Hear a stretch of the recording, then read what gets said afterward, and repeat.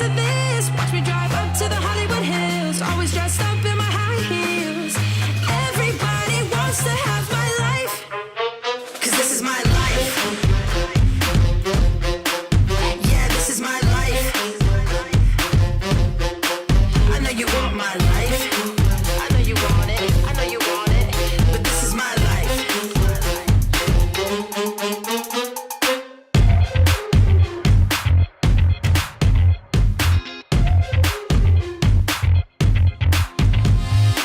Everyone wants to follow me, follow, but they can't beat me.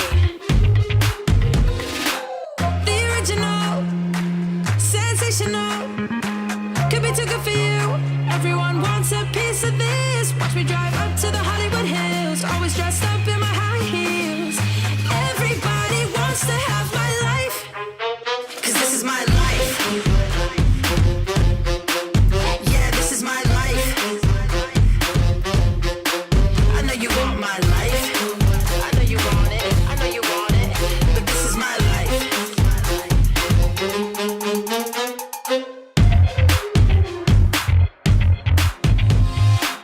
Wanna move like I move, wanna step in my shoes.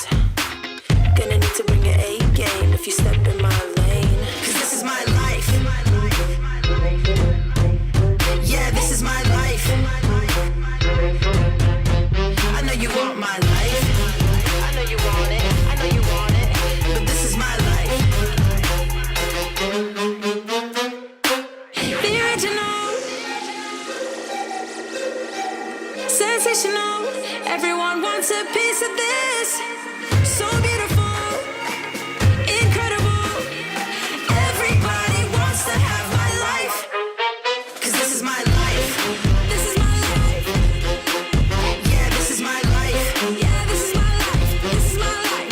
I know you want my life. I know you want it. I know you want it. But this is my life. My life. Yeah, this is my life.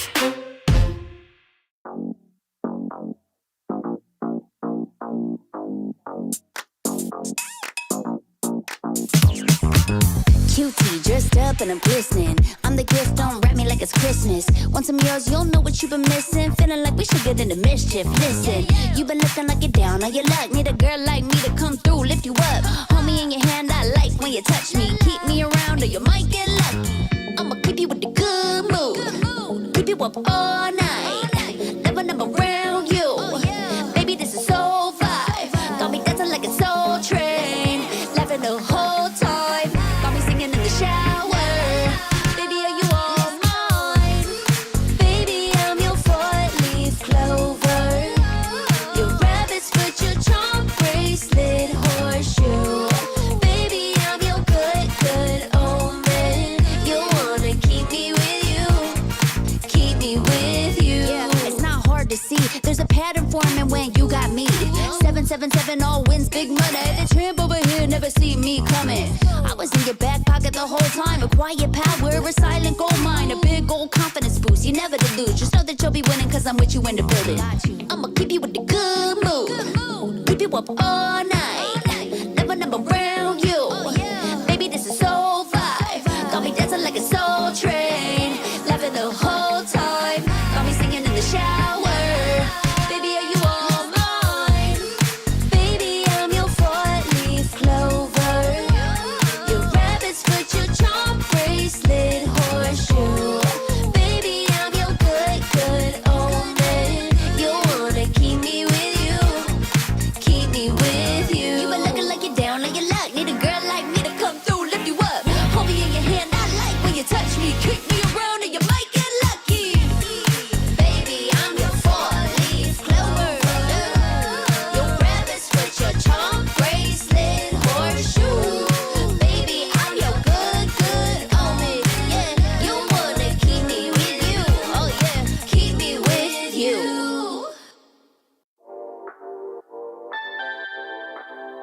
Ooh la la. Let's go. Put it in motion. Baby, we're going faster, faster, faster, faster. Seizing the moment. Baby, keep going faster, faster, faster.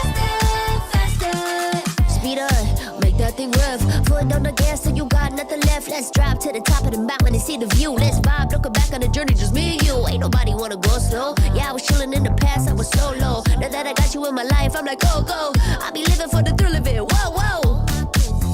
I hear you like to gamble. Let's take the road, let's travel. No, I'm a lot to handle, but I wanna go fast with you. Think we can go the distance, although I know we're different. Together we both fit it, so I wanna go fast with you. Put it in motion, baby, we're going faster, faster, faster, faster. Seizing the moment, baby, keep going faster, faster, faster, faster. It's like they never even seen us, and nothing will ever get in between us. I'ma ride by your side every season, and if anyone try to stop us, we just speed up. Yeah, always keep it at 100. Top down, pretty face, so sun-kissed. Know it's scary, but I swear I really love this. Big shades on, summertime in London. I hear you like to gamble. Let's take the road, let's travel. No, I'm a lot to handle, but I wanna go fast with you. Think we could go the distance, although I know we're different. Together we both fit it, so I wanna go fast with you. Put it in motion, baby, we're going faster, faster, faster, faster. Seizing the moment, baby, keep going faster, faster, faster, faster. Put it in motion, baby, we're going faster, faster, faster, faster. Seizing the moment, baby, keep going faster, faster, faster, faster.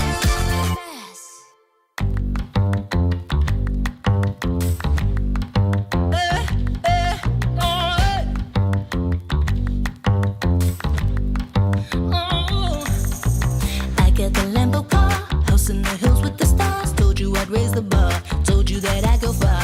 Oh, what we could have been if you weren't arrogant. Oh, baby, what we could have been. Yeah, yeah, yeah. Baby, it's crystal clear. I'm not a souvenir. I'm not an accessory. I'm a necessity. So come and check me out now. 'Cause now I like the fine things. 20K gold ring. Don't need a man 'cause I'm my own king. I'm dripping icy diamond everything. Baby, it's crystal clear. I'm not a souvenir. I'm not an accessory. I'm a necessity. So come and check me out now. Come and check me out now. Come and check me out now. Rather get up in the sky, baby, that's just how I fly. Yeah, I told you one day I'd be living this way.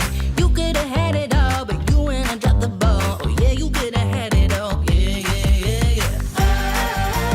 Baby, it's crystal clear. I'm not a souvenir. I'm not an accessory. I'm a necessity. So come and check me out now. 'Cause now I like the fine things. 20K gold ring. Don't need a man 'cause I'm my own king. I'm dripping icy diamond everything. Baby, it's crystal clear. I'm not a souvenir. I'm not an accessory. I'm a necessity. So come and check me out now. Come and check me out now. Come and check me out now. Baby, it's crystal clear. I'm not a souvenir. I'm not an accessory. I'm a necessity. So come and check me out now.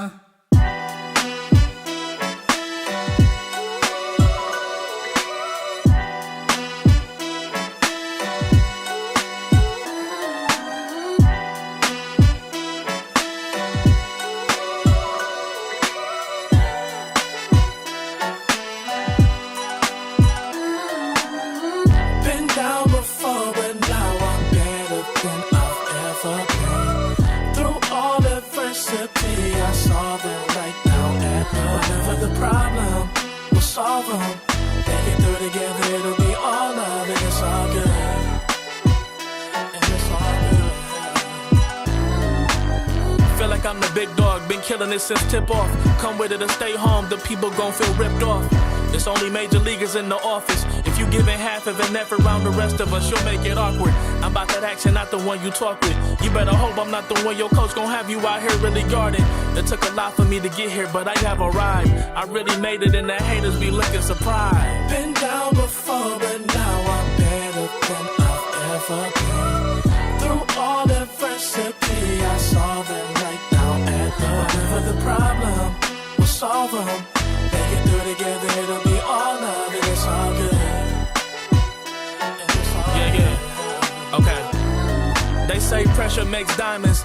That's what I align with, cause the journey I've been climbing is riddled with perfect timing. I'm in a different mode when I be trying to get it. To even get a chance to compete is a form of winning. I mean, what's the point of playing if we ain't striving for greatness? I feel a sense of pride with every play that I'm making. To the top of the world when I came from the basement. Boy, I'm the one and not the two, so don't get it mistaken.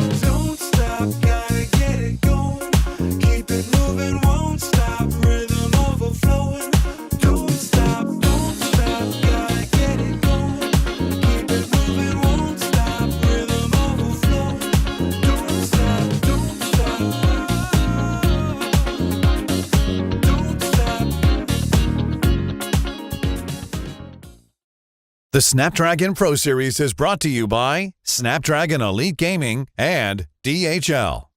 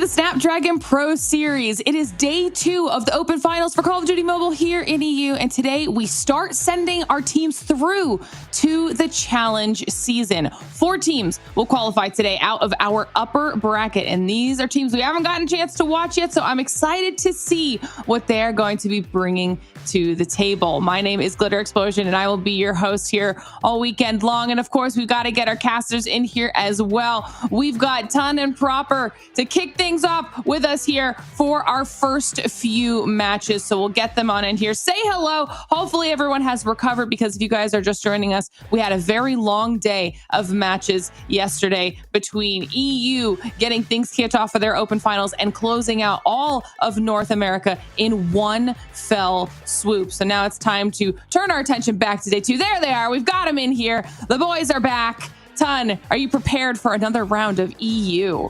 Yeah, I'm perfectly fine now. Maybe if you asked me 4 hours ago, I was not quite prepared, as I'm right in the second. We've fueled, we're coffeeed up, we're very good to go. But yeah, excited to get into day number 2 to see how these winner bracket teams are going to look in the grand scheme of things over COD Mobile here in Europe over this season. But yeah, keen to see how day 2 is going to look.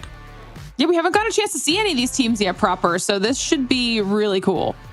Yeah, it's like you were already kind of hinting at. Today, we get to see who's going to be qualifying, and even more, some spice to that level is if you win today, well, congratulations. You get to qualify for the next stage as well. So a lot of first times on the board across the way. We got to watch a lot of good matches through that lower bracket last night, mostly from exclusive, just trying to rectify them even being down here in the first place. But later on today, focusing everything on the upper bracket, should be a good one. Yeah, we've got lots of storylines that we're going to be paying attention here today.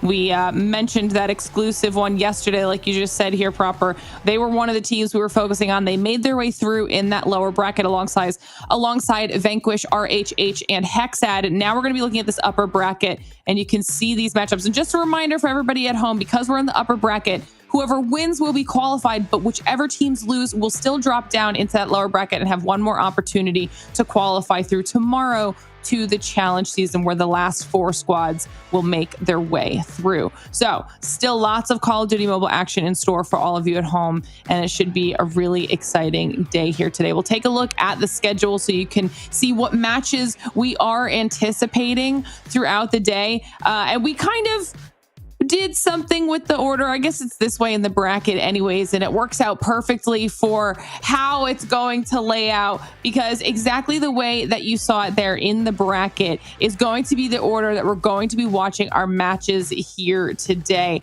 So that's going to be interesting, because it means that the match you saw down there at the bottom with Queens versus Animus will definitely be a highlight. It's something we talked about yesterday, Ton. This is a match I think everyone is looking forward to.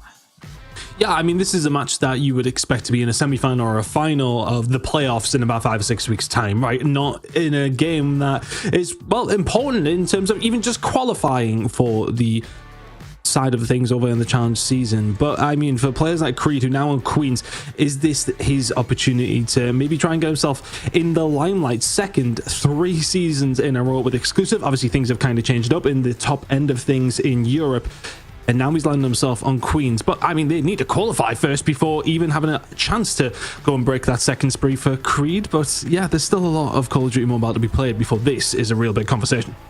I mean, I think there's lots to prove for anyone, whether you are a former exclusive player here like Creed, who now on Queens, which was the team that knocked exclusive down into that lower bracket, or exclusive themselves. But now we're looking at that Queens roster, wondering if they're able to knock exclusive down into the lower bracket. Are they able to do the same thing to Animus here, Proper? Because that's going to be the next big squad they have to try and bulldoze through if possible. Well, it's kind of like Chris was already hinting at, right? I mean, like, this is a grand finals matchup. Who's to say nor argue that this is probably going to be our grand finals when it comes down to this entirety of a region. Because right now it certainly feels like it, as we got the new kids on the block for Queens, really dishing out a lot of punishment towards exclusive, giving them a little bit of a wake-up call. But going up against Animus will be their next biggest test. Battle of the European teams as it may be. Very close at the end of the day, but still a handful of margins Animus know that they have had exclusives number, especially in recency. Yeah, we can see just kind of how far back these storylines go. Animus and exclusive have faced off in the past, and I think heading into the open finals, those were definitely two teams that we all had our eyes on as some of our top contenders. So now the fact that we've got our final match of the day between Animus and Queens is definitely going to be keeping things interesting, seeing if there's another team in that top team conversation at the end of our challenge season. And here's that schedule we were talking about. We're going to be kicking the day off with PBM versus Ascension, and then we'll continue on through the rest of our matches throughout the day. 4 more matches, just like we did yesterday, to talk about here, and 4 teams, like I said, to qualify into the challenge season. So let's start talking about match number 1. PBM versus Ascension. I know that we've put a lot of focus on Queens versus Animus, but we still have some of these newer squads that are going to be coming in here trying to get those spots as well, Ton. Yeah, and for the most part in both of these squads, you know, we know a couple of the players here and there, but these are teams who have had some players who've had that experience of being in the challenge season. Now, that doesn't say the same for everybody else on the roster. It is, as mentioned, kind of players who are coming in and we are not 100% sure what to expect from. Having a look through the bracket for both these two players to get to this stage, it doesn't look like they've necessarily had to go through anybody in particular of note. So now this, for the first time, they're going to have tough opposition. Now they have a best out of 5 to decide who goes through, and they have another chance as well. But both these two teams, they've kind of avoided some of the big hitters. I mean, case in point with Animus and Queens going up against each other in exclusive in the losers bracket. Now this is a massive opportunity for them to both have that chance to get through to the challenge season, which is the ultimate objective here of this open finals, and both of them could very much win this game. Yeah, absolutely. We'll take a look at those picks and bans. I think those should be ready to pull up. So we'll see what our teams decided they wanted to play on here today. Best of 5 in EU. Starting off with the Hacienda hardpoint here, proper. Yeah, you know, we got some good old pickings when it comes down to it. I feel like I'm just going to have to pivot away from expecting Firing Range Search and Destroy map 2s and just expect the Hacienda map 1 or 4. It seems to be a real staple, but just kind of like an extension off of what Tom was just talking about, right? There's not a whole lot of data off of these guys. You got one player that's been in the next stage that we're kind of playing for at this moment in time, and that's going to be Skinny. He's playing for Ascension, so maybe a little bit more of a periscope on him, but who knows? And the same could be said when it comes down to the map veto process as well. You got to put your best foot forward. I'm happy that we get a first look as far as Coastal is concerned for me, casting over some COD M here for Europe. But the Hacienda is a good warm-up map. You also get that continuation on Raid. This is a square up and a bang out type of first 3 maps, if you ask me, and that could be a continuation should we need the APOC map 4 and 5 for Tunisia. Love it.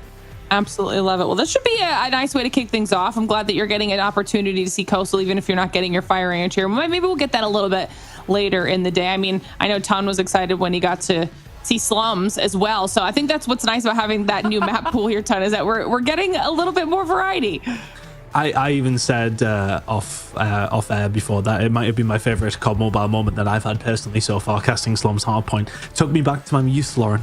But no, it's Coastal's an interesting one. I actually really enjoyed it yesterday to see teams trying to figure it out still as well. I mean, it helped that we did get a triple Kalat snipe play at one stage during the game. I mean, which by the way, I missed because I was taking a drink. I just turned back and seen the whole kill feed was completely lit up. I mean, but absolutely insane plays there. I'm not sure if we'll get anything like that in this Coastal, because that would be something quite miraculous, but it's one of those maps that is slow and steady for these attacking teams. It's about trying to find a pick. We'll get to see in the map number 2, but as Proper said, it is very much tried and tested Hacienda hardpoint to kick things off.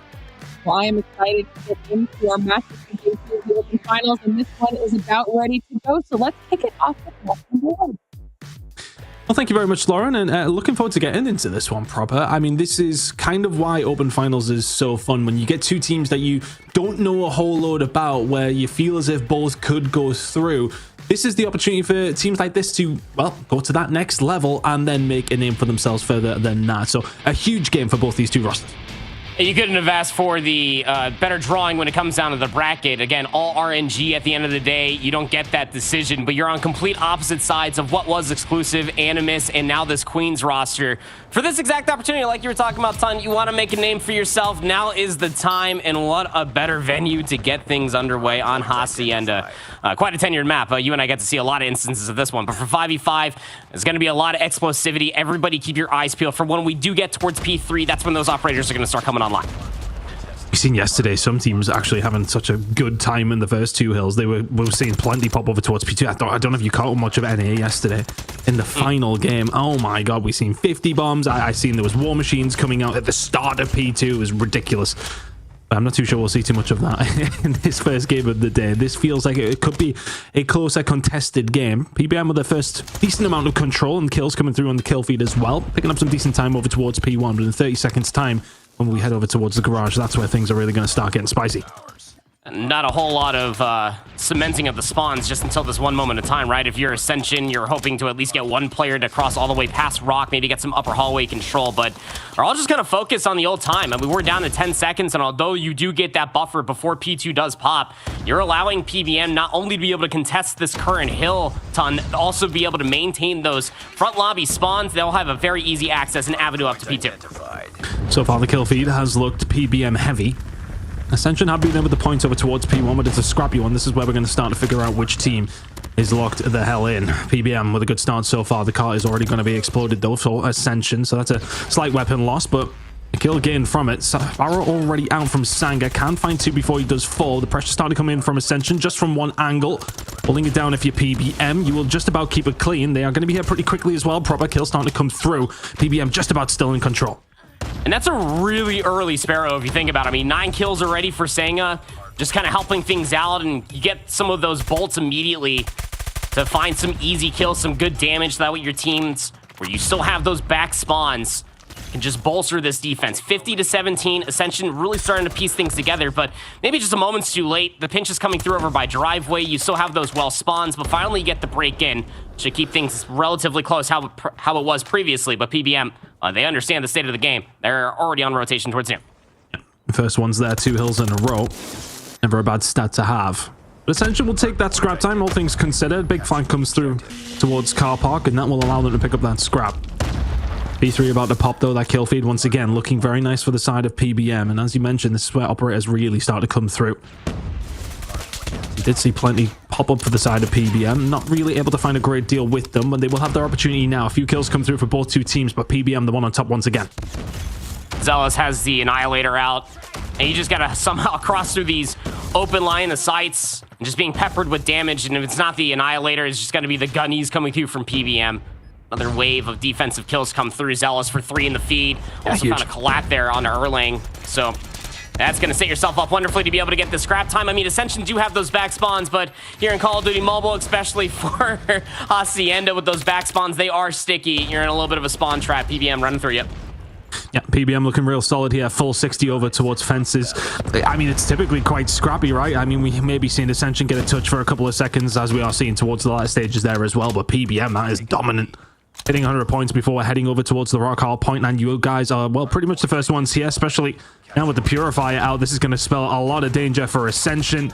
Skinny now caught between Rock and a hard place, but the teammate coming through, saving the day, and a kill coming through from Skinny. Now, is this the opportunity for Ascension to get themselves on the board? Gravity Vortex gun coming out from the side of Skinny particularly. PBM going to try and look for a break back. They do have 3 operators of their own to try and do so. PBM gonna respond to this? Yeah, here comes Sanga with the Sparrow at the very least. I mean, Erlang still has an equalizer, and here on the Rock Hill, very difficult to try to get past. War Machine was popped, immediately dealt with. This is as good as you have looked all map 1 long for Ascension. 30 seconds still left to soak. I mean, we talk about the operators so often in Call of Duty Mobile. We know how important they are, but being efficient with them is the most important thing. PBM will break through, but for 23 seconds or so, Ascension maybe will take that. Skinny will call in the Hellstorm as well. That will just about deter them from holding this down entirely, but the kill starting to come through. Ascension are able to answer back. Pinstripe kill feed. PBM just continuing to lock it down, and they eventually will find the 2-piece that they needed. Trades work in their favor. The last iota of time will go their way. PBM with a relatively decent lead heading into a second rotation here, though. Probably it's, for me, that P2 to P3 was real solid, but P4 showed some fight for Ascension. Yeah, hopefully Ascension keep that feather in their cap, right? Especially how they lost so much time on P2. You just got to fight for these spawns a little bit earlier and then just try to manifest a little bit of a pinch. We saw that with about 18 seconds to spare, so we'll put a pin in that. Still have that 60-point lead. Ascension doing a great job of controlling the upper hallways here. It's contested at this moment of time. And PBM have just been leading the resource department. It all kind of got underway with Sanga getting that Sparrow as early as they did back over by P2. They still have a lot of utility to play with as well. When you get it so early, it's always worth getting it thrown in, right? Yep. The team won't have anything to answer back with, and then all of a sudden you can start getting going, getting on your progression. Singer doing a good job over towards that side. We did get over towards P2. PBM doing a really good job over towards P1 as well. That is some more solid time. And to be honest, probably I want to say that's 40 or 50 seconds at P1. It's not unprecedented, but at the same time, it's just a little bit too easy. Ascension not able to answer the rotation over towards P2 either. PBM starting to run away with this one. And they really wanted to go all in for that rotation. And to your point, it's why they left P1 as open as it was. Sparrow comes through again for Sango, only finds one. You do have this back driveway spawn under threat, but well spawns immediately for PBM. Ascension in control. Hit about to come through from PBM. 2 operators are available. Expect to see them popped, but maybe not if Garu is going to find a couple with his own Annihilator. And then all of a sudden, Ascension starting to hold this down, investing a lot here. That's 3 different operators coming out onto the table for Ascension. They need to make sure they make it count. 35 seconds remaining here. They'd like to soak up every single one of those seconds. The Gravity Vortex gun is just such a good choice coming through from Skinny. I mean, you don't have to find all the kills in the world, but it just good luck trying to get through some of these narrow choke points. I mean, they lost the spawns, they fought for them, but the moment that PBM were trying to break back in, Ascension had operators just to null and void their initial few pushes, and they're finding exits as well. It's about a full 60 coming through for Ascension off that initial break. They're looking pretty darn good. They got a Predator missile for Skinny to try to back up this push all the way through Gardens. Will find one, and he gets the info. There's still someone inside 10. This 1v1 is everything. Let's see if they can make this bit of momentum start to count. Because Ascension did a really good job over towards P4. They've now held down a pretty solid P2 when things were starting to get away from them. So can they continue it here over towards the side of fences? 53 seconds remaining on this one. You're starting to find the kills, and the equalizer comes through a little bit later than you maybe would have expected if you're PBM. You've been wiped. A little bit of a split spawn, though. Can you work on something here? Well, not if you're all dead. Good job from Ascension. Really coming back into this one. 40 seconds to play for here over towards fences. And, well, PBM have kind of settled down a little bit, haven't they here? 3 operators are available, though. Could that be the thing that gets them back into the point? It's going to be the claw immediately pop through. Nobody for Ascension, albeit getting that information could get a player top office to try to stop this push. Now they get the split spawns. The claw doesn't really find all that much if you're thinking about the comparison for Ascension. This has been a great string from P2 to P3. Dust starting to settle. Another 1v1, and Erlang is letting him have it. I mean, it was a big equalizer pull for him off of that pinch. Gave them the majority of time, and now Ascension only trailed by 20. Now we go over towards this rock hill. This is the best hill that we saw from Ascension in that first set. 1v1 comes through for Mini. Easy dubs, and you get some support behind you. We've got the support, but if you look at the operators that are available, 3 for the side of PBM, they've got to make sure they make them count. Last time around, that was the real difference maker. Ascension got a lot of time because, well, we've seen a really inefficient use of the operators from PBM. Which way is it going to go this time, though? Kills, opening ones, going towards the side of PBM, and still with that ever so slender lead. A good hold here over towards the rock will put them in a really good position, but Minotami will call in the Sparrow. All of a sudden, Ascension seems to be the ones in the positive position. Skinny now bringing out the Gravity Vortex gun. Sanga answering back with the Sparrow. Finds very, very little. Ascension battering them away. There is a war machine out here from the side of PBM, though. Lurker's like going to try and get something going with that. Can they find anything? Maybe just the pressure is going to start coming through. It feels like the kills are just about in favor of PBM. They will find a break here proper, but only for 15 seconds.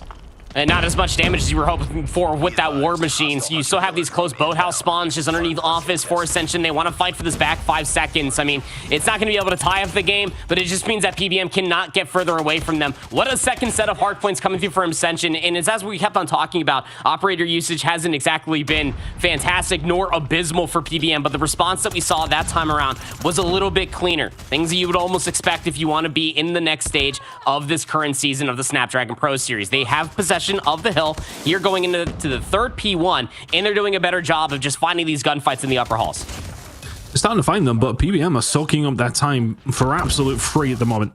Eventually they will get taken down. We've seen PBM pick up maybe 40 seconds over towards P1. There's a threat of that maybe happening again. 35 seconds down for Ascension to try and, well, position themselves for P2. It's not going to end here. Over towards the first hill of the third rotation, but the kills coming in for PBM again. They are soaking up more good time in P1. They're so focused, our Ascension, on the P2 spawns. It's kind of like another devil of the same coin that we saw in the second set. They're giving up so much time because they're so worried about the P2 spawns. It allows Lurk to be able to hit a timing through the upper area, gets through the main of the mansion, and they got a Predator missile to watch where all these spawns are coming from. It's split, it's ugly, but Ascension need a break. Can they find it once again? P2 was the catalyst for a pretty decent half, and well, Lang has been the guy with the equalizer that has been finding a lot of value with it. Trying to spray around, just trying to find something as it starts to run down. Half of amount of time left for the equalizers here, and it's just going to warn PBM off. So for all that they fought over those P2 spawns, didn't really get them. They're inside the point with 45 seconds to go. And Tommy's going to die. Does have a Sparrow on the respawn. You do have at least another operator in the back pocket for PBM. They might not even need it. They get it done the hard way. They got some sticky spawns to the backside of this mansion. Can they keep a hold of it? Side door seems to be a bit of a problem. That's 4-5 dead. PBM now in the Ascension themselves. 10 seconds away from closing this one out. Ascension need to try and find a break. 2 kills will come through from Natami. Make it a third there. The Sparrow is now out. Lurk now also has the War Machine, but with only 1 second to go, Ascension are not close enough. PBM will close out in a deserved way, you would say. But Ascension definitely bringing something to the table as the game went on, but was the lead maybe just a little bit too much to come back from? I mean, when you go back and you just think about the end of the first set of hard points, I mean, like that 50-point lead, it does feel rather insurmountable. I mean, you only get 60 seconds in a hard point, so just call it what it is. They were behind a whole sneaking hard point.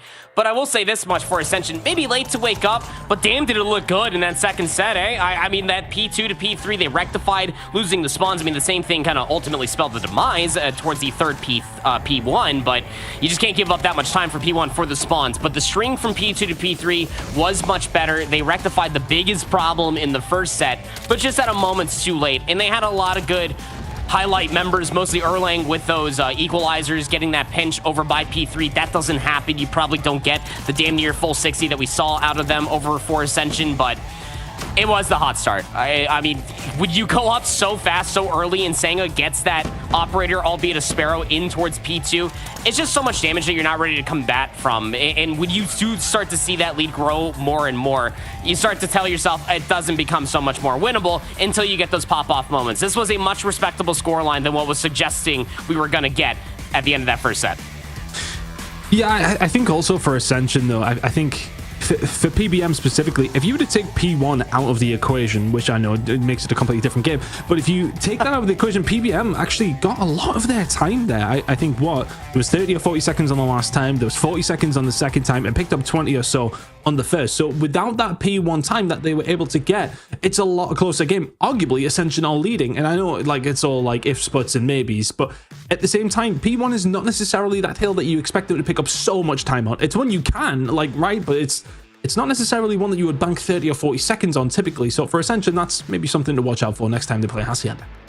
Oh, for sure. I mean, you just don't typically give up 50 seconds in between a P1 between the first and second set. I mean, P2 spawns are P2 spawns, but playing too much for that, it comes back to bite you in the rear end. So now we shift our focus to the Coastal Search and Destroy. And this is where things get interesting, because you do have an opportunity if you are Ascension in certain moments. I know I'm kind of picking at straws here with the small amount of data that we do have, but when they were able to dictate the pace of the fight, they did look really well. Go back towards that P4 at the end of the first set, albeit a bang out with a couple of operators. You don't have that at your disposal in the Coastal. If you can at least hold those crosses, get some timings at least through the underpass, you might be sitting pretty, depending on which side that you do start on, but mostly for Ascension, it's punishing PBM in the overextension, in the aggression. It's the reason that they were able to get so far ahead so early in that map one. Let's see how it's going to go down. Coastal is very interesting to me. Sure is. That B side is just such an awkward one to try and attack, but you've got that middle alleyway, and that seems to dictate a lot of where teams are going to want to go. How much stock do you put into that? How many people do you send over towards A? A lot of teams still figuring it out. I'm still figuring it out, to be fair. I've cast it once, so it feels like it is about these long lanes. Find a pick with a sniper, see what you can do from there. Works from both attack and defensive sides. Let's see how it goes down, though. PBM with the lead. Ascension could do with a clapback. Ascension on the attack first. Gonzalez going to have that cross, but a little bit too slow on the cross, and he's going to give up that first blood. Nice shot coming through from Mekhtari, and yeah, is aggression soon afterwards. It's exactly what you need. Once you do find that first blood, do not hesitate. They haven't. Pushed over towards A. That bomb is now going down. 45 seconds for the 3 members of PBM. Try and find something here. They're down low. We'll push up along the street. It's a big challenge on Hectari. Dealt with. Skinny there, though, to pick up the pieces, and Skinny to get aggressive as well. May well cost his team something if they can't find the trade. They do. 1 versus 3 for the side of Sanga. And this one is a difficult one. Big play coming out from Ascension. Immediate pick over towards that A side. Find the gunny. Find the bomb site. Find the win. Good job from Ascension. They will get the job done, but plenty more attacking rounds to getting themselves going here. PBM could do with maybe putting a little bit more resource over there next time, but that will now give Ascension a little bit of an onus on, well, okay, we can change it up, we can go somewhere else. There's 3 players over towards this B side. This is a fast one. Hey, they're getting so aggressive, just trying to feel out the site and maybe just trying to call PBM's bluff. They immediately get through, but Senga lines up too. More job is a good one, but the number's just that much more favorable. At least it was for Ascension on the B side of the map. Trade department that much better out of PBM. They hold the 3v2 and the bombs drop smack dab in the middle of the B entrance. Yeah, the nade that comes out just really slows them down, and that is the problem with the B hit. One decent nade and you're all walking into a extremely unfavorable gunfight, just like that one. Kiliak finding 2. And it's that feast or famine side of things when it does come down to B, though. If you can find that opening gunfight and you can lock down the site and get the bomb down, it's such a hard one to break back into.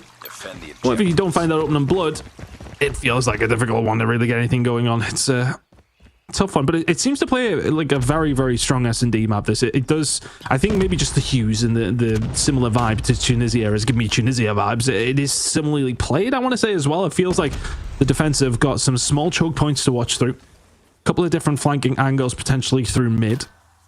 Not being worked on right now, though. This feels like a heavy B hit from Ascension, but taking their time. It was a very aggressive A hit followed up by a very aggressive B hit. It's all just information right now for Ascension, just trying to figure out what players are playing where. Lurks is playing a very long cross all the way through mid. Very tough timing for Garu should he want to try to hit it, but Alexa hit, go back with his teammates. Erling still hanging around the joint with Natami. Zealous wants to try to take more of the mid-map away. They don't have much information to PBM. Ascension doing a wonderful job just playing with the abundance of clock. I think a lot of this is going to come down to Zealous in the mid.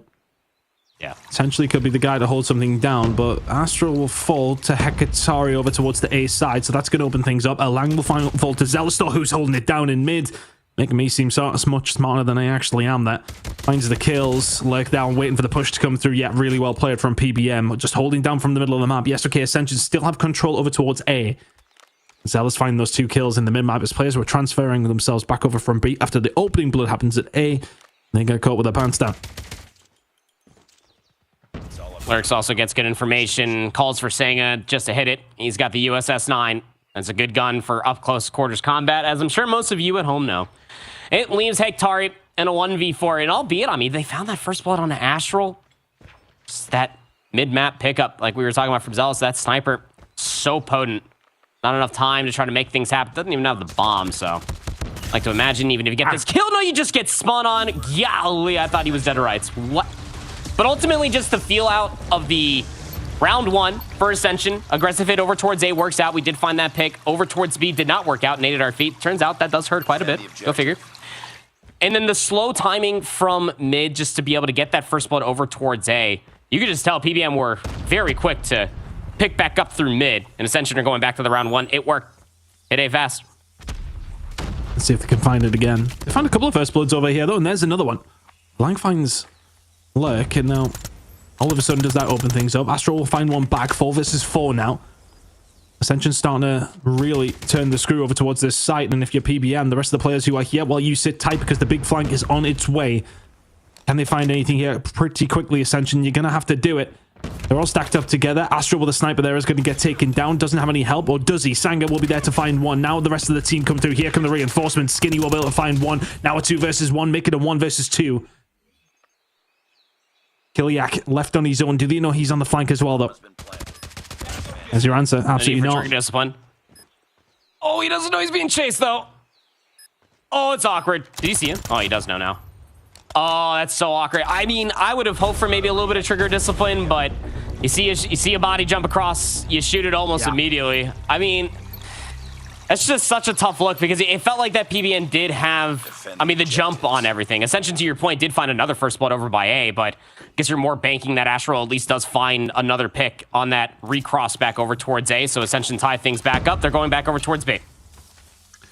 Those trophies are definitely going to stop something coming through these 2 left windows, but okay, I think that one might be close enough to stop anything here, but you got a couple of gunfights to worry about instead. Zealous will find one. Natami finds 2, though, and they back out. I like that. Gives the onus on PBM to, well, have to send some resources back over towards this side of the map, and you say, right, okay, we'll find the kills. And what's been working? A's been working. Ascension are on their way over towards that site once again, whereas PBM lingering around. I think they may well have taken their time a little bit too much to pull the wool over PBM's eyes here. Ascension do have Taking time down to Zealous, get themselves so over. Yeah, They exactly. know that the sniper's gone, at least one. And Astral typically plays over by A, so you know that at least one sniper's still alive. It's kind of body sacking, two different angles, and it feels like the PBM are just going to go for a full-on retake here in this 3v4. Is the better decision. You know that Sang is still alive, so your flank maybe not fully secured, but with that kill on Astral, you know both snipers are gone. It is free reign. It's Army with a few kills in this round. Making a real difference now for Ascension, who are about to take the lead. 1 versus 4 now.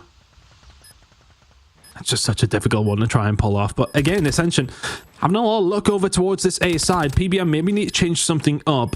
Okay, fair enough. They did find the kills over towards B, but A does seem to be their bread and butter right now. On the attacking side, at least anyway, Ascension are finding a lot of joy over towards this side of the map. PBM, not so much. See if they can change things up here. But for me, probably it just feels like PBM are, well, are you overcommitting to something or you're not committing enough? Ascension just seem to be playing it very well.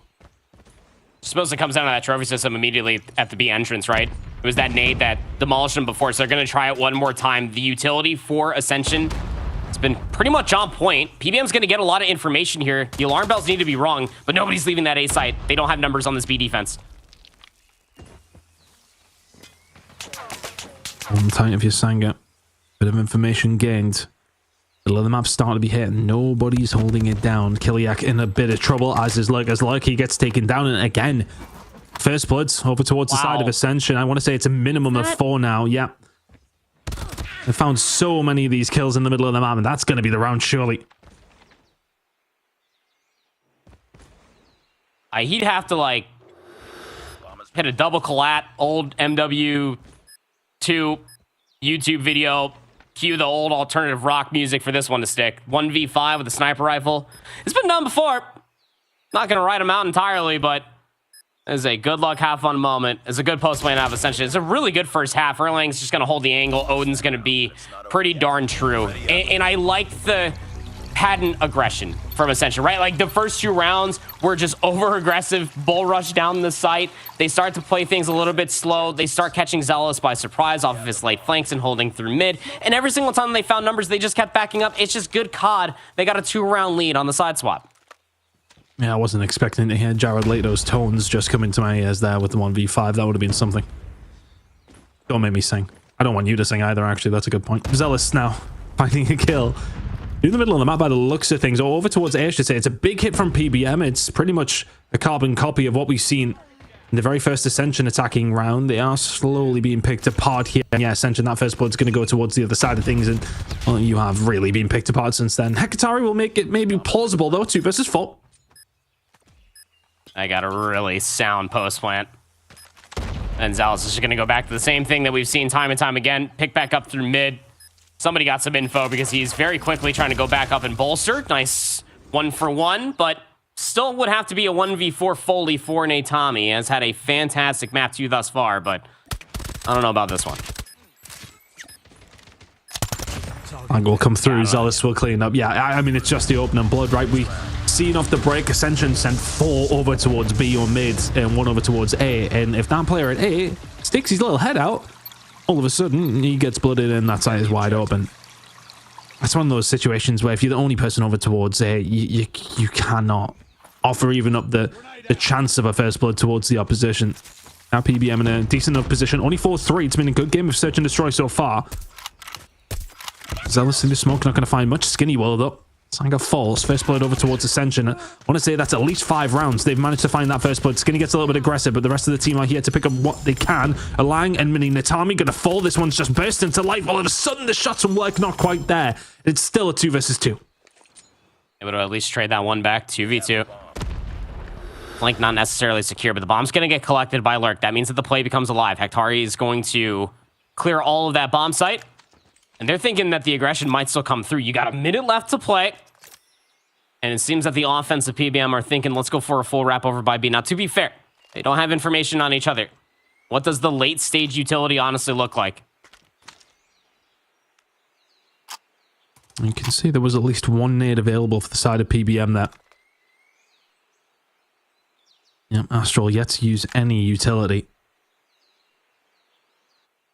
Ascension's starting to get themselves over here, though. But the problem for PBM is they don't really have a read on these final two defensive players. They know Hekatari found a kill. So presumption that they're over towards that side, but they are really, really taking their time. It's taken them 40 seconds to get here, and the flank is on its way. Hekatari from behind is going to cause so many problems. Lurk should be the first one to fall. He doesn't find anything, and they get onto the side for free. Information gain, no kills gained for Ascension. It's going to have to be a 2 versus 2 retake. That bomb is going to go down. Disaster for Ascension. That should have been a blood. Hekatari still has a nade.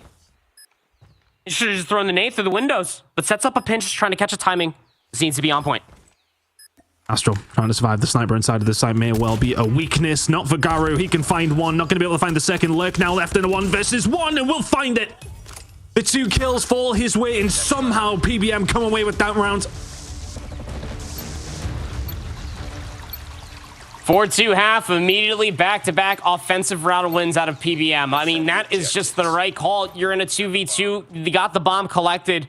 Ascension's first odd is probably maybe just bolster over by A, but the early aggression for PBM and the return firing to find the numbers back, it's just been so good. They're not done with A yet. They keep finding these first bloods, and if they realize they continuously have numbers here, Ton, they just continue to push all the way through. But Ascension, they're hot off, trying to rectify the biggest problem. They need to rotate quickly, and it's going to be Garu towards the back, take down Zealous. They're about to be pinched. Yeah, you're going to have to move quickly if you're PBM. That really has forced them into a little bit of a spot. Lurk will find Skinny.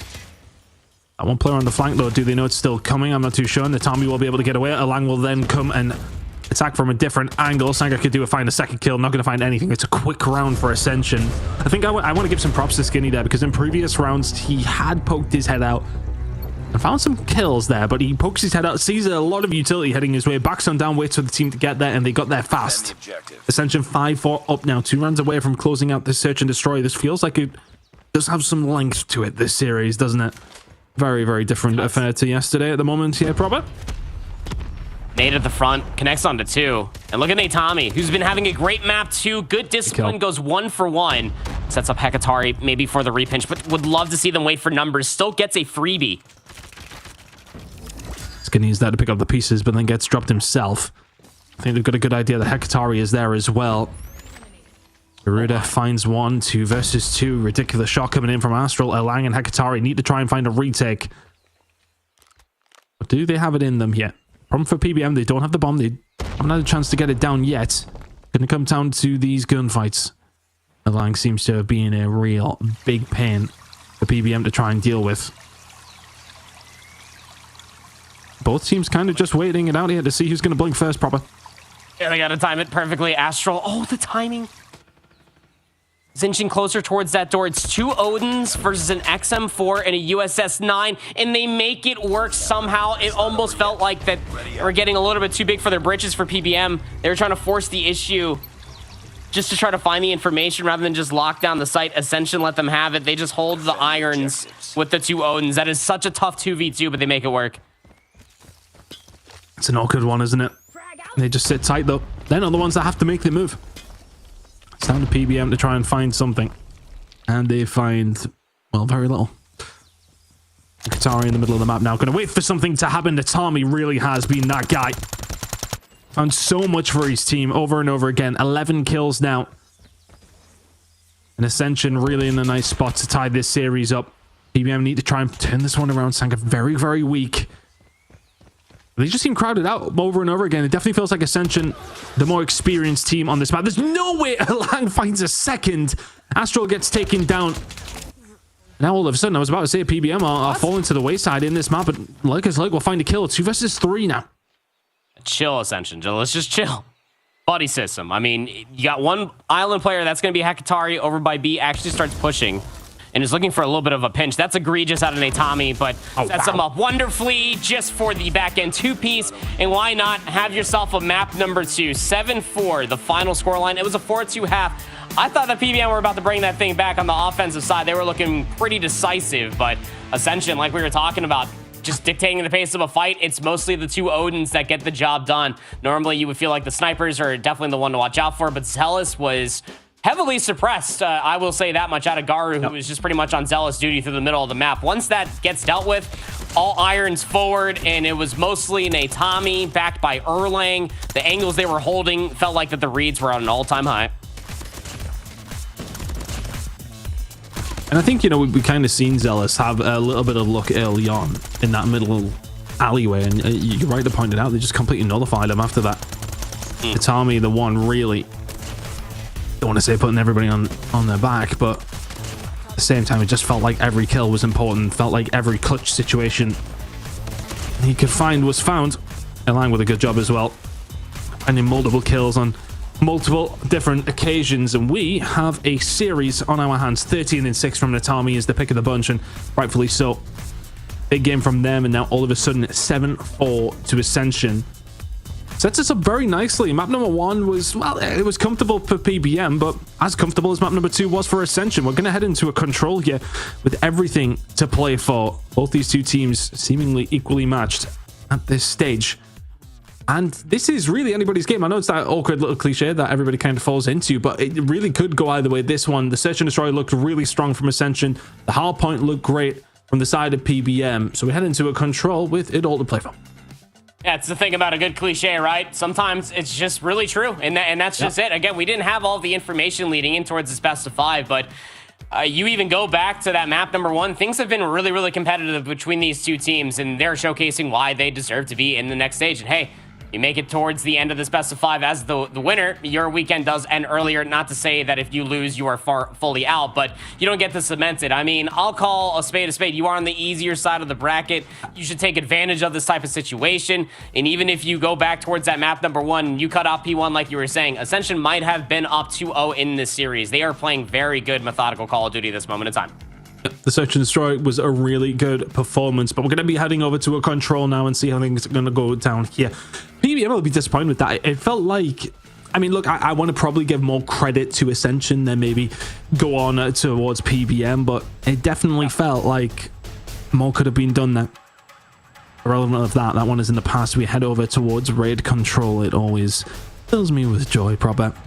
Again, just makes me feel old, though. I don't know about you. Like an old man. This map makes you feel old? Yeah. Man, I dropped an MW2 like combat reference in the last map, and this makes you feel older. You know, it's all good. That's fine. It makes me feel old too. But this is my favorite mansion of all time. And honestly speaking, as far as this best of 5 is concerned, guaranteed to go map 4 for an apocalypse. The pace of this game is just gonna continue to pick back up. I was going to ask you for maybe a couple of references in terms of what your other favorite mansions are, but at this point, I don't know if we'll have time. Ascension and PBM. Long list. Really going at it here. You can already see now. Ticks coming through. Over towards this side. Erlang just trying to defend as well as he can here for the side of Ascension. PBM trying to get something going now over towards this B side. Now, this is going to be a little bit more difficult to cast due to the fact that the minimap has went for a little bit of a one dead on the left-hand side. You know this map. You've seen this map for well over like a dozen years. Yeah, but I also need to know where they are at the same time. This is the full-on experience. I mean, like, we still have the X-ray, but now we're just living in the moment of the FPS. It's like we're playing, right? Yeah, honestly. I've seen that, you versus Brody on main stage. Have you? Oh, yeah. No. I was casting it. I was watching it. No. No. I mean, the less I say, the better, to be honest. But my teammates needed a lock in. I did have the most kills. Anyway, besides the point, you know, I'm no better. PBM really doing well here on the slaying front, getting things going again. It definitely feels like the run and gun is suiting PBM a little bit more. They're able to hang, at least in a better position, but B gone pretty quickly. On the side of Ascension at the moment. Katari trying to defend over towards A, I should say. Sorry, now PBM trying to get over there as quickly as they possibly can. And that's a big investment coming in from Sanga. So 14 versus 9, PBM not in too bad of a spot. Oh, hey, this is actually brilliant out of PBM. They get the clock extension. They hold the line on the backside of Laundry, and they're starting the jungle push as well. Sanga gets that operator online, takes his own life out, but the Predator missile starts pushing over towards the backside of Rock. I would love to see them start working some of this zone, though, to maybe try to get a segment. They're going to win this off of lives regardless, but the segments are what you really want at the end of the day. I'm going to try and get it if they can, but for all, Ascension did some really good work in the Search and Destroy. They have been absolutely bodied here in round number 1. Natami, well, a heroic performance in the search and destroy. I don't think you're going to get much done here in the 1 versus 13. PBM close out the first round in a very swift fashion. Now Ascension, their turn to go on the attacking side. And, well, I mean, for PBM, that is a dominant one, though, right? Sanga, 11 kills to his name. We've seen the Sparrow coming out pretty quickly there as well. Putting the nail in the coffin. What can Ascension do? Can they answer back in that same vein of form? I'm not too sure. No, it's raid control, man. PPM did such a good job in that first round. They get all of the operators online first, and they pop them all at the beginning of the round, and they just blow everybody from Ascension out of the water. I mean, good trades. I'll say that much. Good presence here on the ring zone. First segment not fully locked. Astral's able to recontest it for a 2-piece, make it 3 on this life. They're able to retake it with relative ease, but yeah, I mean, it's just raid control at the end of the day. Ascension finally able to muster and push all the way up through driveway, but they're still lacking operators. It's rough, isn't it? When you don't have that ability to do the same damage as the other team. Luke's not able to find that kill. His team are doing the job for him. Skinny now just trying to find a route through here. We've seen PBM really get a hold of B rather quickly. Ascension have not had that same luxury. The lives in favor of PBM once again as they try to bat them away from B as quickly as they can. Erling trying to stay alive. You just need some sort of foothold here if you're Ascension. You're really struggling to get one. Lives aren't too far gone. I feel like the biggest problem might be the clock and maybe just map control in general for Ascension. Really struggling, just trying to work with some of these spawns. At least you're not in a spawn trap. Astral's trying to push through Zig to maybe try to put you in that situation, but they're starting a really good push over towards A. That's a big rip out of Hekatari to take one player down inside a money window. Second segment locked. There we go. A is working. You've already made some inroads over towards B. Lurker is going to get taken down. Lang here now with the equalizer, just trying to put a little bit more pain down. Oh, a little bit of a misplay. Or is it 3 in a row? The snap onto the third. Now, all of a sudden, what was feeling like a PBM guaranteed round. Ascension have more than a good chance here. Lang is still going. 13 kills. It's a 9 versus 6 in favor of PBM. 8 is now gone. They're locked in over towards B. Plenty of time here for Ascension to do something with, but the lives is going to be a big problem. But Lang finds one to the back. 8 versus 5. You got a Predator missile. Yeah, Erling's going to call in said Pred missile, and you got an operator here from Garu. Do you pop it? I mean, PBM's got 3. Good angles being held. Second segment lock. Hold on a second here. Skinny will find 2. Astral could do with finding this, and it feels like he's been alive for a long, long time. It's 4 in a row now for Astral. 4 versus 3 in favor of PBM. Natami makes it a 3 versus 3. It's a 3 versus 2. How on earth are they doing this? Killier towards the backside is now the only one left alone. And Ascension have pulled this one out of the fire, quite literally, and will tie it up in the control. I mean, what? There was 7 or 8 lives behind them. It was a 5 versus 8 or 9. You remember that opening breakoff? I'm sure PBM sure does. They popped 3 operators to start that defense, and they had that 6-7 life lead, and they still lost by lives, and now they're down by segments. Even operators across the board, but this opening breakoff all the way across the pool side. We've seen Skinny in a position like this before, all the way back in the coastal search and destroy. He loves a good heady. Push now coming through. Sanga will find the kill onto Skinny. Curious if anybody on Ascension actually popped anything. No, they didn't off the rip. 4 still available. So a retake line now going to be coming in. Hekatari now with the Tempest out, and with how accurate he has been, this is a dangerous spot to be in. Never mind. Astro find the kill. Finds him straight away and finds a second as well. Astro really has been one of the stars here in the control for PBM. Wasn't able to get the job done in the previous round, but now the push over towards this A side is still ongoing. And they're about to get their second tick in. Ascension trying to get themselves over here and doing a good job of doing so. Hekatari will find one. Bit of an evener. More evener? Wow, I actually speak for a living. It's a more even round of control. It's crazy that the British actually invented this language. Yeah, I know. It's insane. Double hitch progress, though. I mean, you got a segment of B, segment at A. Astral, though, is shooting. Again, the USS-9 is a good weapon, but those are some pretty accurate shots. Tommy has the Sparrow online, looking to get a little bit more space inside of Art. A-zone still being worked on. Got that second segment locked, and it's a stack as well. Zealous here with the Annihilator, at least trying to find a couple more kills, but that's an extra 60 seconds. Wonderfully played out of PBM. Yep. A gone. Pressure over towards B. From what we can see, Mike's going to call in the War Machine as well. They're just making sure of this one. Not necessarily anything to put a risk here. I want to say Ascension are still not too bad of a spot. Skinny. Gravity Vortex gun finds nothing. Zealous will take him down, so he was in a very advanced position, just trying to keep them in off the respawn. But PBM now in a good spot. Garu will just lock this one down.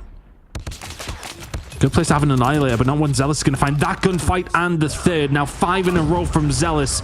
Natami can call that in. Doesn't find a great deal. PBN in control, have the life advantage. This should be their round. It really should be. 8v13 though.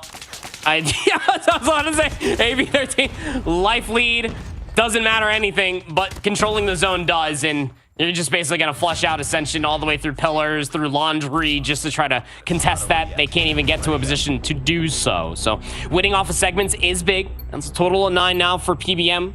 If you're new to Control, still haven't played it yet, segments are pretty big. Say Ascension win this offensive round. Obviously, to go to a round 5, if they have more segments, they'd be on the round 5 defense, but would you even want it at that point in time? We've seen 3 offenses so far. We have, but one of them was, I don't want to say it was contentious, but PBM will feel maybe a little bit aggrieved they weren't able to find it. Astral has just been, I'm using a British term here, a pain in the arse this entire game. It just seems to be finding SMG fight after SMG fight. He's behind you, he's in the point, just causing all sorts of problems. 23 kills. On the other side of things, you look at how things have went. Yeah, Skinny's having a decent game. Natami not too bad either, but Gary's sitting against 7 after 3 rounds of Control. It's not going to be good enough to win you the map. And Senga just continuously being just another nuisance. I mean, if it's not Astral being on a crispy shot, 23 elimination, Senga's always in the right place at the right time. At least it feels so. Got 2 segments on both the 2 zones. Kiliak does find 2. That kind of stops this push initially, and Garu trying to push up for the trade gets caught back behind the basketball court. But you spawn parallel over towards B. And I love this from Ascension. Just do not relent. Get on that B zone. They should be able to get the extra 60 seconds. Lark is going to give up another life. And this is starting to look like how it was once they got the 60 seconds the last time. PBM are just overextending and giving away free kills. At least they find the trades this time. They have done, and they still do have the lead as far as those kills do go. But 2 ticks over towards 8. This is one good push. Doesn't really matter about the lives if you can just find a 1-4 dead or something. Turns it on its head rather quickly. Akatari going to fall there. Kiliak probably not expecting as many on the flank here, but he probably should. They just did capture B. Atami on the other side of things, just trying to squeeze from a different angle. Sangha will push up and try and answer that. The next couple of kills are going to be massively influential. Skinny will find one inside the kitchen. Is the trade going to be there? Astral has been his nemesis this entire game and will continue to be so.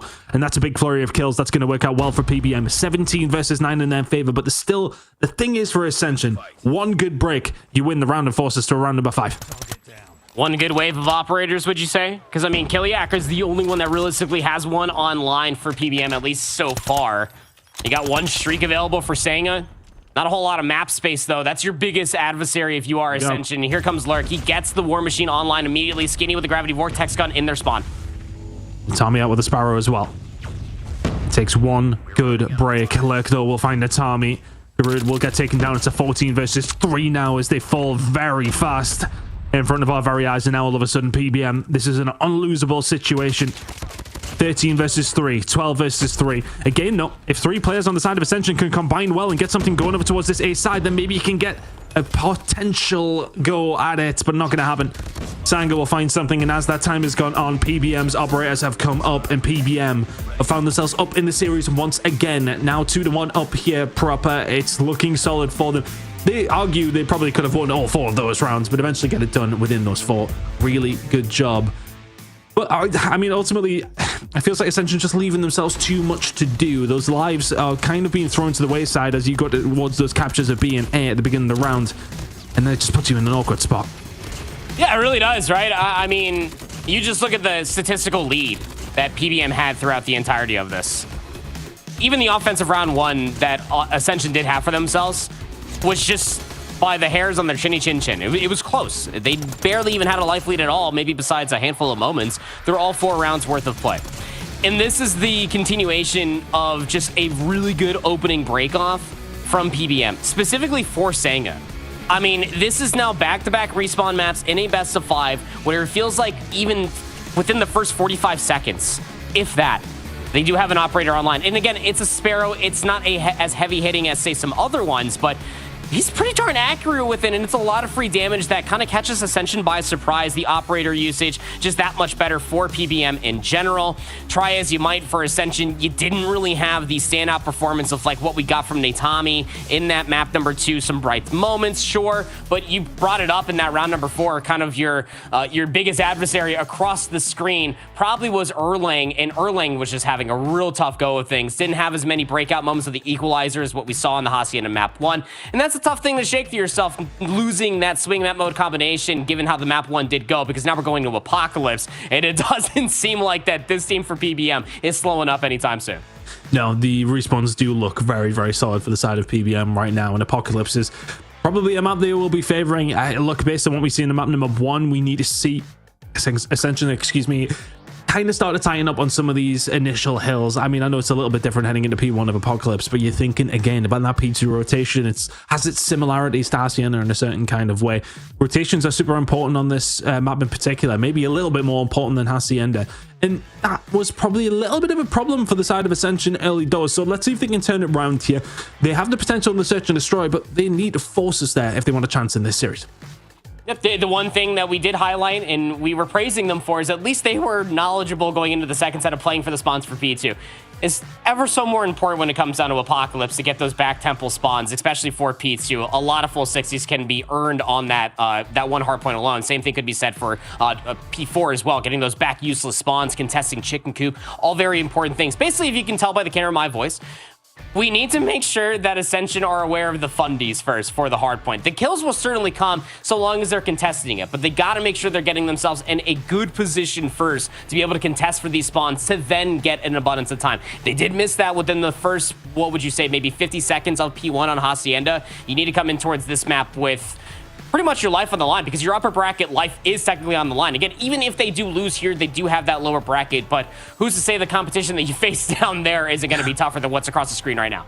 Yeah, that does feel like that could be the case. I'm not 1,000,000% sure where the team that loses this series drops down into, but it's never going to be something easy. I'm sure we can actually find that out. I think we did actually have the bracket of where they do drop, but we'll figure that out when we get there. That's a problem for another day. We're going to concentrate on exactly what's going on here now. PBM in the driving seat with map number 4 on Apocalypse coming up. Both respawns have went their way. The Search and Destroy went the way of Ascension in convincing fashion, to be say the least, though. Proper, if they can get it to that map number 5, they have more than a good chance.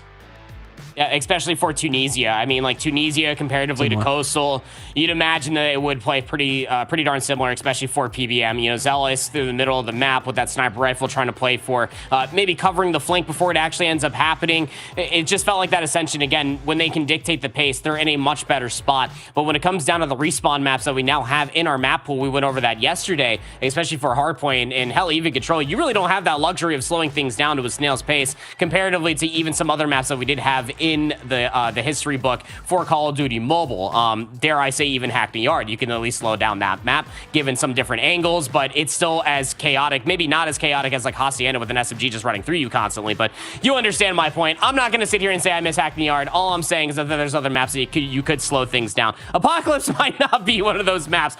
It's not looking good. The cards are definitely stacked against them. It is absolutely not. We'll give no sympathy to Hackney Yard in this house. No, never. Not ever. We put that one to the back of our mind as quickly as we can, because we have Apocalypse at the forefront of it now. For both these two teams, Ascension, well, we need to find something. We need to find another gear here in the respawns if you do want to continue your streak in the winners bracket. It has been flawless all the way through to this stage, but you're coming up a strong opposition in PBM who are looking to guarantee their spot in the Challenger season. And if map 1 and 3 are anything to go by, they may well do it here on Apocalypse. Yep. Got the favorite side of the map if you are PBM, so at least you were gifted the favored side. I suppose that much is true. They're already setting themselves up to maybe try to contest the lower chopper, but Ascension expecting the overchow, it comes through. They're trying to hold it from their side of the map. Still plenty of time before they really need to get urgent about those P2 spawns. We know how influential they can be. feels like they are influential, but we also see them get broken quite often as well. It's a strange old game, isn't it? P2 spawn still there for the side of PBM. Sencha picking up a good time here, and this is what they didn't do over on Hacienda, was pick up any time whatsoever over towards P1. Well, not such a bad job this time around, but I think a lot of it is PBM allowing them to. They're sitting back, just solidifying these P2 spawns, and will answer back with a good chunk of time themselves, they hope, over towards the second hill. It feels like Ascension, again, like their brighter moments are their ARs comparatively to PBM. They're kind of existing in the flurry that is the USS 9 ton, and Sanga this time around in a respawn, he doesn't have a Sparrow available, not immediately, just a measly 3 kills, I'm sorry to say. And Ascension are doing a great job at fighting for the back temple area. They get those back spawns. You got a 1v1 on the hill itself versus Kiliak, but nobody's watching the cross. PBM got some reinforcements. Here they are. Big gunfight's about to come through, though. Keep an eye on the spawns towards the right-hand side of the minimap, especially. Big gunfight, 1v1. They will find it. Spawns towards the back down for PBM. But for Ascension, look, you have picked up a lot of time over towards P1 because PBM gave it up to hold these spawns with P2, and you've not allowed them really any clean time yet. Sparrow now out, though, for the side of Sanga.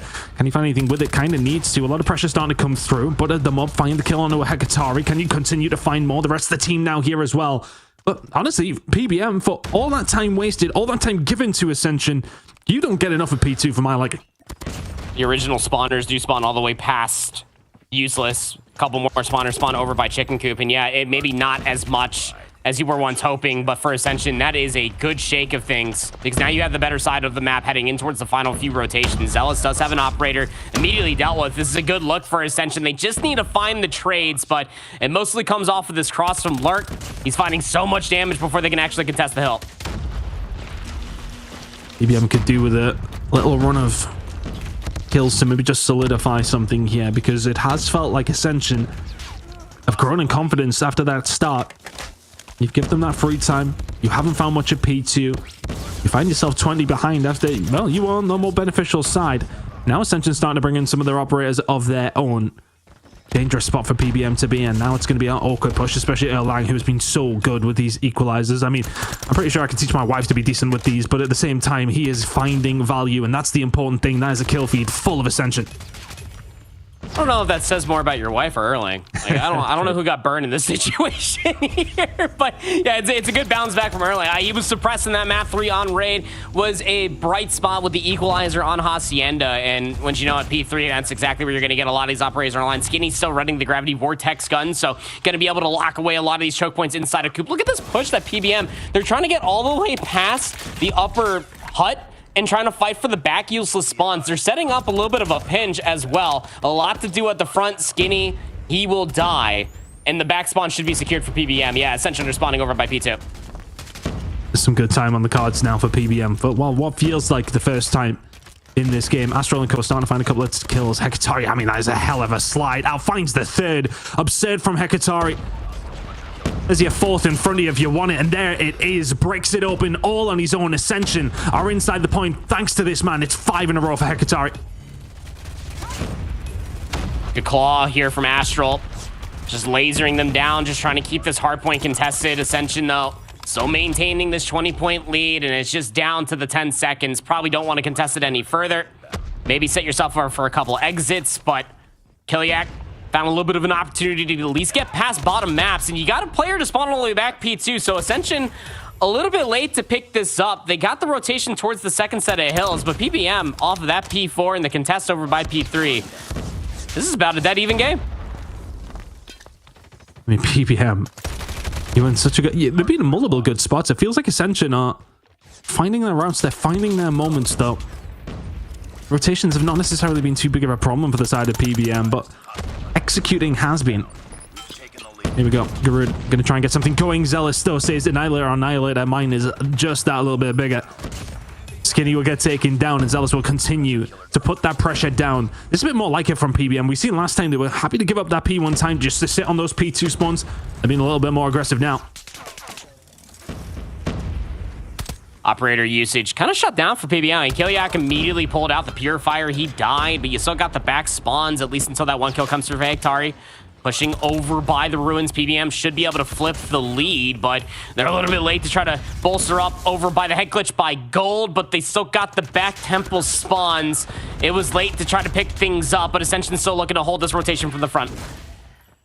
And they hold it. They weren't able to last time, and they are now going to be put under pressure by PBM. Like, we'll be able to find one, finds a second, and will hold this side of the spawn, but somebody spawns directly to his left-hand side. Sticky for Ascension to hold this one down. They get a hold of it. They get that advantage. Kiliak now just trying to find a way through, but the kills are there for Ascension. This has been a super close apocalypse so far. Sanga's the only one who can answer back with anything. Astral is there alongside of him, but I mean, it's just not good enough for PBM. They can't find a way through. Great hold from Ascension. Massive moment for Ascension. I mean, forcing a map 5 off the apocalypse. They're looking pretty poised to do it. I mean, this lead is starting to grow. You got 20 seconds left, and PBM are starting to feel the pressure. I mean, trying to contest this from the front. Ascension are putting a lot of numbers just to watch the cross, so they don't necessarily have the gunnies in an area to try to hold them back from contesting the time, but PBM overextend. Give up those 2 lives that were in a position to maybe try to generate more time, but they still are on the better side of the map going forward. 2 operators left to use for PBM. Once P3 pops, you have 2 available for Ascension on the break. Such good time to find over towards P2. PBM need it just feels like they've been chipping away, right? They haven't found any substantial time. They haven't really found a good rotation and locked it in and then put the pressure onto Ascension. And yet they still only find themselves 22 seconds behind here proper. So they're obviously doing something right. Lurk is going to find a couple of kills himself. Astral will invest the claw as well. So a lot going on over towards this side of the map. Natami will be able to answer back though and finds only one there, Astral, with the claw and answering back our Ascension. They push through. They manage to hold this one down and PBM are being battered back. The War Machine from Lurk. Astral used the claw, saying I had to pull the operator. There was a lot of utility that was just expunged and immediately just thrown by the wayside. I mean, PBM, they re-break back in, but this is not as close as you were once hoping. As Natami, there with the Sparrow, has been having a wonderful series thus far, up to 23 eliminations. Breaks it back in, keep things a little bit more spicy. Ascension throughout all of this just chaos have been able to manifest the back useless spawns. They'll be in possession of the Statue Head Hill, but they don't have control of Coop. Such a strange one. It's felt like Ascension of being the ones controlling this game, and yet PBM just seem to be in touching distance once again. I just had an update there from production. The loser of this game will play against Hexad, and that will not be an easy game by any stretch of the imagination in the loser's bracket for a qualifying game. So you want to make sure you can get it done as early as possibly can. Ascension looking to try and force this to a map number 5, and if Skinny keeps playing like this, if he keeps shooting like this, they're going to be walking away and sending us to that map number 5. Natami again will find a breakthrough. Skinny is there again for another kill. The players on Ascension doing the job when they need to. 25 seconds to play for here. PBM have found a way through. Here comes the investment themselves. Annihilator is out from Zealous. They've got to find this time.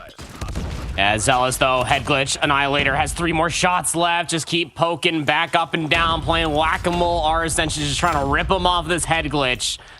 This is just down to 8 seconds in the second set of hills, and then we will go new again. 177 to 167. Again, it's a game of inches, mere margins, trades even at the end. Just 7 seconds between these 2 teams.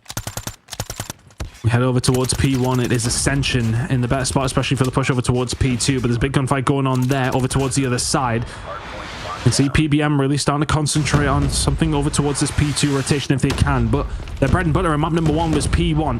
They picked up a lot of time there, and they're getting time here, and for what feels like the first time in this game, will hold a very, very slender lead. Ascension find a couple of kills though, and they will be able to get that back. But keep an eye on Lurk here. You can see San all the way at the back. He wants to make sure those P2 spawns are going to be there for PBM, but I'm yet to see them really turn them into anything. Try and get some time at P1 and go from there. That seems to be the route for me. 186 and rising for PBM though. They have the lead. I mean, unbeknownst to Ascension, I mean, Lurk has been back there. He wasn't even a part of the play. They did have numbers for that initial break attempt, but PBM still have it. They're about to be at 200 points. Ascension were more worried about the spawns per usual. They were able to at least flip it in that moment in time. But they went for broke on this play. Cannot afford to get broken. They already have operators pulled. Let's see if they can find a way through. Skinny will find 2 kills to kick things off. Elang needs to survive towards the back. Gets taken down by Astral. Is that going to be the straw that breaks the camel's back? Sanga finds 2.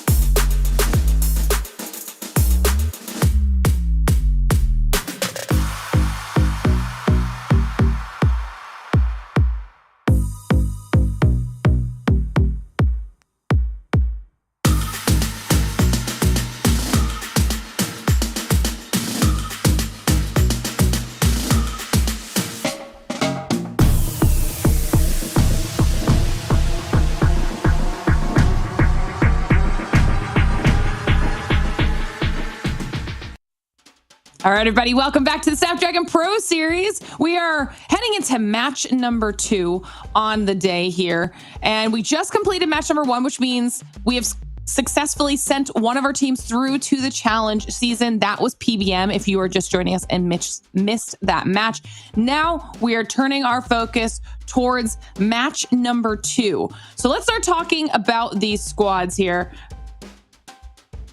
X-Guns first, maybe? I don't know who's going to go first. Let's talk about the roster, though. Player names that we could potentially recognize. Or once again, what we saw in the last match was the fact that we had relatively new names, new players on these squads, and we saw really close back and forth. We're going to get something similar to that this time around, Ton. Yeah, it definitely feels like the side of the brackets worked out really nicely for some of these teams. I want to give them their credit, though. You can only beat what's in front of you, right? You can't really argue with any of that. But again, it's going to be that similar scenario. We're coming into it. A couple of unknowns in there, for the most part, unknowns in there in these rosters. But then that's what makes it so interesting. That's why we love open finals, right? You get to discover these new teams. You might be up and coming. I mean, for me, when I first got involved with the SPS and we came in, and it was Omniscient, who were like, well, we don't really know too much. We're not 100% sure of how they're going to do. And then bang, they were a team that came into that league and looked really, really strong. And like, I think they shoved Kings all the way to map number 5 straight away on the off. I think that was the very first game of COD Mobile I cast in about 5 years. So that always reminds me why we love the open finals. And then we bring these teams in and see how they're going to do. Are X-Guns going to be one of those teams who maybe upset the odds in the future? Well, we'll find out very, very shortly if they can even get there, of course. But both these two teams have an opportunity here, and they will both know that. And we've got Cantic Nation there on one side and X-Guns here. Get to see those rosters coming through proper.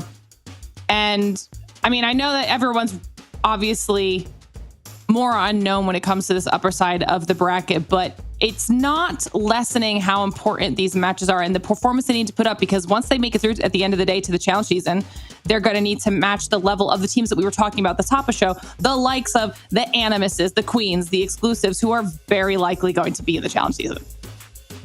Yeah, I mean, like, clearly you have, like, those are the top 3 teams. It's more about, like, trying to find out what are the other teams that are going to be playing up to that level. Because I hate to sound like a broken record, let alone be that American that keeps popping up on the EU broadcast and keeps saying, like, I'm disappointed in you every single time we go to Worlds. You don't have a good example for yourself. But we're trying to find at least that team that could step up to at least make it out of groups. I know that European players, they do have what it takes. They do grind the living hell out of this game. It's just being able to find the pieces of the puzzle. And just to kind of bolster Ton's point, that's one of the beauty parts about the open finals. We do get a lot of names that we don't know, and we get to that experience, and that narrative gets to be built as the season kind of trots along. There is one player, as far as this lobby is concerned, that was in the previous season of the Snapdragon Pro Series, and that is Secret. We saw there from the X-Guns, actually, funnily enough, played on Luxotera. That's the team that was Skinny, former teammate of Ascension, who is still alive in this tournament. And a little bit of a history there as well. We're going to pull up their picks and bans and see the direction that they're headed in here for their series. Starting things off with an APOC hard point. All right. This is pretty standard here, Ton. Yeah, pretty standard for European Call of Duty Mobile here, isn't it? Apocalypse becoming a little bit more popular. The only big surprise is that it's not Hacienda first, but in amongst it anyway. We've got Tunisia Search and Destroy coming up after that. Takeoff has obviously been introduced this season from the control perspective, and we are seeing a little bit more of that, I want to say, than the others that we have been seeing in on the new side of things, at least anyway. I haven't had a chance, unfortunately, to see Crossfire yet, which has disappointed me greatly, but Takeoff is going to be coming up for map number 3, so we're going to get to see those 3 immediately. Hacienda, then Kurahana to close things out. Yeah, it's not necessarily anything too crazy in this one. I mean, to be fair, I think firing range either. Like, what are we talking about out here? No firing range either. I'm upset. They're not giving it to you. You get one. You're not going to get it. I don't think you are. I mean, you've got, what, 4 games today? You might get a chance. Yeah, maybe. Probably not, actually. Not the way that it's been going. We have firing range, PBM vetoed firing range, and now Cantic Nation vetoed firing range. Like, I'm just a simple man. I don't get what I want. It's fine. Maybe the teams will hear you for matches 3 and 4, and we can get a firing range later on in the day. For now, we're going to have to see what happens in this map set, because match number 2 is ready to go. So let's see what Cantic Nation and X-Guns have to give us. Thank you very much, Lauren. I've just actually noticed something as well. I clearly did not get the hoodie memo today. I don't know why we didn't coordinate this. I mean, Lauren's wearing a hoodie, you're wearing a hoodie. I'm wearing a cardigan. I don't know if this is like the old man starting to really come out in me. I'm talking about casting slums for the first time in 13 years. I'm sitting here wearing a cardigan. I've got a cup of tea next to me. I am fully I'm falling apart here, probably, to be honest with you. I'm playing golf in the morning. I'm struggling with 4 a.m. finishes, shows. I'm falling apart, man. I don't know what's happening. Better start talking about like pensions and other things to expect in the next few years for you here, bud. But to be fair, like I was wearing just like a normal. Sorry, I'll use the correct term. I was wearing a jumper, but I did spill coffee on it. Yeah, I was wearing a jumper. Swap. It's not how Brody says it, though. It's a jumper. He's a little posh boy, though, isn't he? Like, Where we are, though. Quantic Nation. Going up against X-Guns. Just get a little bit more info. Actually, Brody managing to cast over Quantic Nation in the UECE tournament. So he has a little bit more of an insight and knowledge of these guys and how things are going to go, and he quite likes them. So Brody going towards it. I know we've just slandered them, but thank you for the information either way, Brody. Quantic Nation. Maybe feeling like the favorites in this one. X-Guns, what can you bring to the table, though? As mentioned, we've got Secret in there, who has been part of the challenge season beforehand. Can he really bring it to the table here for the squad? But a repeat of what we just got to see there in our previous matchup on Apocalypse Hardpoint. X-Guns in a really good position, picking up some good time over towards P1. Got P2 spawns. Perfect start. Yeah. Can't ask for a better start out of X-Guns. Again, as we were already pointing out, do have those P2 spawns. Gonna get the information the hard way out of Secret as soon as they push over by Ruin. So everything that was looking so good is immediately under threat. I do like the pressure that Quantic Nation are starting to muster all the way past the gold head glitch, but do have a nice little flank coming through from Omeri, so should at least keep things interesting for now. But Quantic Nation, they got what they wanted. They got the spawns at the back. Get a hold of them. Similar story to what we've seen last time, though. Yeah, okay. What have you forgo if you are going for these P2 spawns? Well, 45 seconds over towards P1. It's pretty substantial. Secret going to find a way through here. Is he going to be able to find anything else? Not quite. Kill's just about going in the favor of Quantic Nation. They'll continue to soak up this time. 25 seconds of it remaining. Amari, Chuso combining well. Amari finding a couple here, actually. And all of a sudden, the break will come through. War Machine out already from X-Guns. And that's Chuso. 14 kills to his name. And we're barely halfway through P2. Break right back in, and you just continue on with the pressure. I thought that was going to be the start out of QN there for a moment, but X-Guns just bringing it right on back. I mean, Chuzo does have at least 2 streaks to be playing with. He's up to 18 eliminations, by the way, Ton, and we are just through that second hard point like you were talking about. Just relentless assault. I mean, if you are QN, you got the spawns towards the back. Chuzo pops in the Predator missile, gets a lot of good info and damage on the push forward, and it sets up Moby wonderfully out of the push from Maps. Is it Quantic or Cantic? I'm struggling here, actually. I can't Quantic read. would be with a U, yeah, well, right? of course, I mean, like, yeah. But then how would you say it with QA? Quantic? Quantic? Like, kind of like a K? Yeah, okay. Is it kind of like that? I don't know. Okay, all answers on a postcard towards the Mobile Studios, because right now I'm struggling to lock in on what that actually would be. But, well, Quantic actually need to lock in themselves because X-Guns are blitzing through them, and no more so than with the equalizers of Amari, who will only find 2, but 101 to 17. It's a hell of a scoreline to have after, well, only 2.5 hills so far. X-Guns really running away with this one. Chuso with 22 kills. I mean, look at it. Have they even got combined the same amount of kills? Well, yeah, just about. But, what, there's 3 for Moby. Cuban only has 8. Chuso, 22. Get in the backpack, boys. We are frying right now. Yeah.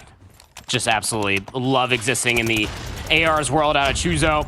Just making things look a little bit too easy. At 22 and 5, well past double, triple positive, quad positive. Can we make it a 5? A 5 times positive. I mean, at this point, like, everybody else just play around the time, set up Chuzo, pops out the War Machine, gets a lot of good damage going forward, blowing them out of the water over by Ruins. It's split spawns, but at least you do have a pusher on the back if you are. No.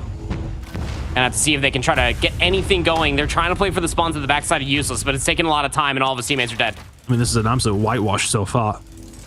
Yeah. X-Guns, absolutely dominant. 45 seconds to go here on this hill, and, well, Quantic Nation really haven't offered anything up to...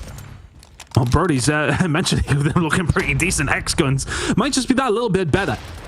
140 and rising. This has been a sensational first half of Hardpoint out of them. To Cuban's going to go from behind. Max and Ozzy will be able to combine, though, to try and find a route through. But every single time there is a glimmer of hope, X-Guns seem to find a way back in. But this should be a break for 20 seconds. I say that. Cuban's still alive inside the point. Here come the reinforcements as well, and Mary is there to pick up the pieces. This is wonderful play from X-Guns so far. Yeah, even when the operators are being popped, like, X-Guns just do not back down. They still push forward, and they still find all of the eliminations. 156 to 36. I mean, like, even securing the back 20 seconds just would have been a good step in the right direction for QN, you'd imagine. It wouldn't bring them back fully into the game, but it would have been something. As X-Guns, I mean, you just look from left to right. I mean, minus Moby, who just can sit inside the hill with an SMG, play a head glitch, because everybody else is just slaying out around you. And it's looking so good for X-Guns right now. QN rattled in the first set. I mean, Moby has 9 kills, and yeah, okay, with all due respect, Chuso had 12 after P2. Get in my hill, soak my time is what I'd be saying right now. Moby doing his job, though. I mean, look at the scoreline, everybody pitching in where needed. NocX will find a way through. But this is as one-sided as we've seen today. Was really hoping for a close game, and we may still well get one, but Candic Nation at this moment in time just not able to offer anything up against X-Guns, who are blowing them out of the water. Yeah. Hey, you never know. Nuzlow's always on the table, right? Best of 5 things. We'll just have to see. I mean, like, when it comes down to sheer ferocity and slaying, that's really the only data that we do have so far. Golly. You're just absolutely letting them have it. Every single time that we pop over to a different perspective out of X-Guns, it's just 2-piece after 2-piece. They got the spawns in towards the back. The rotation towards new is secured. QN just struggling to try to work forward. They do get past maps, so I mean, we're in a position was to knock to maybe try to threaten those temple spawns. Not going to be the case at all. Chuzo also snapping on the hop up. I mean, this is dominant from X-Guns.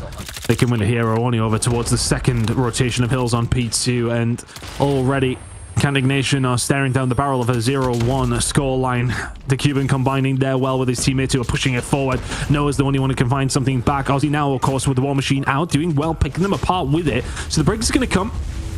You can't quite win it here if you're X-Guns, but Candic Nation could, well, finally get some decent time. Spawns towards the back, though, are going to deter that pretty quickly. X-Guns back inside of the point. Can't quite find the kills, but, I mean, this stage still probably... I mean, what do you do if you're Candic Nation? You are down 180 points. You're down cataclysmically, honestly. Oh, cataclysmic. Yeah. I mean, it's not winnable. It's just the percentage of chances, like that missing percentage of Lysol killing germs. That's just how minuscule the percentage is. You do have the rotation towards new, but again, the kill feed just not that favorable. Let's see if they can mount what would be a insane comeback. I mean, if Chuso keeps shooting like that, then there is opportunity for it. But I mean, 35 kills to his name already. Who are we to deter him at this stage? Secret now with the spawns over towards the back here for X-Guns. They are 9 seconds away. Chuso will find one on Ozzy. One last roll of the dice for Candic Nation here. They do have the equalizer, so that might help them through the front door. No will find a kill, though. Forcing X-Guns back. Still only 5 seconds away for them, though. The kill feed, we can't see it, but it's probably looking strong for the side of X-Guns. They're back inside the point. There's only one player who can do anything about it. That's going to be Ozzy. He has dealt with an X-Guns absolutely body Candic Nation in map number 1.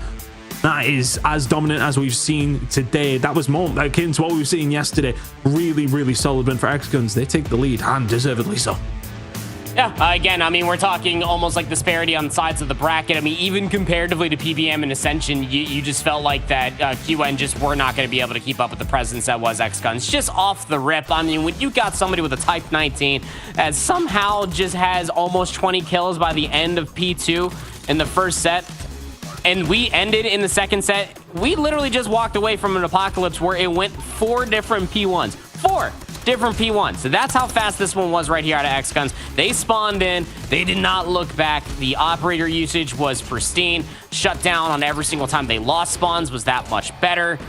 Just overwhelming pressure was X-Guns in that map number 1. QN had no answer at all. Yep, that is a calamity. Side of Candic, that not really anything to speak of. X-Guns just better in every single facet. Then we'll find map number 1, and that is probably not a scoreboard you want to look at too much longer if you can't. Like, NocX not doing too bad of a job, but he was 21 to 29, not able to keep up whatsoever. Moby ending with 20 though. I think Chuso was just stealing the kills away very clearly. Cuban there actually managed to outslay Chuso after what was an electric start, but he would have done extremely well to keep that one up. But irrelevant at that, whoever got it done, X-Guns find the win. About a 200-point difference in map number 1. And look, we talked about it kind of halfway through when we knew the game was done because of what we were seeing. The Neslo is still on, but when you lose a map number 1 like that, it usually is an indicator of the quality difference of the teams, right, Proper? Yeah, I mean, like, that's where it becomes more mental warfare than just Call of Duty, right? You just got to somehow take a deep breath and just feel okay with everything, and just think about all the great moments in Call of Duty's history when it comes to a best of 5. Some of the best have been 100-point clubbed in the opening hard point of a series, but still bounce back in the search and destroy. And what a better venue to ask for such an occasion will be Tunisia search and destroy. A lot of creativity, but it's all about the utility. Let's see if Canada have got it on the search and destroy. Well, Chuso is going to be the one to try and deter them. Those grenades over towards the backside there are very much going to nerf him into the ground. Well, we will find first blood. Chuso will find one from the backside. Rakia was able to find one for the side of Contact, but now they're getting picked apart from the outside. Max can find one. Now a 3 versus 2 in the favor of X-Guns. Make it a 3 versus 1. No. Well, yeah, exactly. 1-0 to X-Guns. And Ignation. Decent enough opening, but in fairness to X-Guns, they collapsed very, very quickly. Yeah, and that's also the same play when it comes to Tunisia, right? You want to make sure that you're very quickly wrapping back over, especially in these early rounds. Starting to feel things out if you are QN, just to see where a lot of these defenders are. They're looking for a split. Trying to put their bomb inside of Wine. They're eating all of their utility over towards BC, and they can bait out a rotation as early as it did happen last time. And it seems that it worked. Rotation over towards their side. X-Guns here in, well, a decent enough number. Cuban's going to get some information there after firing some shots out over towards Winery. And, well, your teammate underneath scaffolding with the shotgun's probably going to cause some issue here. Yeah, Omari going to be able to find, well, not a great deal. Max and Rakia do a really good job, and Chuso and Moby left now on a 2 versus 4. My goodness, Chuso. Ridiculous shots coming through. Knockaxe will be dealt with. Moby now in a little bit of a tough spot, but that bomb is going to go down over towards A. Ozzy will find the kill on the Moby, and all of a sudden, this is now very, very difficult for Chuso. 1 versus 3. I know where Chuso should be located as in that mid connector, right? Got the full flank secured, and if you didn't get slid on for the trade, you know all eyes can really be put forward, especially now. Got some shots, one playing on the bomb, one watching the full wrap from the back, but imagine player top line should be able to get this kill pretty darn easily. No time on the clock, misses for the first few shots, and Max will be able to get the kill. And I love that coming out from QN. Gonna have to keep that in your mind if you are X-Guns, right? I mean, it was 3 players worth of full utility that was yeeted over towards B, and much like in the first round, all of X-Guns rotated back to the mid map very quickly, and that would have been great, but QN called their bluff, and they just wrapped back over towards A with their bomb just lurking inside of Wine. Well played.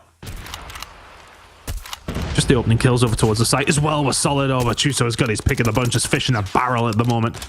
In the push over towards B. No utility over towards that back side. Allows them to find that first blood, but they are able to answer back. Ozzy will take him down. I'm not too sure if that was him up close who found the kill there, but relevant of that, they found it. X-Guns trying to find a way back through, but that bomb has now went down. This is a very, very fast Tunisia. And Contact Nation's pace is the one that is dictating that right now. Teaming over towards the back side. Head over towards the back. Can he find something? No, he can't, but Amari does. Max is able to answer back 3 versus 3. Mary's hot on the flank, though, with an R9. But the battle around the site just so easily won. Now the flank can come all the way through. And wow, just by the skin of their teeth. The flank was coming through so quickly. I thought the R9 shotgun should have been able to deal with no pretty quickly, but the angle was a little bit too long. And Q1 just hold. That was a full-on 5-player assault over by B. So X-Guns kind of losing out on that mental warfare I was kind of hinting at earlier. Ozzy does a really good job, right? I mean, finding 2 inside the point. Seems to be using something relatively off meta. I don't think it's the MK2. Oh, no, it is the MK2. There you go. Without a sight as well.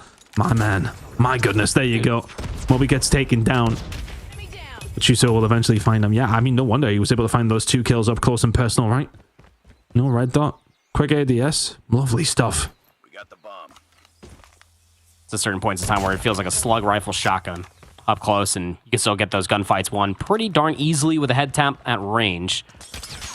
Good trades early on. Got numbers still for the offense out of QN. Bombs back towards lurking inside of Wine out of no. Got players watching this exit. Cuban saw him a little bit late. He knows that something's up around here. Needs some assistance. He's got 1 player behind him. Great nade. Still the onus on Conic, though, to try and make the push. The nade was good. Max is, well, slipped by momentarily. Mary can't do much about it. Max was weak, still is. The Cuban should be no longer long for this world after he does take 1 shot off yet. One player just below him is going to be able to hold that down. That's going to be KnockX. Really nice positioning. Nobody else from the side of X-Guns able to find a great deal. It's not a bad attacking start from Condignation. If they can hold this one down 3-1, it's a fantastic return after 4 rounds. That's a fantastic start. And it just seems that Chuzo and Amari really don't have an answer. Chuzo does find one. You got time to work this, but now you're last alive. Gets slid on. Double Chow does find one more. I don't even know if he meant to shoot Max, but at the end of the day, it's just constellation kills. Yeah, for these first 4 rounds, it's looking really good for QN, and that's why we keep poising it in Search and Destroy, man. Like, they're slowing things down. They're baiting out the over challenges that are coming up from X-Guns, and Amari is just not finding enough with that R9 shotgun. No good timings to be able to blow up plays in close proximity that weapon can have available for them. Max will find the opening blood again. This has been a really, really nice performance in the Search and Destroy from Condignation. Once again, Aussie over towards this side. X-Gun's actually sending 2 members over towards B now with only 2 left over towards A. That's going to be hard to deter what it's probably going to be a full-fledged attack from Condignation towards this side of the map. Utility on its way. Here comes the push. The keeper can find one, as can Moby. Aussie is able to find one on the other side of the map. Max and Rakia, though, combining well in and around A.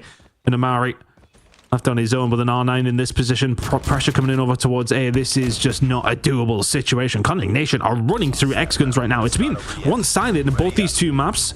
On the other side of the coin, this time around in the Search and Destroy, Condignation. This is a wonderful attacking play on Tunisia. Yeah, I mean, being able to convert offensive rounds, pretty difficult to do, but it's Aussie with that MK2, right? Single tap God Lucasine probably smiling somewhere in this world right now. So X-Gun's trying to flip that. They're trying to be more aggressive over by A. That's where QN's been showcasing a lot of their pressure. They're swarming it, but QN showed up to kind of play at this stage, but Moby does find 2, shuts it down immediately. Is this the first time you're going to actually seemingly have an advantage? Well, our advantage isn't that we get a POV of Ozzy and what he's able to do here with the MK2. Rashleo was using it last night as well, and that was... well, it is always interesting. Can't Ozzy live up to the name, live up to the lore, if you like, of the MK2 here in COD Transport. That was a tough one. Snapdragon Pro Series. It's been a long week. It has been. Got an XM4 to play with as well. Got the spray, got the range. 60 seconds left. He's got the bomb too, so it does have that win con.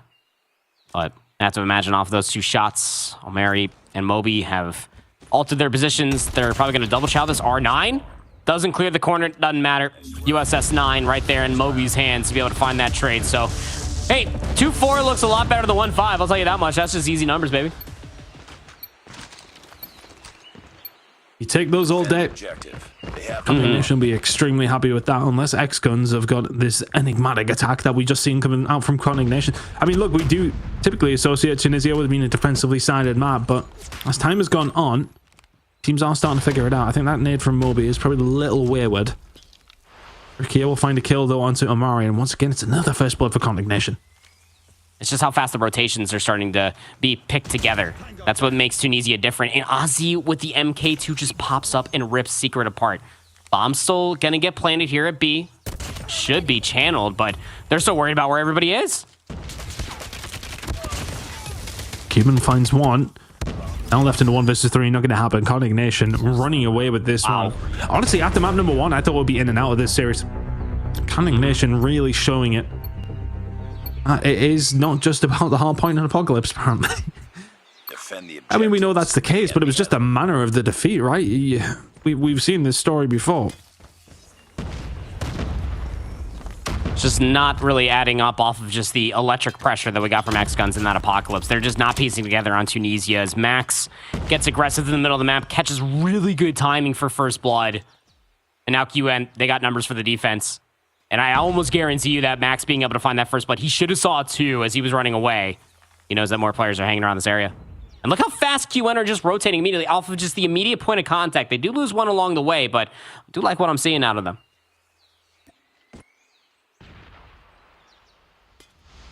Trying to find a way through if you are X-Guns now.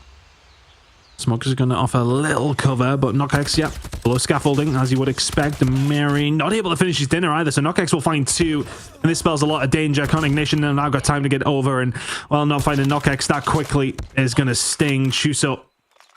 Shots don't look too bad, but they are slightly wayward, and that spells danger. Ooh, Chuzo's timing. Only have a machine pistol. Last bullet in the mag. Has to reload.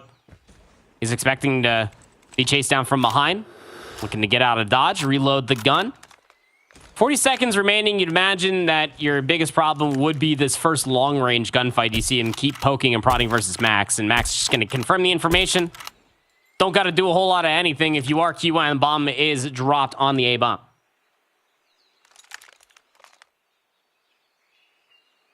I mean, they're just not offering anything up here to Chuso, who, well, was one of the guys at least that really put them to the sword in the apocalypse. With 13 seconds to go, it is, well, nigh on impossible for this one to happen. Ozzy will find another kill. Cunning Nation running away with this one, 6-2 to the good. I mean, it's just so free in the moment. X-Guns have got zero answers to the questions that are being asked by Cunning Nation, and on their 6-2 up there on the defensive side, this one should be over imminently. Should be, you'd imagine. Here comes just the nade ceremonious over top of A. How much info are you going to get off of that if you are Ozzy? Secrets drop down to half HP, and that's one of your subs, so he can't push further forward. And all of these nades that are also finding good connections up top inside of Wine should be the alarm bells. Here comes the pinch around the back. Can they find it? X-Guns mount what would be a miraculous comeback. I think Ozzy could have had any other good in that situation and might have done a little bit better, but no, we'll find the answer back. Bomb not down yet, but Moby will find another kill. 3 versus 4, but in favor of X-Guns this time. Feels like one of the first advantages we've actually seen them have, and the bomb being down is another one. And Chuzo picked up the flank, and DeCuban also picks up KnockX. Channeling around the backside of Wine. They know exactly where Max is located at. Might go 1 for 1. Might go none for none. That's insane. I mean, like, that's exactly what you need to do. If you start to get aggressive over here on the A bomb site, you got to back up over by the nades. They waited for Secret to get back to full HP, and then they just dropped overwhelmed with numbers around the A bomb site. By the time the rotation came through on the pinch, it was just too late. X-Gun's trying to keep it interesting. It hasn't been so far. But they're getting there, aren't they? 1-for-1 trade to kick things off here. 4 versus 4 now. Cunning Nation still in a decent enough position. But, well, the problem that X-Guns have is that the one kill Cunning Nation found was on the bomb carrier, who is now stuck in Wine. Secret is able to find something here, though. And they're going to have to try and force the issue with the slaying department, because right now getting a hold of that bomb is going to be an issue. Got one player just watching it, though. That's going to be KnockX. He's playing in this corner with the USS 9. Player's going to be challenging him. Uh-oh. Ranked audio. Doesn't matter. Snaps to the first. Expects the second. There's the third. Doesn't even matter. Got the reload off. Ozzy got the kill in the middle of the map. GG's. That should not have gone down the way that it just did. Very, very unexpected, to say the least. I was kind of sitting here in my chair just bewildered at what was going on. Based on what we've seen in map number 1, yeah, okay, S&D is a completely different mode. It's a completely different change of pace. But to see X-Gun step it up in that way, well, I mean, questions maybe have to be asked about... Oh, Context step it up in the way. Questions have to be asked of X-Gun Search and Destroy. They just didn't have any answers at all. I mean, Ozzy in that position, finding 2, solidifies the round. X-Guns just seemed all at sea throughout the majority of that. I mean, look, there was a couple of flashy plays, there was a couple of nice moments, but it didn't really matter. Kandik always had an advantage, it felt. I made sure they made that advantage count time and time again. KnockX find a couple of really big moments himself. And I think Ozzy will be, oh well, forever the MVP in my heart after that game, but KnockX just solidifying it with that. Strange old game, Call of Duty Mobile. Search and Destroy in Tunisia goes the way of Cunning Nation. Double positive out of Ozzy with the MK2, just letting him havoc, winning close range gunfights, getting head taps at range. It just... X-Guns never felt like that they were super comfortable, and now we got to start a narrative, like just around the map 1 pick, right? Like that was X-Guns map 1 pick. They looked mad comfortable on it. And then you go over towards the map 2, that was QN's pick. They were very comfortable on Tunisia as well, but just Search and Destroy in general, just QN's fundamentals were just that much more impressive. They were being able to dot every single I and cross every single T just off of the single lick of information on defense. Their rotations to back up over by B or A when they did acquire that information was just as fast as what we saw from X-Guns, and that's coming away from the map 1 win that they did have from themselves. But even more than that, their crossfires, being able to set up team shots as well. Their team nades were always landing at the same point in time. It was really well played for QN, and I think X-Guns might be shook matchup, but it does add a certain extra asterisk when it comes down to this takeoff map number 3 on who's going to be able to gain the edge in this best of 5. It definitely felt like, I mean, look, the staying ability was there from X-Guns in map number 1. They blew Kondak out of the water completely. So I wonder if that will convert into the control. You would like to think it would, but has that now given some momentum to Kondak Nation to get themselves back into this series? Because map number 1 was terrible, map number 2 was brilliant. And that is just pretty much the duality of Call of Duty, right? I mean, how many times yourself do you just not have those games? But typically at this level, you kind of do expect that's... I don't want to say the momentum, but the theory of how good X-Guns looked in map number 1 never translated to map number 2 even a little bit. Not even ever so slightly. I mean, they tried running at them continuously, and that's what worked as far as the Apocalypse map 1 is concerned, but just not have an easy time. Again, it was the utility usage, and for how all those breakoffs did go, could be shaping up quite wonderfully for a takeoff control. Again, new as far as control is concerned. We saw takeoff, search, and destroy more recently, especially there at Worlds, but now being played for a swing map mode combination between X-Guns and Kondak Nation. Which way is it going to swing? Already, the kill feed kind of looks how we would maybe come to expect, but Kondak Nation have definitely got other gears. We've seen them specifically in the search and destroy, and we're going to see it here in the control. I mean, Chuso already with it. Sniper out of the gate. X-Guns with a nice enough start here on the defensive side for themselves. See Kondak Nation trying to find a way out, and well, it was momentarily the option. So good so far for the side of X-Guns. Friendly hunter-killer drone deployed. Just no progress on any zone so far, just trades to at least have, but so difficult on takeoff just to comfortably get your numbers across this map. Finally over by B, that's the more accessible of the 2-ton. You got a nice little flank that's being put together both by Amari and the Cuban around the back of launch. Looks like Kondak Nation have played this one very, very slowly. They're playing it kind of like a game of search and destroy in a certain kind of way. Move up slowly, pick them apart, move onto the site, hold it down. Right now, though, they are now having to soak up a little bit of pressure and not really dealing with it very well. One player has managed to survive here from the side of Kondak Nation. That's going to be KnockX towards the back. X-Guns think they can start to put the pressure on for the spawn trap, but there is going to be somebody behind enemy lines that could potentially cause some issue. Touch on over towards B might just force X-Guns to step back, but the lives are well and truly in their favor at the moment. Yeah, the Cuban was just alive over there for so long. Bought enough time for Chuzo to come help things out across the top bridge of launch. And it's just good trades to speak of. 16 v 10. Second segment at B was locked, but that's now where all the pressure out of X-Guns is coming from. Past scaffolding. Kondak Nation did find at least some spacing all the way to the backside of launch to maybe get on towards the B zone. Stall the clock again. If they get the extra 60 seconds, let alone this last segment, it would be quite crucial, depending. Yeah, those 4 lives is going to sting though, right? But getting a hold of the 3 ticks, never a bad thing to be able to do on the attacking side. You'd always prefer defense, especially when it comes down. I mean, me and Brody were talking about it last night. The new control maps, whatever happens in any game of Call of Duty, it always is defensive heavy towards the beginning of its life cycle, if you like. KnockX can't do anything here. Now a 2 versus 12. This round is all but over. Extending it maybe just a little bit further than you would have expected. Rukia and no, Rukia will get dealt with, as we'll know, and that will be the first round over towards X-Guns. They'd be happy with that, but I think Kondak Nation, you managed to get 3 ticks over towards that B side. You take the small wins away whilst you can. Yeah, no, you definitely take that for sure, especially with how grim it was starting to look. But X-Guns do have that utility advantage off of that life lead that they did have from that opening break in that first round. Both Moby and DeCuban do have those operators. Secret has one as well, but it's going to be Chuzo that rips one first, and it's the War Machine. This one, pun intended, would be explosive, but Cuban are still finding good trades. You might do anything with it. That's the question.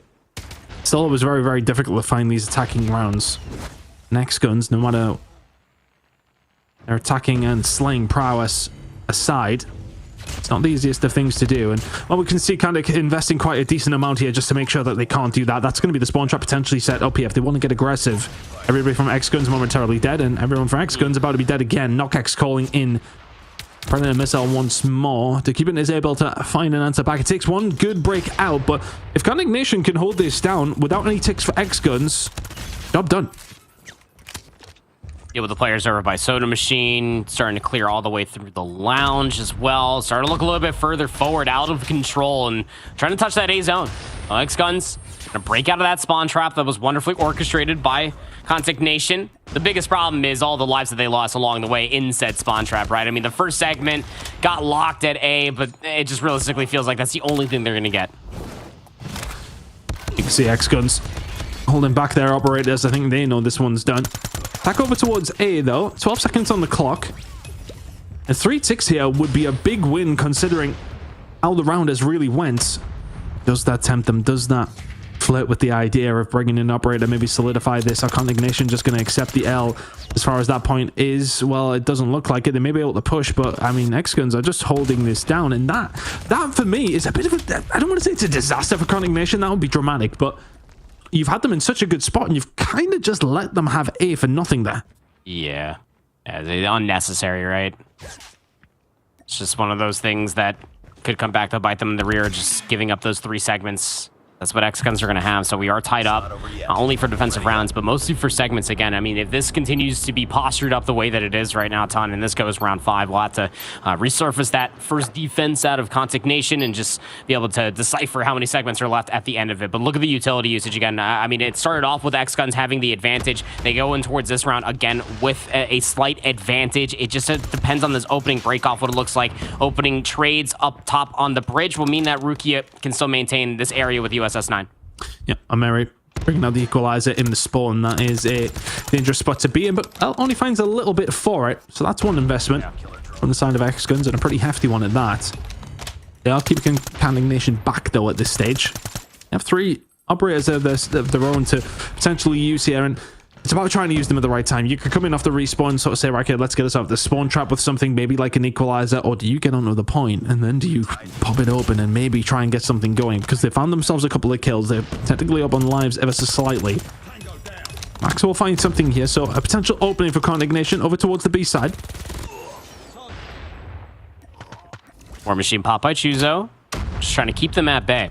Player number 4, Knockaxe, is going to play for the regen, should stay alive, and he's just going to get stunned up continuously. He should be dead to rights all the way towards the backside of X-Gun's side of the map. And they have done a wonderful job at that, have X-Guns, just to make sure that they maintain this life lead. Knockaxe is still alive over here, pops the Sparrow. They get that global information, do X-Guns, and they're like, go ahead and chill over there, brother. We don't want no part of that. As they continue on with this full hold, just 7 seconds remain. Yeah, Contact Nation have struggled a little bit more to get out, but there is a route over towards A, and that, well, could be the route out, and the route to finding something in this round. Knockaxe can find a kill. Ameri the Cuban, though, finding those 2 might just solidify this round for the side of X-Guns in a pretty clean manner. Was that a take over towards A? Not quite. They've forced them back. 14 versus 4. Contact Nation could do with getting a tick. They're not going to have the time to do so. X-Guns, it's a clean defensive round this time. And looks a little bit more of what we got in that map number 1, albeit lives pretty close, and the trades were very good. X-Guns did start off that immediately, which focused towards the top side of scaffolding.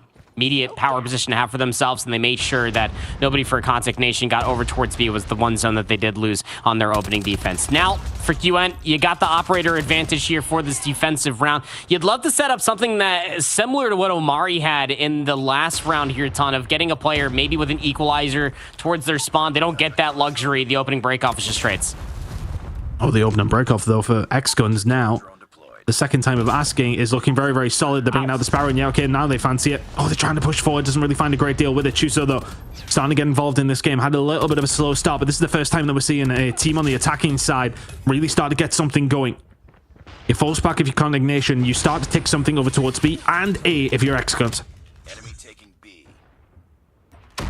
And a 1-for-1 trade just to start things off, turn into immediate lounge control for X-Guns, and the kill feed has just continuously been lighting up in blue. I mean, they are trying to put pressure over by B while having 2 players over by A. You got Secret to worry about off the pinch. At least he dies, but that second segment's going to get locked today. Good progress for X-Guns. 7 life lead at this moment in time, and it's going to start growing now with these couple of kills that are going to go in. Contact Nation in a really, really bad spot. The defensive rounds have looked really solid in the previous iteration that we've seen, at least anyway. But there you go. A is gone. Lives are well and truly in the favor of X-Guns. And it feels like, you know, that investment for their operators. Yes, okay, they'll lose those couple of kills, but it made a massive difference And now they have 2 up again to the 3 of Captain Ignition, up with a massive, massive lead as far as the lives are concerned. Tough spot to be in for Captain Ignition. Could be seeing themselves go 2-1 down. To keep it now, going to start pushing through. Chuso invested as well. X-Gun smell blood in the water here, proper. They're going for it. Yeah, they can just absolutely smell blood in the water. They're pulling for operators. They're trying to win via kills. There's still over 90 seconds left, and it just feels like that Consignation, yeah, you got to start using this utility. Just try to bounce back. Any sort of lives that you can try to chip away at would be fantastic. The problem is you got no more respawns. It's looking like an X-Guns 2-1 lead in this one. It's so difficult in this kind of position for Consignation to get anything going, but this is just due to X-Guns opening things up almost perfectly.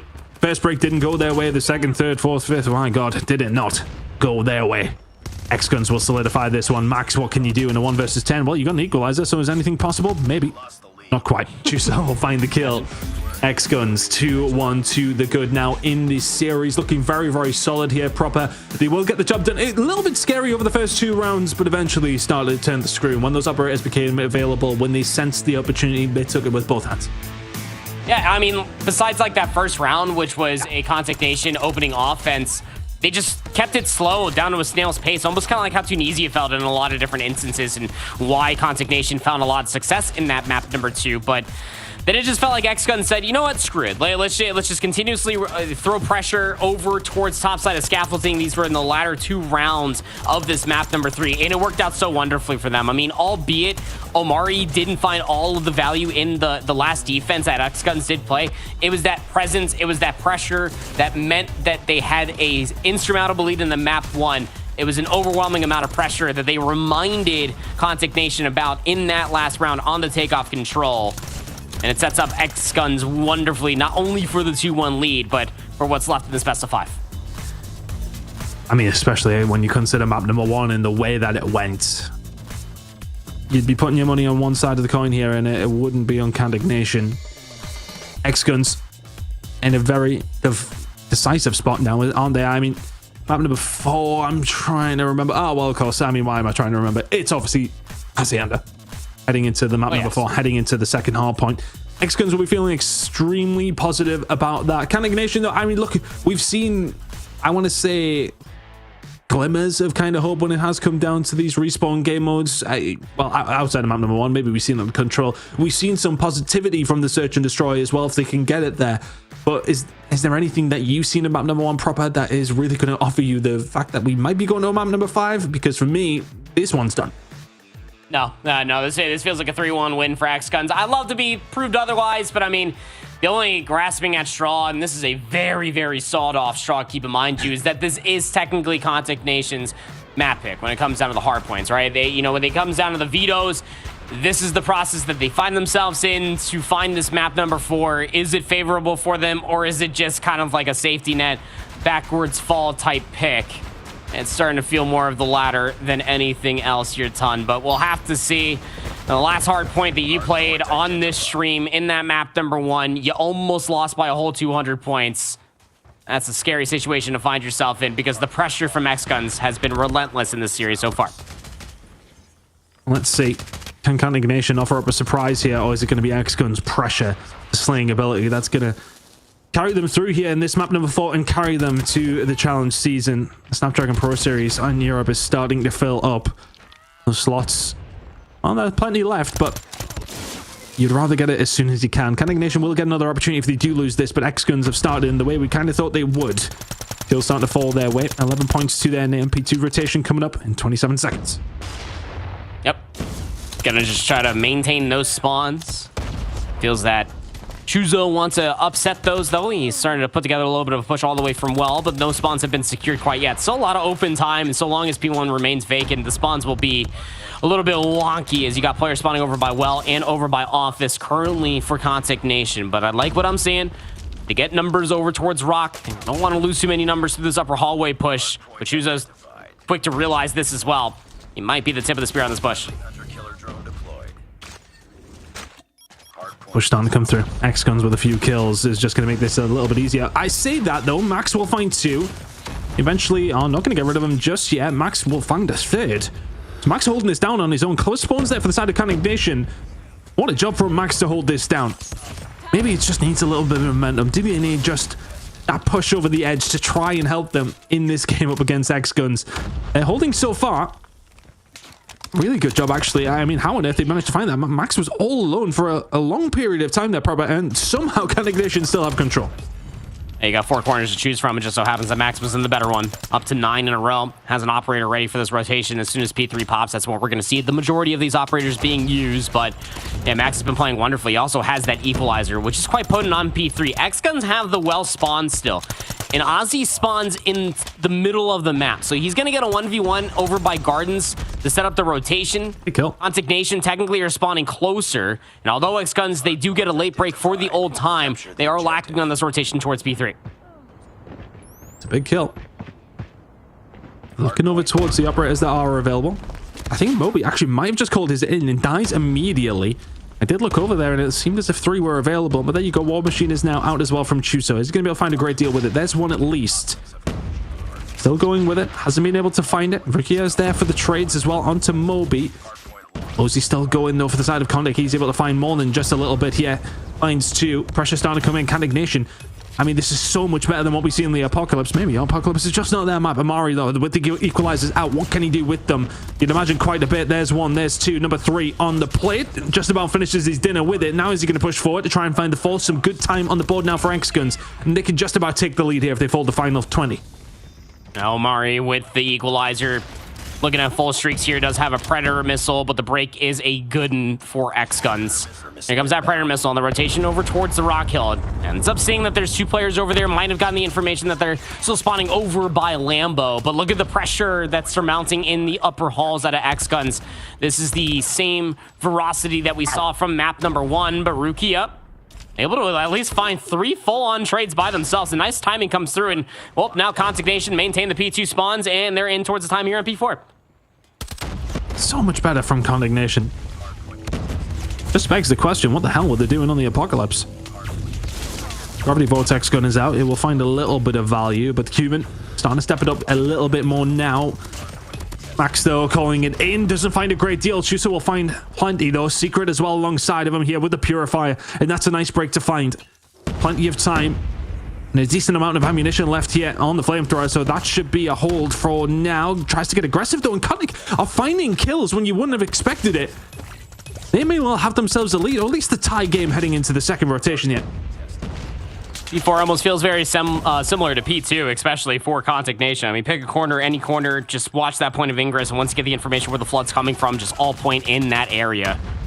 Odin here for Ozzy. Gonna light up 2. Golly, that guy's shot ever since that map 2 has just been on absolute fire. X-Gun still maintain this lead going in towards the second set. It is a scrappy one, but still a very close and competitive one, as the kill feed will ring on for X-Guns. They do have a couple operators left to play as well, but not even needed if you just continue to win these gunfights outright. A little bit better from X-Guns now. Starting to step things up. 3 operators available. He has 1 of them. Gravity Vortex gun is just going to hold down a couple of cuts for you. Sticks it up top. Probably has one down low as well here in the archers as well. Probably not necessarily the best point to use it on, but Moby thinks to himself, yeah, well, I'll get it again. Don't you worry. X-Gun starting to stretch their legs, starting to flex their muscles just a little bit. Max and Rukia, though, combining well just to try and stem that tide of points that seem to be flowing over towards X-Guns. But it's about this rotation over towards P2. It's popping in 15 seconds. Nobody really focusing on it just yet, probably. Nope. Not really needed to until, well, right about now. And those spawns that do come through from Knockaxe and Rukia over by Well will be maintained because they overwhelmed 1 player over by the main lobby stairs. They got a rotation over towards New Year Ton and no spawns all the way out. He's going to be getting a pretty darn gifted pinch, if you ask me. And he's got to move to help out his team now. Hardpoint is ours. And again, a lot of luck over towards P2 last time around, but a War Machine coming in from this kind of angle is a little bit difficult to deal with. Ozzy has one of his own, though, so who's going to be able to find the pick? Rukia is there with the Tempest. He can find that on a Chuso. He can find a second as well, putting the pressure on, make it a third. Rukia really finding a whole load of efficiency from his operator, make it full. Oh yeah, we'll throw the Hunter Killer out. We'll have another as well. It's a highlight play from Rukia. Contact Nation now in control at P2 and looking to close this gap. Well, look at it this way, too. I mean, Max does pull out the equalizer. He dies to a Hunter-Killer drone. That was very important for Contact Nation back over towards P3 in the first set, but there's still plenty left of COD to be played. 20 seconds worth, in fact, here at the Lambo hardpoint. And it seems that Contact Nation is still doing a real bang-up job just contesting this from the front. There's one player left alive, is Max. He's on 26 kills, 32 to Rukia. And they're going to lose the last handful of gunfights because X-Guns did have those back driveway spawns. But you look at the rotation towards new again, Contact Nation. Just really good fundamentals right now, Ton. It's working out solidly. Are they going to be able to get some good time over towards P3, though? This is where they really did start to extend. It's where things were, well, still fairly close as well, though. Looking towards the operator usage and where it's kind of lined for both two teams. Contact Nation do have 2 available. No, we'll find 3, though. They don't need it. Mari does have something on the other side of things, and as we can see, Secret has pulled in the Purifier. Needs to put himself in a position where he can actually use it, though. Ozzy will find the kill on the Secret. Bats him down, finds a second, but everything being invested here from X-Guns is going to find them a little bit of pressure. Star shots starting to come in from Chuso here, who is having a slow game in absolute comparison to map number 1, but I mean, that was outstanding from him, but irrelevant. X-Guns will get control with 20 seconds to go. Mary should be able to solidify this as well. Pulls the equalizer towards the tail end of this time, and now the lead for X-Guns continues to grow. They can start to smell that this series should be over in a 3-1 fashion, but you got operators on the rotation. Mary will find kills just around top and bottom office, so at least secure over by the boathouse. At least they thought so. Max still spawns behind enemy lines. Just a really weird sequence of spawns to come through, but the time's going to be hopped off.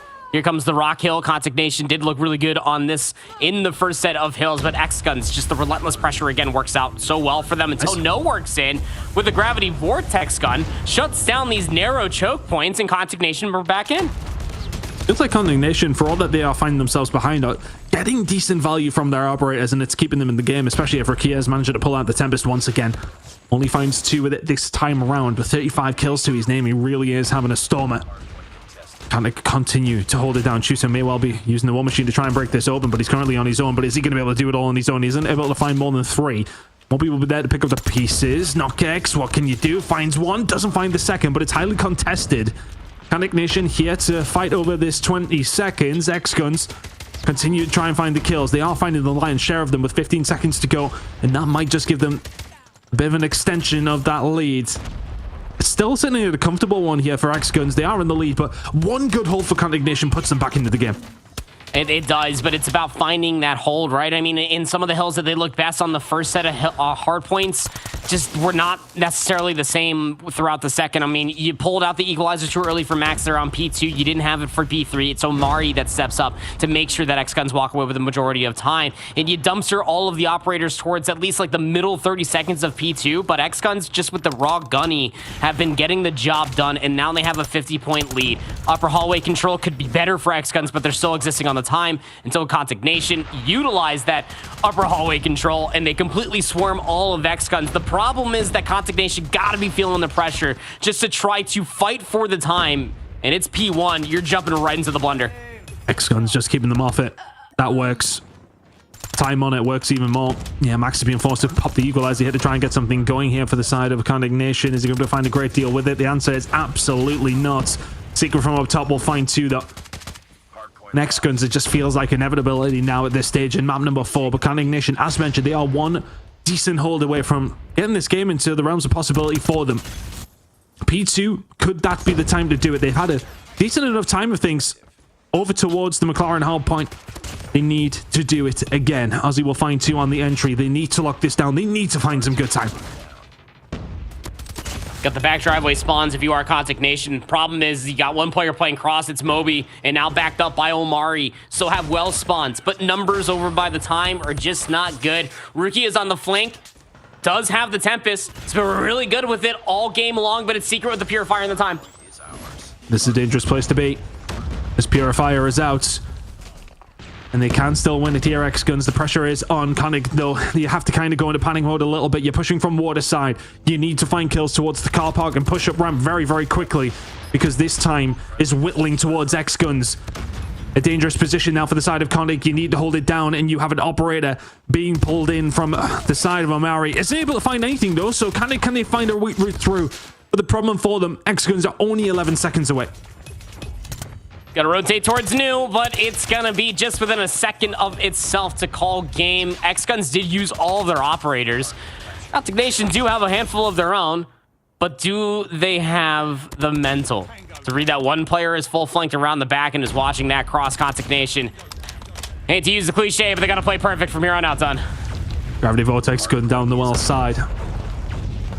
Tanning need to hold this down. We've seen full 60s over towards fences before. X-Guns don't really have anything to work with here either. So the opportunity for Canning Nation is absolutely there. 40 seconds will put them within 30. But you just imagine the X-Guns, the operators are going to start becoming available, and well, they might not even need them. But on the other side of things, it's going to be the Sparrow that comes in from KnockX. Canning Nation still holding on. 30 seconds to go here over towards P3. But it's one decent break from X-Guns, and that will be the game. Got the back spawns. They're flooding through tin. Trades are looking good for X-Guns. Just need the 2 seconds, and yet nobody from blue left alive. 250 to 178. I mean, obviously, 1 for 1, much more respectable than the map one.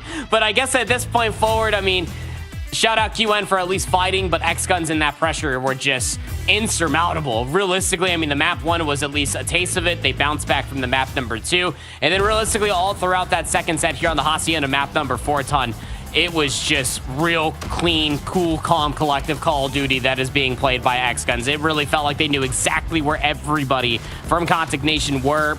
Their setups inside the time, popping operator usage was just so pristine. And it just felt like that once that lead kind of grew to about 50 or so, Contact Nation just could not work their way back into the game fully. I mean, I think from Contact Nation, at least for them, there was some really good investment as far as the operators went. But even with that good investment, they've lost by around 80 or so, right? I mean, it feels like there was a gap in quality in the hardpoint. We got to see that, well, in full display on map number 1. Map number 2, not too bad from Contact at all, but still not quite enough. Operator usage was very, very solid though, and they can kind of take that away if they can continue to do that. I mean, Rakia's went 47 and 34. We've seen him find a lot of value over towards P2, but ultimately, it's still not enough to lose by 72. The Search and Destroy looks solid as well. I'd be interested to see how they're going to do on the loser side of things. There's definitely improvements that could be made. They will have another opportunity, but X-Guns have made their way into the challenge season of the Snapdragon Pro Series. Lauren, we have another team underneath our belts here in Europe. Another team making their way through the challenge season, and another 3-1. You know, we're watching the S&Ds be the turning point right now that's keeping these series going just a little bit longer for these squads. So things are interesting up here on the upper bracket. Definitely close, and you know, these teams look prepared, or more prepared than what we've seen so far. So at least heading in the right direction here. Good job by X-Guns. Congratulations to them for securing that second spot in our challenge season. And now that means we're officially halfway through the day as well with our matches. These are definitely going longer than last time. So hopefully everybody at home has been enjoying this back and forth action. We're starting to get a little bit of a preview of what we can anticipate here for the upcoming weeks when it comes to the challenge side of things. Also, if you're just joining us for the first match of the day, it was PBM who claimed the first challenge season spot. Obviously, we just wrapped that one up and it was X-Guns. But we still have 2 more matches left on the day, and we still have the match of the day, if you will, at the end of it all. We'll take a look at the brackets. You can see what I'm talking about for matches 3 and 4. Like I just said, PBM and X-Guns being the first 2 through to our challenge season, but you can see we still have 2 more matches there. And down there at the bottom, it is that Animus versus Queens match. And we get closer and closer to that end of the day match of the day. And I am excited to see what these last 2 matchups will bring to the table. We've got Underdogs and Troglodyte Tribe coming around the corner here, Ton. If we've got the same trend going on here so far, that could be another close back and forth. I mean, look, I think all these teams are coming through the winners bracket, right? So they're all finding form. They're putting everyone else to the wayside. They've got to this stage. It's the final game you have to win in a row if you want to make the job a little bit easier. I think for some of these teams, yes, okay, they have absolutely come through the easier side of the bracket. Will we see a game today that could potentially be one-sided? Maybe this next one, but even then, like, this is still the latter stages of a winner's bracket, right? You are getting to the stage where everyone really knows what they're doing, and that's fully unsure over those last 2 games. Maybe outside of the first half point, not the last one. Well, I'm excited excited to keep things moving here. So we're going to get our team set up for the third match of the day. And before we dive into that, we're going to send it to another short break. So don't go anywhere. You're watching the Snapdragon Pro Series.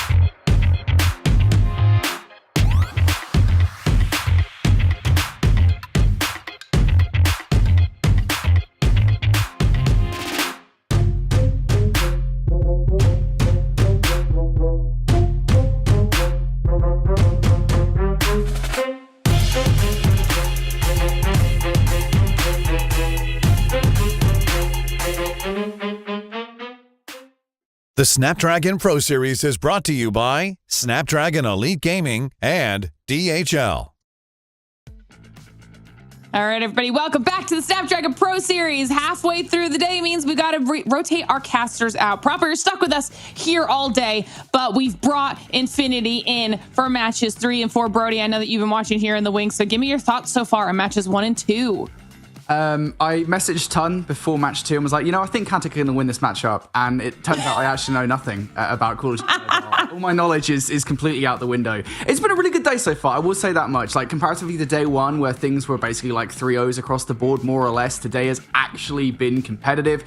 And I got a feeling, especially at the end of the day, that things are going to get even more competitive. We've got some good games on our hands here. Yeah, I think everybody's really excited to see how Animus and Queens fare. Before we get to that, though, we have match number 3. I mentioned it before the break. We've got Underdogs versus Troglodyte Tribe. So let's start talking about matchup number 3 here, Brody. I mean, once again, Proper's done it twice now. 2 matches out the gate where maybe we don't know necessarily what to expect out of our 2 squads, and we get a really close back and forth. And now we're in match number 3, similar situation. A very similar situation, because it's going to be the exact same thing here once again, where like I'm looking at these teams and I don't know like any of these players. And again, that's not like necessarily the worst thing in the world. Like sometimes that's just down to, hey, like these guys haven't had a chance to prove themselves yet, and I'm hoping that's the case here. But for both of these teams, no appearances on SPS that I know of. I think like 1 player on Troglodyte Tribe, which is a hilarious name, but I don't know what a troglodyte is, so I hope that's nothing offensive. Only Hermit. 1 player. It's a hermit, okay. Thank God, because I really thought it was something much worse. 1 player, I think it was like Jimmy, has made an appearance at like Mobile Mayhem like last year, but that really is about it. There's a lot of unknowns here across the... And we're getting a chance to take a look at both of those rosters here so we can see which players will be participating in match number 3. We'll get an opportunity to pull up their picks and bans as well. We haven't seen anything too crazy with that yet here, Proper. We are still looking for your firing range, but we have seen a lot of just kind of classic COD Mobile so far. Yep, I fear that I have to wait all the way to map 5 if it even gets there to get my final firing range. But how about is the No Hacienda? The No Hacienda Best of 5 series. The Hacienda, was it even banned? No, it wasn't even banned. Just Hacienda was on the table, just wouldn't even pick. So, I mean, Summit Map 1, sure, staple when it comes to Call of Duty Mobile. Tunisia, S&D, love it. Very good staple. Raid Control, I'm here for it, man. These first 3 maps are fantastic. And I guess more selfishly speaking, I hope that we do at least get to that map number 4. So I can also experience what Tun got a little bit of yesterday with that Slums HP. Looks like a lot of fun. I mean, I'd like to point out here that I come in Proper and you get your firing range. I'm just saying that firing range is... Are you Santa? I'm just saying, I might well be Santa Claus. You're the good luck charm. You've never seen me on the 25th of December every year. I'm just saying, like, you've never seen what I've been up to, all right? And I've never seen Brody and Santa in the same room. You're not exactly. So, you know, I'm just saying, you know, there might be a connection there. I mean, could be a cool series if we are able to go the full 5 and get to see both the slums and the firing range that Proper's been looking for. So let's just do it. Let's get into match number 3, see how this series goes between Underdogs and Troglodyte Tribe. Boys, take it away. All right, thanks, Lauren. Well, yeah, it's going to be a good matchup, I think. Again, like, to be fair, we really don't know which way this is going to go, right? This could be one of those situations where we've got 2 teams that are so closely matched, this is going to go the distance as we want it to. And on the flip side of that conversation, one of these teams could just be significantly better than the other one. This is a quick 3-0. We'll have a cup of tea between the break, between the final matchup. I don't know how this is going to go, though, honestly. I want to say... shout out to Underdogs. That is a wonderful name. It's not just like, you know, underdog. It's like underdog. You know what I'm saying? Like, I love that. It doesn't sound better when you say it. No, it doesn't. But it's on the dog. Like, it's on the dog. Yeah, pronounce the W. Dog. I think I'm too British to pronounce the W. Man. Yeah, there's not enough hope for you yet. Summon HP, though. This is my first time watching it this year.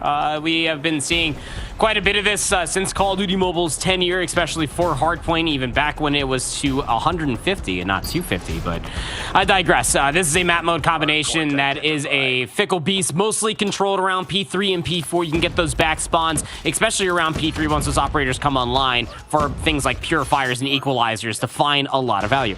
Yeah, it's always a really fun one. I think it's one of those maps in Hardpoint, right, that it's just like you really do have to make sure you control the spawns pretty much all the time. You can really get punished on this map mode combination. P1, pretty much like on every other Hardpoint map in the game and every other Hardpoint in Call of Duty history, is always going to be a contest fest. For the moment, though, at the start of this game gear proper, Underdogs doing a really good job at controlling this one. First 20 seconds going their way.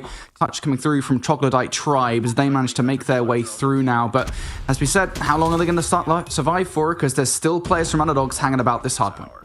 You get Mute still playing for those back ski lift spawns. Spawns up, still on that favored side. It's what you're mostly looking for, just to be able to maintain any sort of high ground control. But spawns on Summit flip at any moment's notice. As you were talking about it, it says P1 as you could possibly get. It feels like it's contested more often than not, but underdogs get a majority of that time, 31 seconds in fact. And not only that, but they also get the spawns on the favored side to overwhelm over by P2, just completely bulldoze everybody out of the Troglodyte tribe. Yeah, players come from behind though. Jimmy gets a couple of kills. That might offer a way in for Troglodyte Tribe here. Split spawns across the map for those guys, and that's going to leave the two players inside the hard point trapped between the players that are looking to approach. An early Tempest from Fade only finds a little bit of value with it. That just the one kill means that underdogs will lose control of the hard point now. Troglodyte Tribe should be the team in control here, proper. Should be. Got one streak still to use if you are underdogs, just to maybe try to fight your way back forward. Troglodyte Tribe still playing on the northern side of the map, contesting the time. Should be able to flip the lead, and I also love this proactivity that's coming from Jay, just to make sure that he gets inside of P3 for the ski lift area of the map to make sure that that is not under threat. A good turn of events for Troglodyte Tribe. Not only do they have the spawns to do, they also flip the lead. Yeah, this next rotation is everything. This is an investment, a bit of a weird one coming. Yeah, why Alex, there? Right, a war machine on the last few seconds, especially as you're going into P2, which is like the hard point that generally speaking you expect to see the operators come out to play. And even this is a little bit premature from Jimmy. Shooting the load a little bit early there is Jimmy, and unfortunately will get cut down. So a couple of operators here on towards P2 that maybe could have been better. Troglodyte Tribe going to get a full yellow kill feed. Just one player in the backline left to contend with, and if you're Troglodyte Tribe, you cannot afford to let that player sit there. You need to hunt Alex down before they influence the spawn in any meaningful way, and Alex is just holding his life at the moment, trying his best to do a lot to distract players on his team, and he does exactly that. Kills coming through from Kaba, and now underdogs here in control of the kill. Mini Alex doesn't actually do that much there proper, but I mean, to be fair, he didn't really need to. No, didn't really need to at all. Find yourself back in towards the back if you are underdogs. Got some investments coming through on both sides, but seems the war of attrition is going to be favorable for Troglodyte Tribe. I mean, there's 20 seconds left to give up. But if you draw the line, and I guess the snow, and this analogy as it may be, you can set yourself up wonderfully for what is going to be P4. Big kill already comes through. We do have a war machine, again, invested really early, and that's mostly just to hold the snow path side. So not the best investment in the world, but you do have the rotation still trailing by about 30. Hostile hunter-killer drone inbound. PT should be the first team to touch on new hunter-killer drone in the air. Should get at least one kill here for underdogs. That's investment coming up from underdogs there. It's a full blue kill feed. Fade finds a couple of kills. Troglodyte Tribe, they hold for the first 15 seconds of the hard point, and now underdogs looking to utilize more of their utility for control. Swag managed to find his way through. Nigel will not get anything more with the Sparrow, having to get it done with the Odin in towards this time, but his job is far from over. There are still players to contest with on all sides of the hard point. Now you're getting help from the players coming off the spawn, though. Only one player to contest with. Underdogs should be back in for control of this hard point. And you only have one operator left to maybe try to deal with it, and it was Jay with the Gravity Vortex gun, still finds their way forward, and this is good time towards the end of this set. Underdogs get those split spawn. You still get at least one in towards the back. Is that Nigel all the way in towards the back, so he at least keeps things interesting and honest towards the end, but just about 16 points separate these two teams going in towards the second set of hard points. You have one operator at least available for Mini Alex. Probably won't see that investment come through, but there were some questionable pulls, specifically for the two War Machine players on both sides in the first set. We're going to have to see things that they can clean that up, especially when it comes to crucial moments like P3 and 4 in this set. Yeah, I think for both of these teams, again, you were asking questions about kind of what to expect from these guys.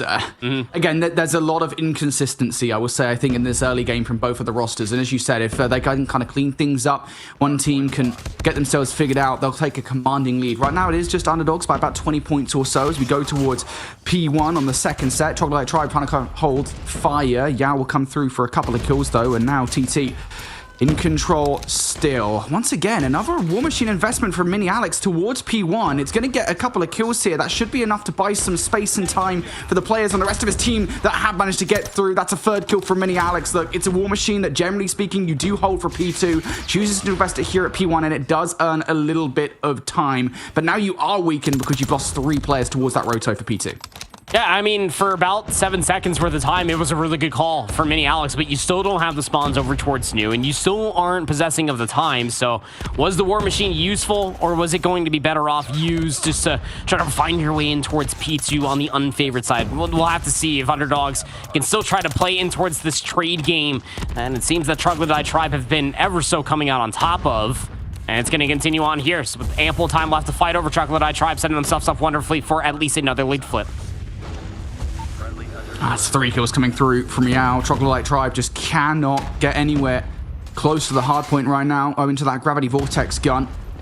But it will all now go away. Troglodyte Tribe hoping they can get something done with the equalizers. Mute shooting from the other side. That's 1 kill for them. Now on the hunt for more. Troglodyte Tribe knowing they don't just need to push through this hard point and get this time. They also need to make sure the spawns for P2 are in their favor. They're still sending players towards the old hard point as well. Why not? There's still a wealth of time, but a swag goes down there. That should be the last 20 for Underdogs. And now Troglodyte Tribe in control of the rotation, in control of the spawns for New, but they're getting currently contested by players from Underdogs. Kills starting to come through here. Just one more player to the backline to contend with. Mr. Milan doing a good job playing their lives right now. Evasion tactics versus the likes of Fade, but finally will fall, and now those spawns should flip. Even if Mr. Milan stayed alive, you'd imagine that the spawns would be a little bit more favorable with Underdogs possessing the time in that side of the map, but they kind of all overextend towards the backside of the ski lift and allows Troglodyte Tribe to spawn up and cut through the map. Mr. Milan, from their efforts, does have the War Machine currently popped. The Claw almost available here for swag, so we'll have to see if this operator usage and the investment will be worth it, but Troglodyte Tribe, they lose all their numbers. The team in blue got the spawns at the back. I will say for the spawns that Underdogs have had here, they haven't actually got that much time of this hard point on the whole. Troglodyte Tribe have done a really good job at contesting through the front of this hill. As we hit the last 20 seconds, though, you've got to imagine there's only really one real push left in. Troglodyte Tribe on this hard point, they're not getting anywhere close. Yao doing a good job at keeping the control of the front of the hard point in their favor. And off the back of that hard point here, Andy, Underdogs have got themselves a solid lead. Yeah, they do. And it's going to continue to grow, depending on how the initial 15 seconds go here on P4. Very similar setup of what we had towards the first set. Brody, Mute does open up for 2, and that's going to keep them honest for the Underdogs. Seem like they're aware that they did force a little bit of a spawn. Now, Mr. Milan's behind enemy lines, but all of the focus is coming towards the P2 lane side. Easily picked up spawns in the back for Troglodyte Tribe. They're soaking up the time. And they do need to hold this. They are, as you said, down 50 points at this point in time. A solid hold would get them right back into this game. But this hill can be a bit tentative at time. Already starting to see Carver on the other side of the kill, assaulting from Snowside. Good trade coming through from Swag. Numbers still going to be respawning in the backline. Wayward spawn comes through from Jimmy. That means the snow push will now be in favor of Troglodyte once again. But Underdogs are trying to approach this one from the top side, trying to unearth those back spawns. It just isn't working. The trades are great for Troglodyte Tribe. Nigel gets taken out around the backline. A streak investment comes through from Swag. Perhaps a little bit too much, I feel, there from Troglodyte Tribe. You probably could have saved that for a later hard point, especially as we get down to the nitty-gritty in this game. Troglodyte Tribe are about to tie things up here. I mean, it might as well just be a tie game. 195 to 188. That looks as tight as you could ask me. And it's forcing Underdogs to kind of turtle up. A little bit of a flanker 2D coming through there from Mute. Gets scouted out. Equalizer popped early here by Kaba. You almost have to feel like that this is the desperation. They want to try to set up for about 50 points here on P1. We've seen it before. Yeah, it's kind of easy to let a team get control of P1. Kaba needs to be the team that does it with the equalizers. Still threats to contend with. Equalizers now gone. Mr. Milan under will not fall to Kaba. Will end up falling to another player on Underdog. So now they're in control. You're going to see some investment for both of these teams. It's going to be the investment from Jimmy that finds 3. Gives Troglodyte Tribe more control of P1. And now Underdogs are going to be scrambling towards this time. Jimmy is not done yet. Oh, not done yet. Troglodyte Tribe work their way back in. But they get pushed back out almost instantaneously. Battling for the top. These are big kills to have for yourself. Mute for another 2 on the rotation, but it's backed up by the equalizer. He's got so many players to look at down low, but he gets traded out almost instantaneously. A spawn out does occur. Number player 2 in blue. The Troglodyte Tribe not only are in the time, they flip the lead. They're getting top and high ground control as well, bro. He set themselves up quite well. And both of these teams for the foreground at the moment just going to be thinking about rotation towards new. Mr. Man finding surely not number 3. Yes, he does. 3 kills. Again, though, there are still players to contend with. Decides to look away at the wrong time. Actually finds a 4th kill. Really hoping that Jimmy can find some value on the other side. And Jimmy does exactly that. Now the War Machine. Investment coming through from Mr. Milan will find more value here. Troglodyte Tribe just 20 seconds away. And the Dogs know they need to contest. But look at that kill feed here proper. It is all Troglodyte Tribe. Oh, Gravity Vortex gun gets shut down almost immediately from Jay. Predator Missile now going to be called in by Mute. Fate finds 3 in a row. Calls out for an operator to boot, and he's finding kills with it as well. Now up to a 5-3. Jimmy finds the trade, and Underdogs are still flooding numbers for the time. And no, they have to push through this hill as well. You got to make sure you flip those spawns for potential rotation towards new. Troglodyte Tribe, though, they only need 10 seconds on this hill. Nigel trying to contest to stop them from getting it, but it's not to be. Fade has to fly towards the hill. Again, just trying to hold on to this time, trying to take it away from Troglodyte Tribe. They do exactly that. And Underdogs, they've got the rotation here proper. And look at the spawns. Underdogs, they played immediately for the spawns, and then they played for old necks. 231 to 245, just 1 break is all that Troglodyte Tribe need. Mini Alex is firing forward. The War Machine utilized properly this time around. Bit of a pre-fire once again. Underdogs need to survive 20 seconds, and Troglodyte Tribe are hitting this one from the back. Jimmy's not going to find the value with the Sparrow. Kills coming through. Fade for 3. Underdogs now in control of this time. Troglodyte Tribe trying to solo push in. The smoke providing the coverage. Mini Alex just firing through, as is Fade. The kills are there for Underdogs, and this game is done. Troglodyte Tribe lose control of that rotation proper and lose control of the game. I thought it was going to end on P2. I really did feel like it was going to end on P2. You saw all the operators being popped at the moment that the Gravity Vortex gun gets shut down. I was looking at the mini-map immediately. All the blue arrows, they effectively spawn in over by P4. They just all bum rush to the snow path, and they fight for the spawns towards new. The first 2 players up fight for mid control. They get high ground. They contest the time. Guarantee the rotation towards new, because you had a 3 for 2 on that side of the map. And it's such a bold call, but it is the correct call coming through from Underdogs. And that is a tough one to make, but they made it look so simplistic. There were the operators at the end. I mean, if you're Troglodyte Tribe, you felt like you had that dead to rights. The sand falling in between their fingertips as those last few hills started to pop. Underdogs had the operator advantage at the end. They made sure that all of Troglodyte Tribe were more than aware. And we were asking for close games proper. How about that for a super close one? And it really did feel like a total scramble towards the end of P2, right? Where it's just like Underdogs were sending player after player, solo pushes, by the way, to just try and grab what kills they could to force a next rotation. And Troglodyte Tribe, they were single-minded on their focus, making sure they could win things on P2, not able to get it done. And Underdogs will take map number 1. How about a 50 bomb to kick off this series proper? 51 from Fade. That is a hell of a performance. That's a fantastic start. I mean, you also got the Super Soaker on the opposite side. 2 minutes, 39 seconds of OBJ time there from Swag, going 40 and 28. Just simply was not good enough. It mostly came down to those operator usages again, and I almost feel like that you and I are continuous broken records. Even at Worlds, even when we're broadcasting across the pond from one another, it's always about the operator usage. And now that conversation of utility usage gets extended, even going in towards the search and destroy, because there's not enough data, especially what we got off of map number 1, off of 2 teams that we have not a Scooby about, mate. I'm just excited to be able to see what this one's going to offer. Nades need to be on point to get into A early. Cross snipes need to be available. But most importantly, just play in a position to get traded, for crying out loud. I'm sick and tired of this. And all these first bloods going untraded. Yeah, Tunisia is always a really weird one, I think, just on the whole, right? In terms of, I think teams still kind of learning at certain points how to use kind of that early utility. And as you said, those first bloods, working off the back of those first bloods, potential trades. I think as you kind of go further and further up the echelon of talent within European Call of Duty Mobile, you find yourselves looking at more and more teams that are more capable at being better at those things. And that should be the case, right? That's what the best of the best in Europe have to offer. When you look at 2 teams like Troglodyte Tribe here and Underdogs, is that going to be the case, though? Are we going to be seeing kind of that top level Call of Duty Mobile play? I don't know, honestly. Tunisia is a really weird one. I think we've seen a lot more recent play of teams on Tunisia being much better at taking offensive rounds. So we'll see whether that's going to be the case. Underdogs will be the team to start things off on the offense. Utility over the top here, and it's going to be pushed straight towards B. And as is always the case, player towards the back of the B site will be Swag. They can remove Swag from B. Wild as their oyster. Mute, though, There's also kind of another trout in the milk, as it were, there to deal with. Swag, that nade will not affect him whatsoever. So Swag's still an ever-present danger. Now it's going to be 3 players here. You couldn't deal with Swag in time, and now the Armada has arrived. Yep. I was about to say, you feel pretty comfortable about this being on offense first if you are underdogs, but they hesitate a little bit too much, and bought Troglodyte Tribe more than enough avenue and easy passes to hit through the mid lanes and just a flank. Leave poor old Nigel all left alone in a 1v4. He's got plenty of time, but is he going to play this first corner? Expect it. I guess the more difficult part is he has a sniper. No such thing as a difficult time in a 1 versus X with a Tundra, mate. This Tundra is insane. Spots out the first player.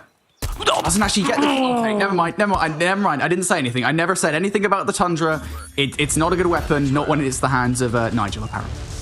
Oh, man. That's just one of those times the sprite was, it was looking like it should be a connection, but just went right over the sprite's forearms there, the player playing in the corner. So aggression almost was the look like for underdogs. We'll have to see what they do this time around for offense. Going to be nades thrown over the top and through center. Troglodyte Tribe do have a decent amount of wide control, but underdogs are just sprinting through mid. Yeah, I don't think player number 5, Mute, got there in time. It doesn't matter. Mute's going to get there late, and it's 3 kills just on time for the roster. Mini Alex will trade things out, but the push has already fallen apart. Swag finds Mini Alex, one more player to deal with, and Swag will be the player to get it done. Mute and Swag, the players to talk about there for Troglodyte Tribe on the defense. Yeah, again, just setting themselves up all the way through the center of the map. I mean, it's a standard as you like when it comes down to Tunisia. You want to make sure that at least you have a player in a position to maybe try to cross back over quickly to bolster one of the other 2 sites, depending on what you get for the defense. And the crossfire works out just for some pretty quick and easy kills. So 2-0 lead, go Troglodyte Tribe. This time underdog's going to go over towards A. They're throwing a lot of nades, but here comes that quick roto out of Troglodyte. And they don't check it. Jimmy somehow converts for a second. How has that happened? Nowhere near enough damage from Cabra on the initial. Fade goes with him. There will finally be a trade from Yao here. That's getting away with murder quite literally, but goes back for an egregious trade, and Mr. Milan will take that all day long. So what looked like a kind of recoverable situation there with that initial trade coming through has now fallen away from underdogs even further. They're in a 2 versus 4, and I don't really know if they've got any other choice but to commit to this site. Yeah, and you also got the information there towards the tail end that one player is still lurking around. So it's mostly just about trying to pick up a lot of these crosses. Jay's trying to go over towards mid immediately to maybe see if he can get an exit on the rotation. Mr. Milan's just holding this very close angle. Gives it up. The timing's not perfect, but time just under 60 seconds. And in this 2v4, you got to go. Underdogs have spent a lot of time kind of hitting this site over and over again. Now, also, looking at the minimap right now, Troglodyte Tribe really have a lessened presence over by B, so if they do opt to go towards that site, technically speaking, they would be able to get the bomb down. That's something to talk about positively, but timing might be about to go awry here. Players starting to approach from the backside. Bomb now, not going to be planted. Mini Alex is going to be the player to watch that backline. The entry from Troglodyte Tribe about to occur, and they are hitting this at the same time. Big first blood though, coming through from Mini Alex, now the 2 versus 3. He's still full HP. No regen even needed, but now last alive. They know exactly where he's located at. Here comes the double, triple chow. No follow-up. Gets the regen as well, Brody. But the defuse still coming through for Swag. Just, you watch the exit. I got the defuse, partner. It's the easiest we got numbers advantage situation you could ask for. And that's one of the situations actually for the defense, right? Where so often you kind of criticize teams maybe for not having control over both sites, but that's the way back into the round for the offense, right? Is just kind of splitting up the defense in a 2 versus X scenario. Hoping you can pick players off. Troglodyte Tribe do not fall foul to that. And it's aggression once again in this round towards A for underdogs. Will we get any first bloods this time around? Early shots out, warning shots from Mr. Milan. Already trades going down, this time in favor of Troglodyte Tribe. Now 4 versus 3, make it a 4 versus 2. Mr. Milan will finally find some value. And I got deja vu, mate, because we're once again in a 2 versus 4 for underdogs. And you know exactly what happened last time. Underdogs were forced in the situation. They're just hurtling around, hoping for an overextension. Troglodyte Tribe, they just hit the immediate setup. This time around, Swag's going to take the early rotation, watch that B lane just to see when they cross over initially. and leave the other 3 players behind to stop the A onslaught should it continue to be this way. But plenty of time to try to exhaust the clock. Mostly for Troglodyte Tribe. What almost went awry for them the previous time they found themselves in the situation, Brody, was just isolating themselves. Not necessary to do so. Just about finding any kind of window of opportunity. That's it right there. Sniper out of the play. Fade gonna react, but doesn't quite expect Mute to be that close to him. Miniax will find one. Has just spotted out player to the left. Knows that Jay is located here. I'm going to give him time. Straight for the chow. Now Miliax. 1 versus 3. Down to a 1 versus 1. Swag in the cut. And he's got time here. 25 seconds. You've got at least a little bit to play with.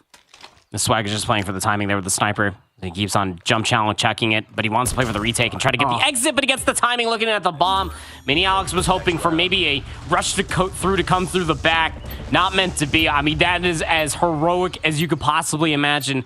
Underdogs only got 10 total kills through 4 rounds, and 7 of them are Mini Alex. Too bad he needed the full-on 1v3. Yeah. Yeah, I feel like the fact that Swag took so long to do anything there kind of gave credence to the idea that maybe the player had gone for a long wrap behind. That's why Mini Alex was planting the bomb for the backside, but not to be. Utility rarely connects here on Tunisia, down to the fact that you've got trophy systems off the rip. This time around it will. Underdogs are the ones that fall foul to it, and that's a key player out of the round. You talk about 10 kills so far in this game for Underdogs. 7 of them have been obtained from Mini Alex's. And honestly, you could open a bakery at this point. You've got 3 donuts on the board for Underdogs.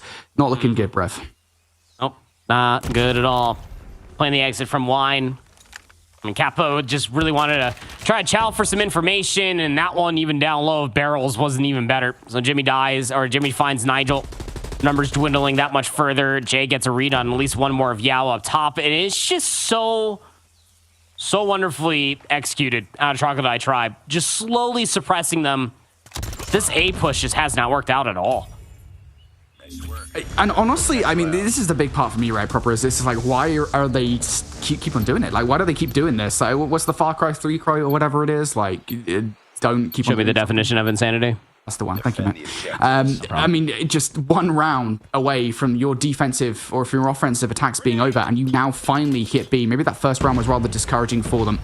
And it's that same defensive setup once more. Swag in the backline here. Mute once again on the cut. You take out Swag, you get control of the site. Rounds are good, and instead having to deal with Mute first. And they do. Now Swag, under pressure around the back. The smoke should be good enough to obfuscate himself around the players. Swag now activates for the 1 kill. Trade is good from Jay. The bomb's still going down regardless. Now he finds himself in the 3 versus 3. Flank player from Jimmy as well. This is a big frag to take if you can. He's trying to take it, though, quickly. Gets overwhelmed. Yao just wins it outright from the front. Now they can peel all their eyes forward. Big shot out of Mr. Milan, but Nigel, he line him up. Pin him up for back-to-back headies? What? He's been quiet all game long. Those were his first 2 kills, by the way. I'm pretty sure that was a collat headshot. That's one way to get yourself off the donut. Nigel explodes in round 6. Finally, an offensive round 1. You get to see it again here, I believe, very quickly there. But now we see Troglodyte Tribe not messing about off the start of this round. Nigel got 2 kills in the last round, now needs to go ballistic in this one. Early smokes going down. Nigel will find his 3rd, but Mute's done quite a lot of damage to the defensive side here. Nigel goes away. Mini Alex and Yao left up here, 2 versus 3. This round might be over very quickly. Looking so. Troglodyte Tribe pretty upset about how that previous round just went. They wanted the flawless half. Gonna leave Mini Alex alive in a 1v3. Swag's gonna see him slide across. Should be an easy bounce up and just easy shot to connect. Yeah, 6-1 now. Putting themselves up on map point. I'm still kind of shaken up about the last round on the opposite half, but Troglodyte Tribe just gonna continue to run it down. I'm sure that their team fire alone should be more than enough to close it out here. Nah, it just feels like you can almost immediately tell the difference, right? Just from that 1 offensive round between Troglodyte Tribe and Underdogs on their offenses. Much more creative. RTT. And they're going to get aggressive now here towards site, but the gunfight's not going in their favor. Smoke's not all that helpful in the end. Swag will get the quick scope on towards 1, though. Pre-fire for yet another class. Swag goes ballistic. And now just 1 more player to contend with. Cabba brings us down to a 1 versus 1, and Swag will get it done. Closing out this search and destroy. Swag does it in style. Well, forget about that double collat if you are Nigel. Yeah, it was pretty cool, but it wasn't the coolest thing we saw with the sniper because it just had to be one up by Swag. I mean, through the smoke, even the pre-fire connects onto one. It's just enough of the torso to be able to get that elimination, and then goes for the challenge again to be able to pick up a second. It almost looked like a slide, hip fire, almost quick scope there for the last. And yeah, Swag goes utterly massive throughout the entirety of this map number 2. When we talk about Tunisia, it always comes down to how many offensive rounds you're going to be able to connect all of your utility. But even for the defense, what makes it so easy is when you have a sniper like Swag that has stones of steel, then he's just slide channeling everything. He's just head-eyesing everything that is in his wake. Yeah, there it is. Yeah, it was a double head-eyes collat, but as sick as it was this play that sealed the deal. And you think is right as well. It is in those early rounds, right? Which is the majority of the rounds, considering we only got to see 2 offensive efforts from Troglodyte Tribe, right? Is the fact that Swag didn't really have much to do until the late rounds. You're going to remember that he was positioned towards the B sites for the most part, and Underdogs only hit B twice, and only one of those hits was actually successful. For the most part, Swag was being kind of the clutch factor, if anything, for Troglodyte Tribe. And ends up being a massive reason why they win that game in the dominant fashion that they do. 11 kills is insane. Swag eats them alive. And how about that for a turn of events here, as today's competitive matchups seem to be continuing. It's been a proper roller coaster today, mate. Hardpoint is a close one, goes Underdog's way. Now we have a dominant search and destroy. We have a series on our hands going into this control.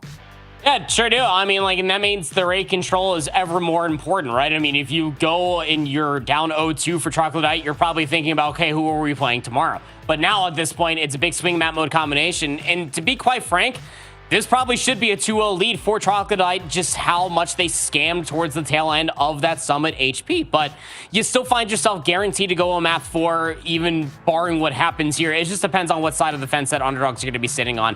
But for me, Brody, when it comes down to it, when we go over towards raid, you're going to have to pull some star comparisons from the Summit, and that's all around the operator usage. And there's not enough data, in my opinion, because we got a lot of questionable calls when it came down to set operator usage. Yeah. When it comes down to raid control, though, your executes need to be on point. Your decision making needs to be even better, and that's why I'm almost kind of leaning towards Troglodyte. I mean, it felt like the kitty gloves went off immediately after the end of that map 1, and their executes on that map 2 were just so good, and they seem to be in a firm grip, in control of what every single round was depicting in their favor.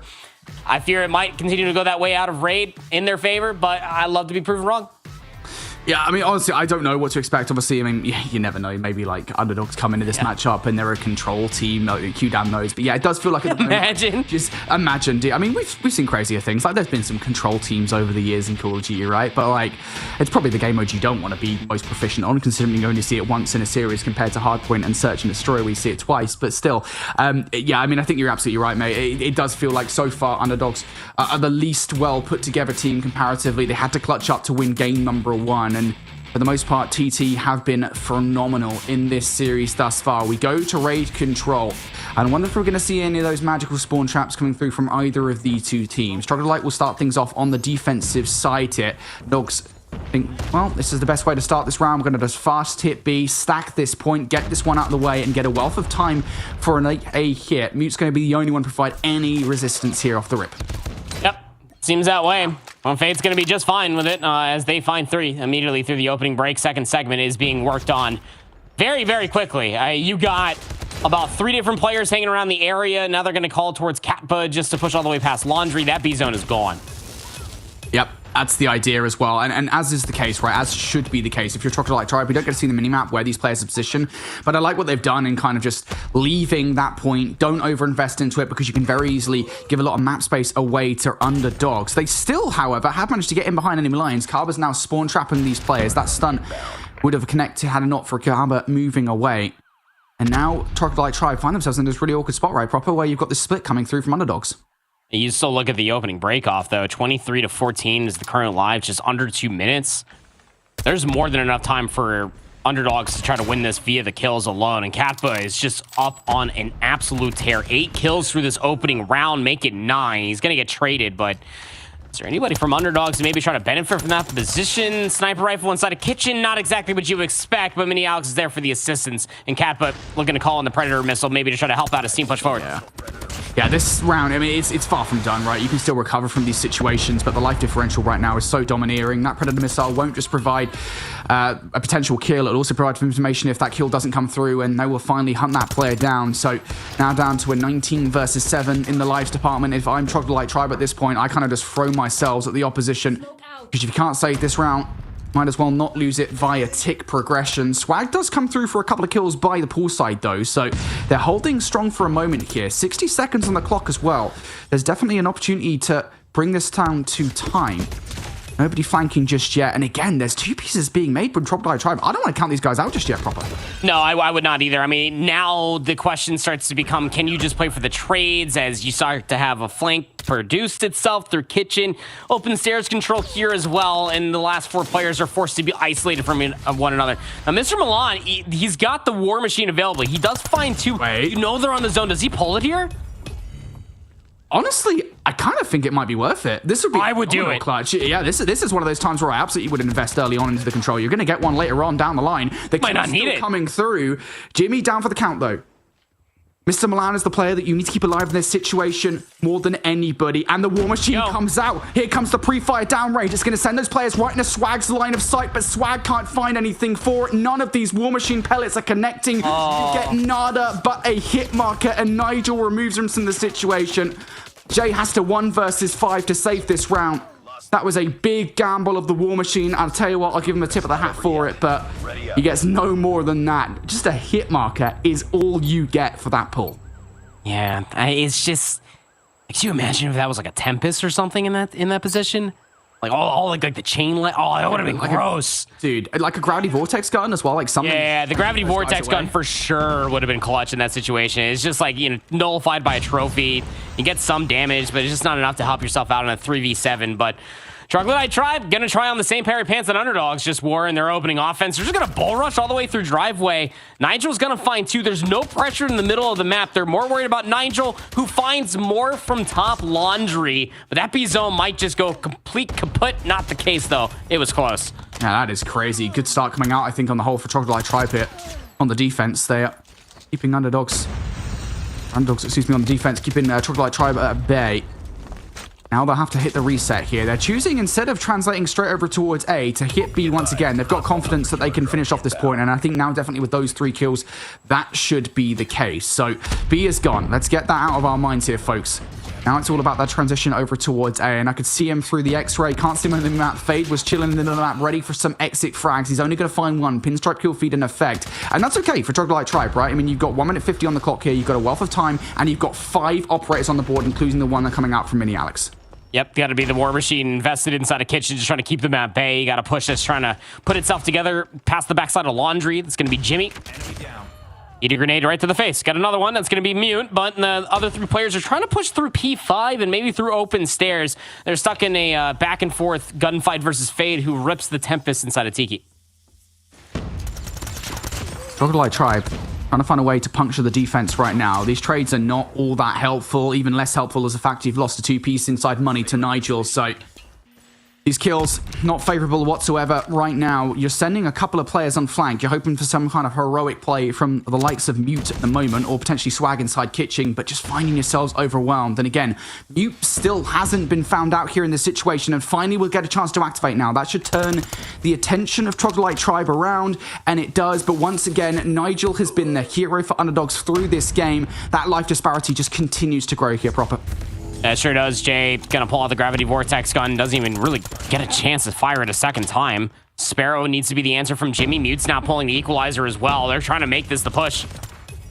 This is a pretty heavy investment for an 8 versus 14. Jimmy is only really going to find, what, 1 with the Sparrow. Now has to switch over to the USS-9, though. Going to get it done. Swag also going to bring out the Claw. So this is 3 operators into this single push right here, right now. 25 seconds on the clock. Somebody's got to touch the point to stop it, and they will. But now you need to follow up with the frags. It's just not happening. Gravity Vortex gun on the other side. It's zone control. Jimmy, the last one left to deal with. He will find 2, but no more than that. Mr. Milan outside the money window. Can he do anything? Yes, you can. War Machine coming out from Mr. Milan now. A 2 versus 8. Now a 1 versus 8. No more War Machine to speak of. 20 seconds. You ain't doing anything anymore. And for Troglodyte Tribe to invest 4 operators, you know, again, there's a part of me that kind of wants to go, you know, fair play. No, it is the right call. Like, you needed to respond back with an offense. There was realistically, in my opinion, no other option. You need to find a way to win that offense. And down so many lives, you need to invest all of the operators. That said, might be something that you wish you had, because if you can't convert this defense, then underdogs are going to take a 2-1 lead here off of the raid control. They have looked so good. Combined 30 kills in between Nigel and Fade. And Nigel, by the way, again, off of that 2-player class, he had such a quiet map 1 and 2, Brody, but this map number 3, he is always in the right place at the right time. Oh, my guy, doing a solid job right now. Underdogs about to catch B, I think. I don't think there's anything Troglodyte Tribe can do anything like this. And again, it's the exact same thing, right? Proper, where it's underdogs come out, immediately get control of B, an extra 60 seconds on the board, and now they've got a hell of a playground to work with here. There is a blue kill feed momentarily, but something I've got to call out Troglodyte Tribe not doing here on the defense. It's the second time they've not done it. We can only see it via the X-ray. They're not pushing forward in towards that top bedroom, Andy, and that's a problem for spawn control. Yeah, it really is. I haven't really been seeing just too much of the egregious spawn trap that is potential on this raid control thus far. A-zone going to be the last that is required. Nice little moment coming through from Swag, just making sure that nobody gets past inside of Tiki, but Mini Alex with the War Machine going to let them absolutely have it. No trophy systems for both Swag and Mr. Milan, and now they can get back over towards the zone. Yeah, once again, investment now from underdogs, and comparatively to what we saw last round, this is significantly more successful. 3 kills from the War Machine, 2 kills with the Sparrow. Mute, the only one with any value whatsoever. I don't believe they've died just yet, but now they finally have. That's 3 kills coming through from underdogs. Fade now finds 3 inside kitchen. Troglodyte Tribe have no choice but to face him inside the kitchen. Got to remove him from that position, but you don't expect Carver to come from behind. There's 2 pieces galore right now for underdogs. This has been horrendous for the last minute or so, where underdogs have totally dominated Troglodyte Tribe. And it gets us in a position where now, what, a 14 versus 9, just over 60 seconds on the board. Mini Alex produces yet another 2-piece, and Troglodyte Tribe in trouble kit. It's only a 4-life disadvantage, though. So, I mean, Troglodyte Tribe, they're not out of this quite yet. There's no operators across the board for either of these 2 teams, so it's going to be the good old-fashioned Gunny out of Kappa, who finds 2 more. Mutes right there for a trade. No respawns remaining for Troglodyte Tribe. Yep, you're losing your last player as well. Mr. Milan, who's been a key player in this control, is out of the round. Mini Alex going to get meleeed from Jimmy. Emphatic way to try and close out this control. More kills still coming through from Troglodyte Tribe. So once again, these control rounds have been coming down to the wire every single time. But you've lost 2 players and they're not coming back. 33 seconds on the clock. Underdogs, a couple of ways you can do this one. You've got to try and stop the clock. Trades coming through. Jimmy, 1 versus 6. You got to pull this off. This would be one of the best plays we've ever seen in SBS. Just lasers just ringing across the board. Jimmy gonna slide out. Gonna get an angle on 2. Hold on a second. USS 9. It's pretty good, but those last few shots just were not it. 3rd segment. Oh, it's gone. Oh, it's so gone. Yeah, Kappa's just gonna rip the equalizer and just push him immediately. That's tough scenes when it comes down to the Troglodyte Tribe's underdogs were undeniable, and they take a very crucial swing map mode combination going in towards the eventual map 4. Yeah, just a phenomenal control coming out from underdogs there in that game. I mean, just exactly what we kind of wanted to see from them right from the rip. I think they're 2 offensive rounds here proper. Well, I mean, almost immediately they managed to get control of B, and then almost immediately off the back of that managed to get significant map control. And I gotta say, again, I kind of mentioned it towards map number 3, or so round number 3, excuse me, because I noticed it in round number 1, but I wasn't entirely sure considering we've only got the X-ray to work with instead of the mini-map here on this remastered raid. But I think it became pretty apparent that the problem there in those defensive rounds for Troglodyte Tribe was that they were losing B, and their initial reaction was to try and plug holes in the middle of the map and around their flank instead of actually being proactive about spawn control. Because again, I've said this time and time on Raid, and this is how Raid control works. If you get a player in top bedroom, and this is how Raid has worked in every COD game that's appeared in, you get a player inside top bedroom, you are going to force them to spawn further back into the garage. That's just how it works. You're going to force them to run across the map every single time that they die. It's going to waste a lot of time for the offensive side, and so many teams don't do it. Troglodyte Tribe did not do it there in those defensive rounds. And the other thing I'll say here proper is the fact that, you know, we always talk about those operators, right, how crucial they can be. The operators that we saw from Troglodyte Tribe, like, we mentioned it, like, fair play, they were using them correctly, they just weren't finding value. Yeah, oh, totally. And even when you recollect that entire scoreboard that we just saw, there was maybe like a 10 kill differential in between these in between the two teams. And you felt like for underdogs, like the majority of those kills that they were finding were from the opening breakoffs. I mean, to go in towards any control at any level of Call of Duty and just 3 in and 3 out is very difficult to do, especially with how swing back and forth here in Call of Duty Mobile with the operators can end up being. But you go back towards the go for broke moment to pull out the operator towards the end of round 1, maybe try to make it worth it. You don't have that. It built up for an unfortunate snowball. So now we go in towards this Slums map number 4, and it's Underdog's map pick. And that's why I was saying this is going to be interesting, because if Underdogs are comfortable on it, then they're setting themselves up wonderfully for a 3-1 win. All things are very dependent, because Troglodyte and what we got from that map number 1 were very, very quick. And they only lost that map 1 by a whole 5 seconds. So albeit their own pick, I'm not too sure. They have been playing with a certain level of explosivity that we got to experience in that Tunisia map number 2. They got suppressed in that map number 3, but I'd like to think that they might have it back here for this map 4. All right, man. Well, this has been a really weird series so far. We start off with a down to the wire hard point. We go to a search and destroy in which the Troglodyte tribe seem to blow Underdogs out of the water, and the raid is the total opposite. So I got nothing, mate. I have no idea how this Slums hard point is going to go, but I'm so glad I get to cast this one with you, mate. It's always a fun map to be a part of. Now we're going to see whether the Troglodyte tribe here can tie this series up and get us that all-important firing range. Off the start, it is going to be a wave of gunfights. Troglodyte tribe doing a good job at the moment at keeping that mid-map control. But crucially right now for Underdogs, and this is good news, they're on the right side of the map for that P2 rotation. So Troglodyte tribe going to have to be a little bit more proactive here if they want to get that. Yep, sure will. And you can see just the northern pressure, immediate focus out of Troglodyte. That is exactly what you want to try to do on that side of the map when you do start. And they're benefiting from it as well. I mean, Underdogs are just nowhere to be found, and all the space being provided in towards the back. This is well ahead when they should be fighting for the rotation towards New Brody, and Troglodyte tribe are more than aware of that and letting them absolutely have it.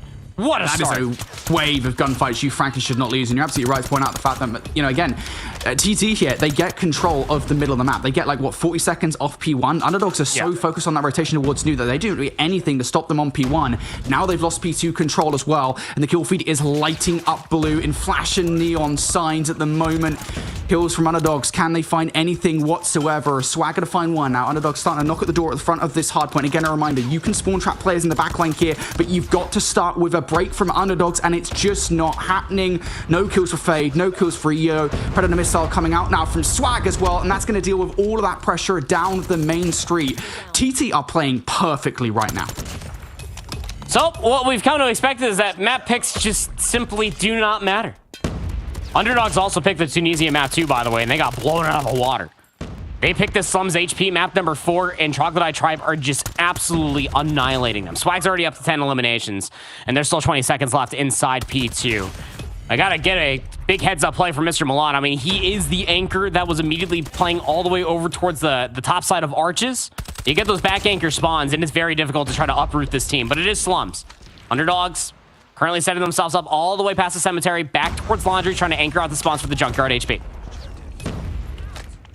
All right, well, Underdogs need to hold this time. Again, back spawns for Troglodyte tribe will now come into effect. So any hope of chaining these hills back to back off the back of those spawns has now dissipated in front of their very eyes. Utilization of the War Machine and the Tempest coming out from Mini Alex and Fade respectively. They are desperate to hold on this time, but there's operators on the other side. It's operators galore right now, and Swag comes off better from it. 2 with the claw. Mr. Milan, excuse me, adds insult to injury, and it takes 25 seconds for Troglodyte tribe to make their way in towards the hill. Nigel has an operator, and he's kind of gifted another close spawn. The Underdogs, they effectively all spawn inside of the garage, so they immediately try to get back in towards the thick of it and force the split spawns to come through for Troglodyte tribe. They are getting a little bit closer towards the Junkyard now, and the pinch will be in full on effect. North to south, it feels like here for P3. Very scrappy back and forth, but you're happy with that if you are a Troglodyte tribe, especially with the lead that you've been able to build from yourself from P1 and the full 60 off of P2. And now they're starting to flip a little bit of a pressure. If you're the Underdogs, you really don't want to be in this position anymore. Look at the spawns for Troglodyte tribe ahead of the bricks rotation. TT Now spawning out towards the middle of the map. Underdog's actually kind of okay at the moment, right? I don't think they've necessarily recognized it. Look at the way that player number 3 in the map is looking. Carbo, though, now has the equalizers moving forward, looking to get this one done. Only finds the tiniest amount of value.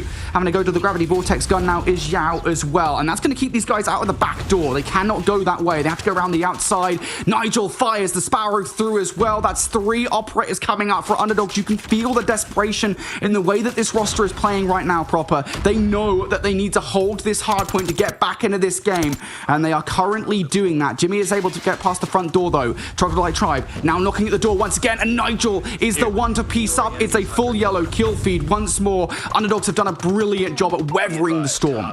I mean, you say desperation, but I say that Underdogs absolutely played the end of P3 going in towards P4 as best as they possibly could, right? I mean, think about how many investments that they got from the operator side of things during the Junkyard hardpoint. Not many at all. Troglodyte Tribe were throwing everything plus the kitchen sink out of the window, and just for a full-on initial hold, they pull out the equalizer. You have to whittle your way through the garage main doorway just to try to contest the time, and that is a good eaten from Nigel, who finds 2 from the Predator missile off their efforts from the Sparrow towards the end of the last hard point. This makes things dead even. 108 to 84, Underdogs back in towards the game.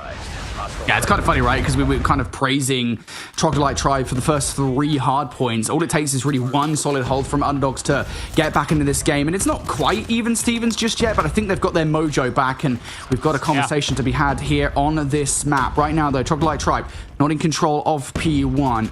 Trying to get themselves all this around this hard point, looking at various points of entry. Mini Alex is flying from corner to corner of the kill. He'll get shut down. Now Mute, king of the kill, quite literally up top. Pre-firing that brick side of the hill, ready for Underdogs to try and get out. It's not going to happen. Fade, the only one left up, and he will actually produce a 2-piece that clears out that scrap time. Troglodyte Tribe now going to be the first team to touch on new. It's that Brick's main wall there during P1. It's the most important part, and I love that call that coming through from the Underdogs. Again, they didn't have the initial numbers, but they were waiting for Fade to push all the way through Bricks, and now they're starting to manifest this push all the way through Arches, trying to get back in towards the anchor. They couldn't do it the last go of Hardpoints, Brody, and it's looking to be the same thing this go around as well. Yeah, that's an investment coming through from the equalizers from you, and it's continuing as well. 3 operators out right now for Troglodyte. Mutes will go away, as will Jimmy, and there goes Swag as well. So now none on the board. Got to do it honest right up front with their weapons, and still more to be done. Mini Alex and Nigel assaulting the hard point. Both of those players down for the count. One more up top in Yao. He will find a couple of kills here, and now looking to force the back line. Yao using the gravity vortex gun to push forward here. That's 5 kills in a row for Yao, and this is that spawn trap that I was talking about. Troglodyte Tribe will continue to spawn here over and over again, and the dogs can just sit here and pre-fire at it.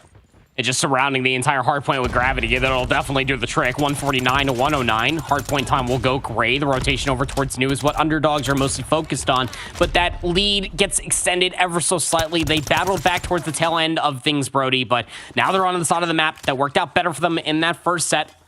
If they're able to pick up at least one that's watching a major cross, would-be Swag could be very, very helpful for them to be able to maintain this side.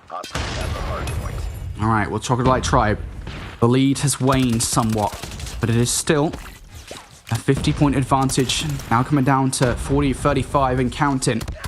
Underdogs winning all of these initial fights. Crucially, they win one towards the backline as well. Yao wins the challenge for those spawns towards the fountain. Nigel, the investment for the Sparrow, not really getting anything, but only because of the fact that the rest of the team is picking up the fights. Now looking for something towards the end. Unfortunately, he takes himself out. An arrow, an explosive arrow right in front of him is not going to be helpful whatsoever. And as he collapses, as does the rest of Underdogs, Troglodyte Tribe have managed to break their way through the front of this hill, but you see an investment coming out from, I think it was EJ there with the gravity vortex gun. Doesn't actually do anything, and a nice double kill coming through with a nade over the top from Underdogs means that they are still fighting for this scrap time here, Proper.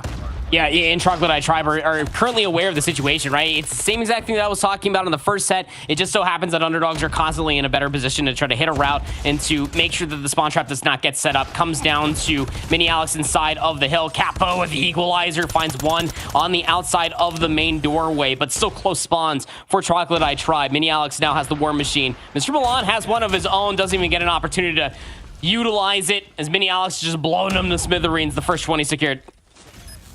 And this was the hard point last time around, where Underdogs were able to secure it for at least 50 seconds of the time. Troglodyte Tribe Only one operator to speak of on their side, and I don't even know really if they're going to want to invest it right here, right now, because they know how strong underdogs are on this hard point. Underdogs are throwing everything they've got at this hill right now. Predator Missile comes down for a couple of kills. Swag trying to exit through the graveyard, but it feels so individual at the moment from Troglodyte Tribe. They're trying to find their way through. Here comes the operators, though. Sparrow from Jimmy goes nowhere. Mute with the equalizers finds a couple of kills. The car bomb to get it done. They will break through for the back 10 seconds, but it is only scrap time here.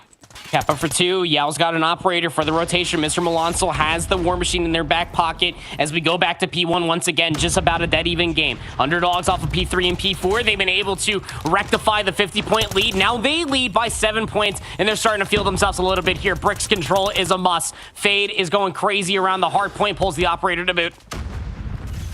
You know how important getting time on P1 is. Fate not really having anything to do again because those kills are dissipating right in front of him by way of the fact that the teammates are getting them. Fade, nothing with the Tempest. Trades coming through now. Troglodyte Tribe trying to fight this one from the brick side. Players to deal with from multiple different angles. Jay, can they get anything done? No. As Mini Alex doubles up. Jimmy with a slide shout. Is there a trade from underdogs? No. So Troglodyte Tribe now back in for this time. USS9 doing a stellar job just pre-throwing through the smoke towards blue. Now players approaching from the other side, but you lose Mute. Mr. Milan looking to try and plug that gap in the gameplay. It just is not happening. Underdogs trying to fight a war on two fronts right now proper. Trying to rotate towards New and also fight through ult. Jimmy's on like 6 in a row. He's going to call on a Pred Missile. That's going to help him push a little bit further forward as well. A hard point being contested. Fade pushes in, catches at least Jimmy playing Fruit Ninja on the tablet. The break is in for underdogs.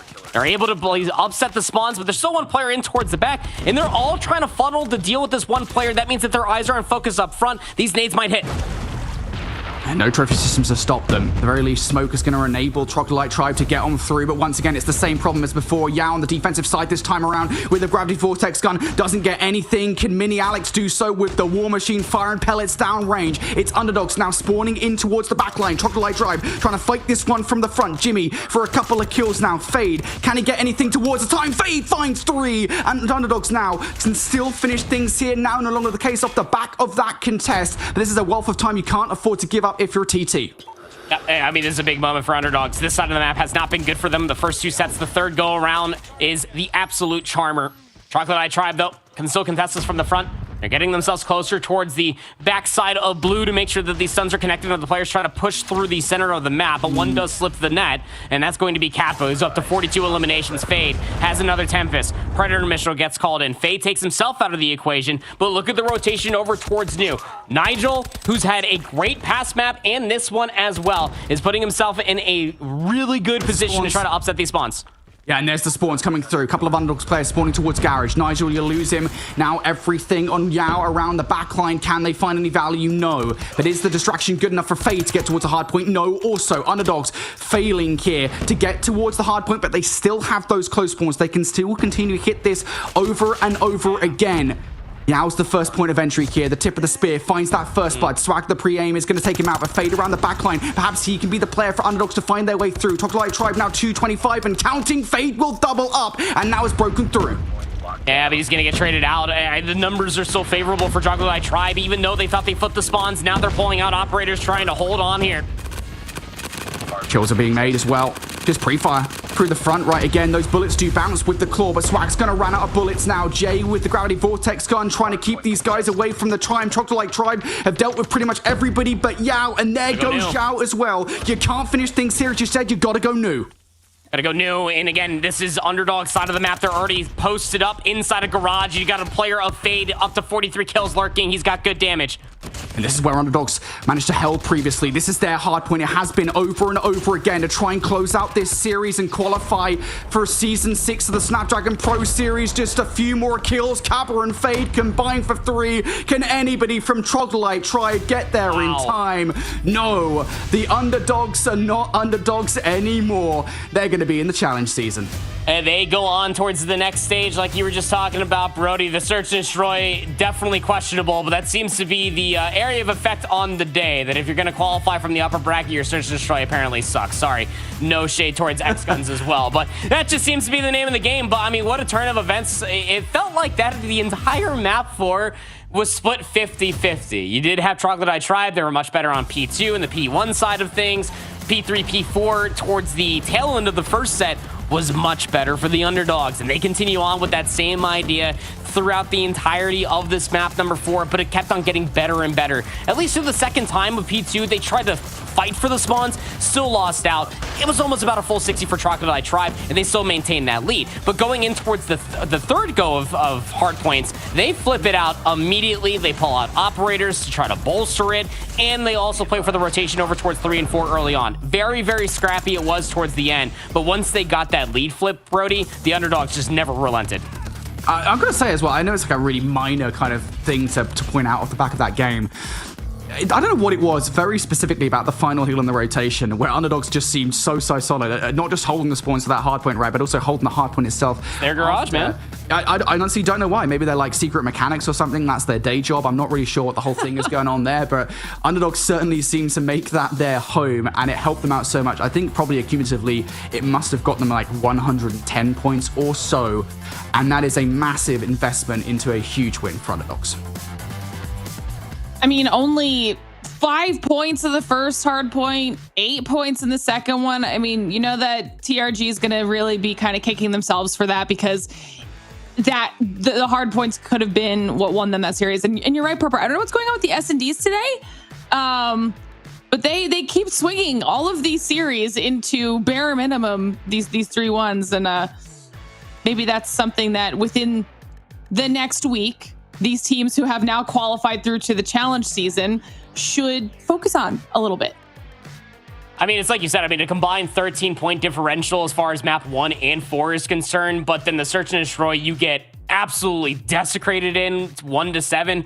Somebody's got to have a conversation start about that, because that ain't cool. But then you 3-0 them in the second objective game mode, and that is really, really bueno to see if you are the underdogs fan. But those hard points, as close as they were, it felt like that the series could have gone either way. And again, Troglodyte, they're not done with things quite yet. We already talked about how Ascension have a very tough matchup versus Hexad. Quantic Nation still have their matchup. But Troglodyte, they just might be another Lily Patent exclusives way, because that's going to be their next qualification match. And to say it's going to be more difficult is putting it lightly.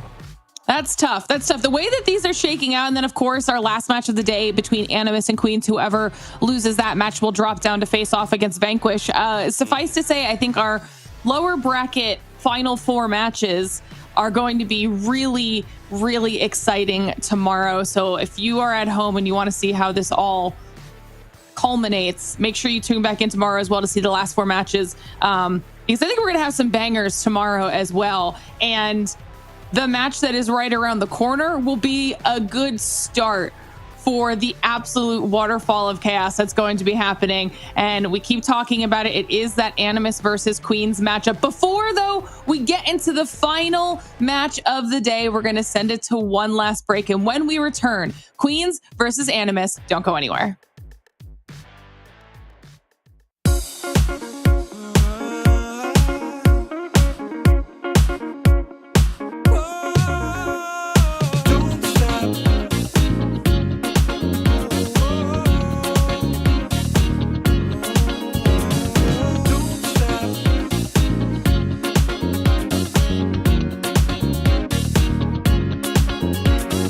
Don't stop, gotta get it going. Keep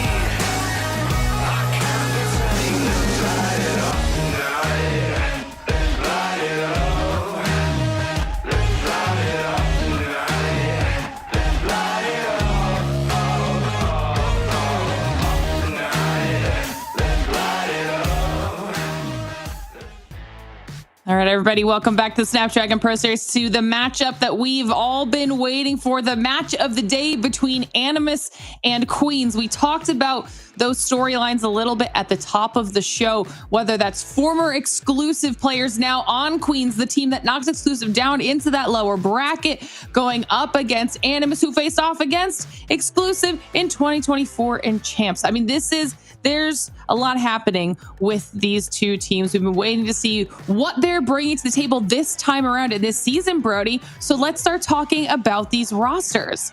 Yeah, I'm really excited again in this one. I think, proper, you said earlier on today, right, that this could well be kind of like a matchup that we have as like a grand final at the end of the entire season, right? And that's absolutely the right way to look at this one. These two are two of the best teams we have in the competition. You've got Animus on one side, who, again, they are our current champions in Europe for good reason. They did incredibly well last season, but it's worth saying nobody necessarily expected them to do that. You got to remember that they initially lost their first battle with exclusive. Then, of course, we had that grand finals where they kind of, in a surprising fashion, managed to take them down. This time around, they are strengthened. Marvel is back from his stint on Team Vitality. He is going to basically superpower the roster, and you've got kind of a more underrated addition in Kyra as well. He was on that wanted roster. So honestly, love the look of Animus in their current form. Queens on the opposite side, I mean, like, they did beat exclusive. When you think about European Call of Duty Mobile, it almost feels like that is like the Cerberus of the nations. Like, you got three top teams. What order is that in? Right now, Animus still feels on top. Guthilla is nuts. But this Queens roster, 2-0ing exclusive, the way that they did makes that argument that they're about to be that second place team. You know, Marvel coming back into the European Call of Duty Mobile world did kind of shake things up ever so slightly. But Jace, alongside Creed, like we were talking about, former exclusive player, they make a fantastic duo to bolster out this 5-player team of Queens. I'm excited to see what this one's going to look like, or it was all just for naught in Queens. We're just better than exclusive on that day, and Animus just blows them out of the water. I'm not too sure. Either one I'm here for, but it's going to be a banger either way. The second option would be very crazy if that's what It'd be very unfortunate. Now I'm stressed. Let's take a look at the picks and bans here. See what we've got going on for our map pool for the final series of the day, because we're going to be kicking things off here with a Slums hardpoint, Brody. Yeah, this is going to be a fun one. I think this is one of those maps, again, I'm trying to remember because it was a while ago now, that they took away, the Queen took away, it's going to be from exclusive in the UEC Grand Final. So I think they were pretty good at Slum's Hardpoint, if I remember correctly. So it's not surprising to see that being a Queen's pick. As for the rest of the series, again, you've got the likes of Hassie and a Hardpoint, which I think should benefit Animus, considering it was something, I think, one of their saving graces in Hardpoint last season. It's difficult to remember. That was like late last year. But yeah, it's the usual suspects. If we get to a game 5, I'd be so happy though, because I think Coastal has been proven to be a pretty good search and destroy map so far, and I got a feeling this one could well go the distance. There's a whole lot of pace as far as these 5 maps are concerned, if you ask me, especially for the map number 1. It's going to be a really good feel them out type beat in between these two teams to see what SMGs are prepared for this Grand Finals-esque showdown. Yeah, I mean, these are teams that we expect to be in challenge season regardless. So this is a good taste of what we can see throughout the next 4 weeks after our open finals are concluded. And don't forget, everybody at home, this is still the upper bracket. So whoever loses is not out of the competition. They have one more opportunity. They'll drop down into that lower bracket and they can fight there tomorrow to see who gets those last 4 spots. We've got some really good matches already set up for tomorrow, and this will be the last team that we're waiting to find out who that's going to be. So make sure you are tuning back in to find out how all of it goes, or at least check our social media for any updates on how EU is looking like it's all going to shake out. And if you're hanging out with us in chat, also let us know for this final match who you guys think is going to be winning. Is it going to be Animus in this match, or will it be Queens? Because we are moments away from finding out. Match number 4 is ready to go. So let's close out day 2, guys. All right, thanks, Lauren. Yeah, Animus versus Queens. This is the match we've been waiting for all day long. Again, for either of these two teams, it's not the end of the world if you lose this matchup. You've got the safety net of the lower bracket, but ideally you want to get it done here. And you want a massive confidence booster as well, because if you win this matchup, you'll be going into the regular season, into challenge season as favorites. And we start this best of 5 with Hardpoint. Now, I've got a feeling that Animus will have been spending a lot of time between champs and now using this as kind of their sole focus. They knew that Hardpoint, that was kind of their biggest problem going back to Season 5. They knew that they needed to work on it. I'm curious how much work they have put into it, and I think we're about to find that here.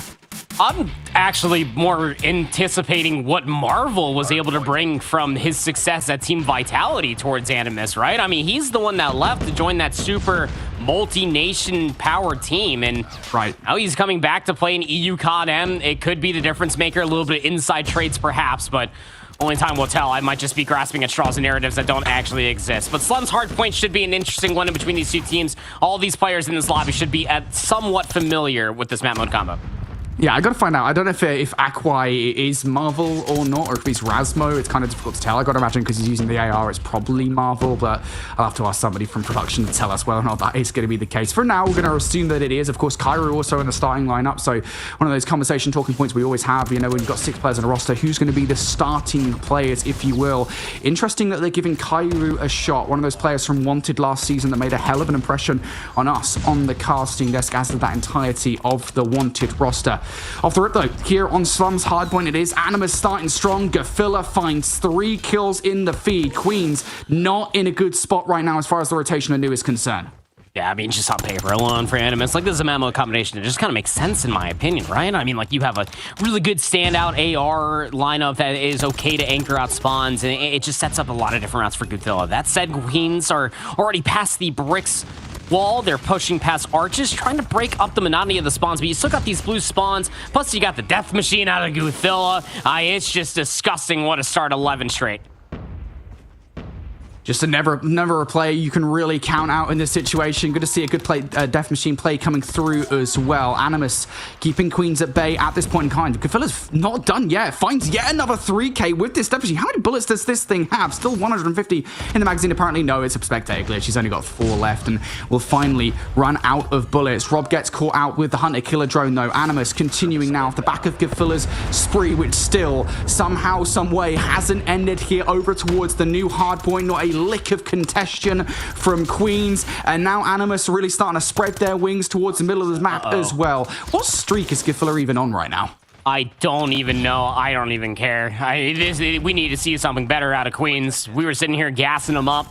Their 2-0 win over exclusive, and this is starting to really posture Animus to just be the superpower they might be.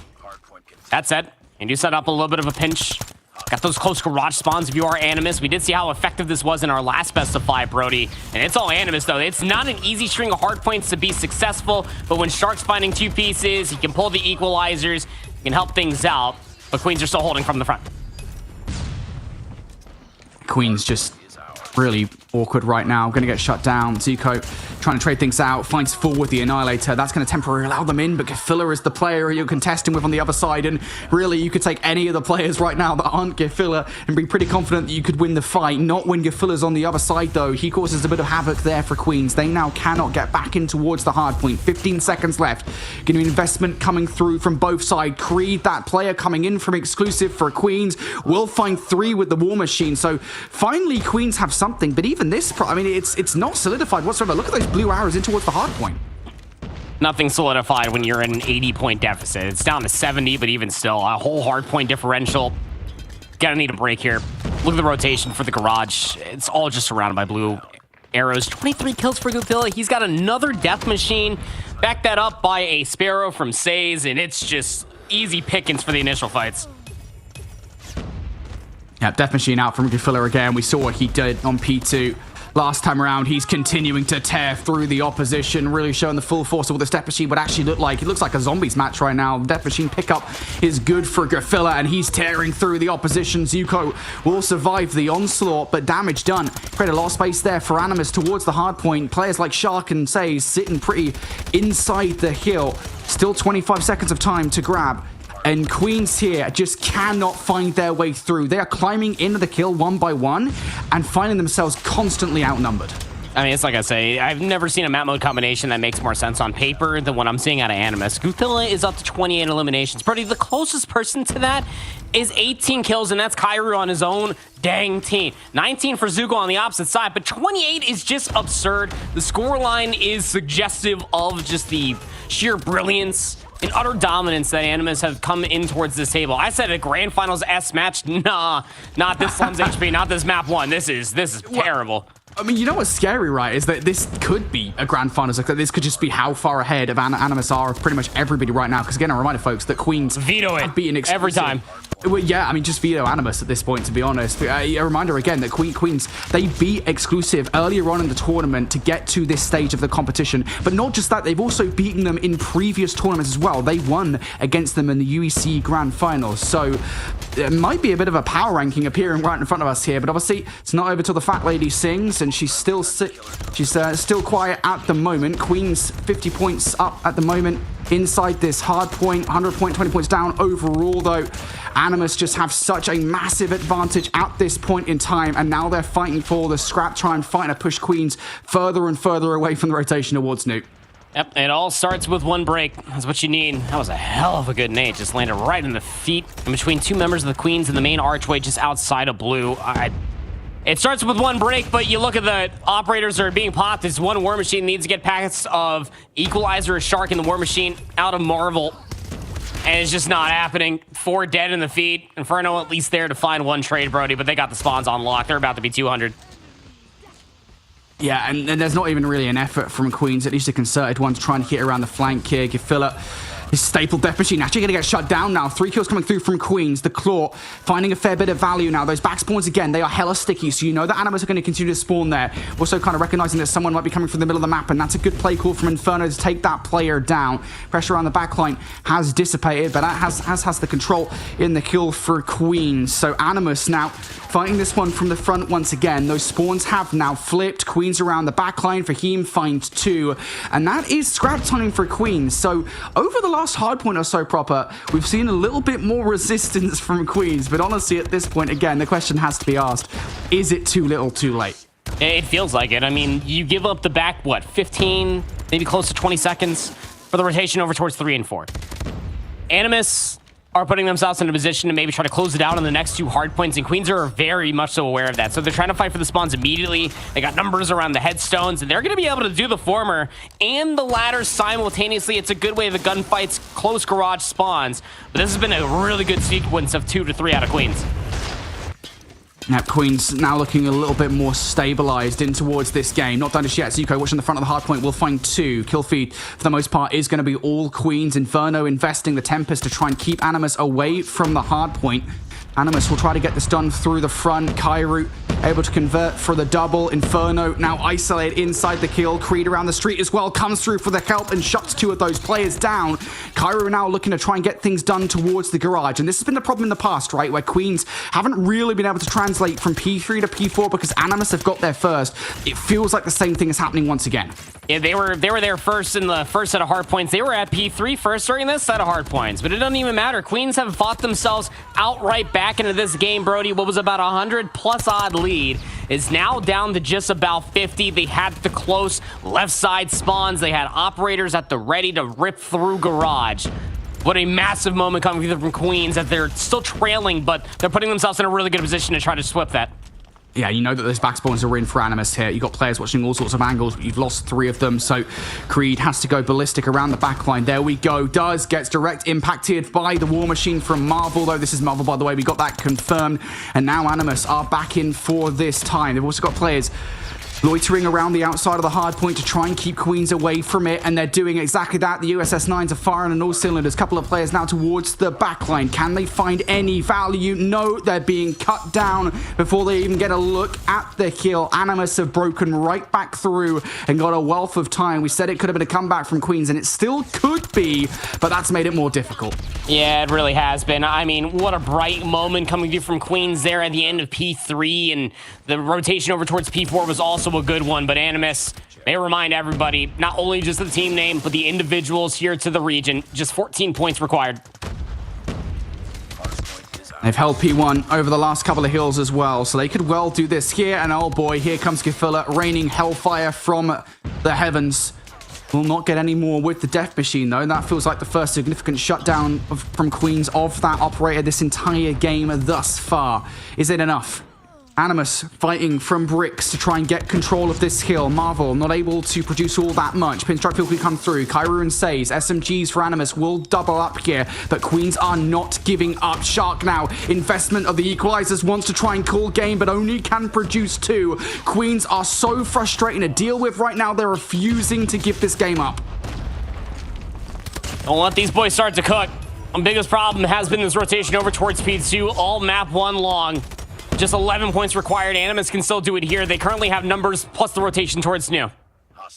Rob with that kill, though, is going to stop that from happening. As you said, the rotation towards New, though, is the biggest problem right now for Queens. You get that 8-second grace period between the last hill and this one popping off, and that's all the time that you've got to hit this from either front around the backline. That backline push has gone awry. Say's trying to get things done with the Sparrow around the front. That's not going to happen. Kairu comes through for 3. That should be the calling of the game from Kim. If not, that final Gravity Vortex gun pull would have got a couple more kills. Animus confidently taking game number 1. Yeah, I would say pretty confident, but a lot more of a respectable scoreline from Queens than what was suggestive of what we were about to get at the end of the first set of hard points. I mean, they fought back valiantly, just making sure that they were fighting for the spawns. P2, the second go of things. Their P4 break was brilliant in the second set as well, but it just felt like that they were always fighting from behind because they truly were. We were talking about some of the biggest disadvantages. It always feels like it is certainly winnable, but once you're looking at a 100-point deficit, that you have to play Slum's hardpoint of all things flawlessly and stringing together 2 and 3 the way that that they needed to do. It's such a tall order to ask, no matter who you are going up against. This time, you're going up against EU's number 1. It just makes it that much more steeper. Yeah, I do have to give, again, Queen some credit here, because as you said, towards the back half of the game, there were certain moments where they certainly looked more active, but I mean, just that, what was it, a 120, 130 point deficit going into the second set. That was such a massive problem that Queens had to contend with. Looking at the end of the scoreboard then, Gafilla with 55 frags and over 90 seconds in the hard point. Nice. I was thinking about it, you're kind of in the middle of the game, right, proper. This is a performance from Gafilla, who has always been a pretty good player that we haven't really seen before, right? You cast your mind back to like early season 4 Omniscient, right? And it was always kind of Saturns or Lucky that we'd be talking about in season 5. Always talking about other players. Again, Narcs was the player to step up. And honestly, I think here in this season, maybe this is finally Gafilla's chance to show what he's capable of as one of the best players on an already pretty stacked roster. Yeah, I don't know, man. I've always seen some pretty big explosive moments out of Gafilla. A lot of them from this map in particular. Just the timings that he's able to kind of muster with an SMG in hand, sometimes an R90. been quite electric over the years that I've been watching this young COD mobile player blossom in the European region, but only time will tell. You got to shut things down. This could be where Queens might feel a little bit more comfortable. Utility, long-range gunfights could shut down the aggression out of Animus. Well, early aggression from Animus hasn't really delivered all that much here. Queens feel quite comfortable in their setup. Utility to try and break things for Animus. That nade doesn't have a trophy system to contest with. Unfortunately, doesn't have a player to meet either. So all it takes is one pick from Animus here, and they will find their way in towards one of these sites. It's like Fahim's starting to take a little bit more space away. He's on the other side of the B-bomb site. Might have a 1v1 here versus Saze here in a few moments. I'll say it's more than aware. Yeah, good angle, good read, and then the second on the opposite side comes through. A execute, maybe, but doesn't matter. You got numbers. Yeah, players have got to clutch up in this situation. Zuko really wanted to get a clean fight there and isn't able to do so. So Queen's hit, starting to really feel the heat. Hard under the collar right now. Creed goes down. Now just down to Rob and Zuko. You've got no control over the B site whatsoever. And as soon as you rotate away, I think Shark should have Zuko's number unless he gets some bad timing. Kyrie's watching the cross as well. They're not going to go around on that side. Last player alive would be Rob, and yeah, he's just going to sprint right into it. Easy quick scope out of Marvel. The namesake, honestly, has been very good with a sniper rifle his entire career. We'll find that final kill. But that was really cool as far as it was executed. I mean, Animus, Ceremonious, you yeet your nades over top of the A, see if you can get anybody across through mid. But they were just hoping maybe for a rotation, and they catch somebody lacking on two different sides of the map. Easiest numbers advantage I've ever seen. Animus showing how it's done here on the offense on Tunisia, search and destroy. It's the exact same setup once again. Queens left to figure out what the heck is going on for a very long period of this round. Of course, there are longer rounds in Call of Duty Mobile compared to mainline, so got a bit more time to play with. Animus still experimenting.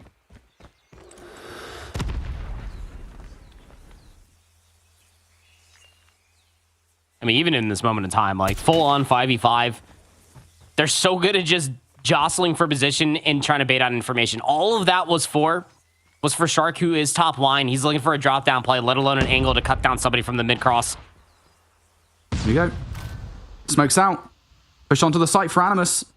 Not numbers just yet. Looking to brute force their way in and didn't quite expect Rob around the back boxes. So that's bombed down. Trade is good from Kairu. There's Shark following up with another one. Yeah, Creed might well find Marvel. But this is a 3 versus 3. You're content with that if you're Animus because this rock's going down. The Shark's got to plant the bomb, though, so that means that Saze, the Type 19's got to watch the hole in the wall and towards the back. Would have loved to be able to push that out if you are Shark, but this post plant, it's all turtled up around the bomb side. A pretty good one. Just waiting for Zuko to complete this flank towards the offensive spawn. Cannot lose their life until it completes the circle. Yeah, none of these 1 versus 1s are going Queen's way at this point in time. That long flank's taking a really long time to get here, and the support has been cut off as well. There goes Zuko, there goes Fahim. Creed's been tagged up, trying to back away to preserve their life. That's not going to happen. And again, it's individual 1v1s there on the retake, none of which are successful. And we've seen this from Animus quite often, right? You get Shark in towards the top side of line, just waiting for the cross over through the middle of the map, and it's executed so wonderfully. Yeah, Rob caught him by surprise, but the trade department was that much better, and then the post plant, chef's kiss. Comes another push all the way through the top side of Barrel. More defensive members here for Queens.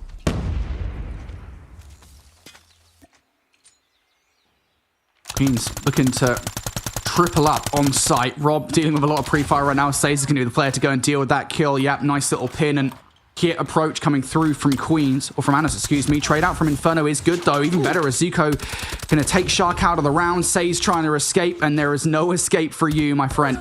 Marvel and Kairu now left up to collect, and oh my goodness me, yet another collateral. How many times are we going to see that today? Tough scenes. You felt like that round was so winnable, and now it's a 2v2. But Queens, they're isolated on two different sides of that. I don't think that Animus are going to be expecting Fahim to be behind enemy lines. Leaves Marvel in a 1v2. Gets good info on the first. Love this. Just a minute to play with, too, here, Brody. Yeah, I love this from Queens, right? Not taking any chances in this situation. Just play this one together. Definitely not against a caliber of player like Marvel. He's got the bomb over towards the site. But again, anytime you get this bomb down, you're putting yourself at risk of being shot up from the various angles at which there is a way to approach this site, and Marvel knows it. Sniffing out any of these 2 kills, you could smell them.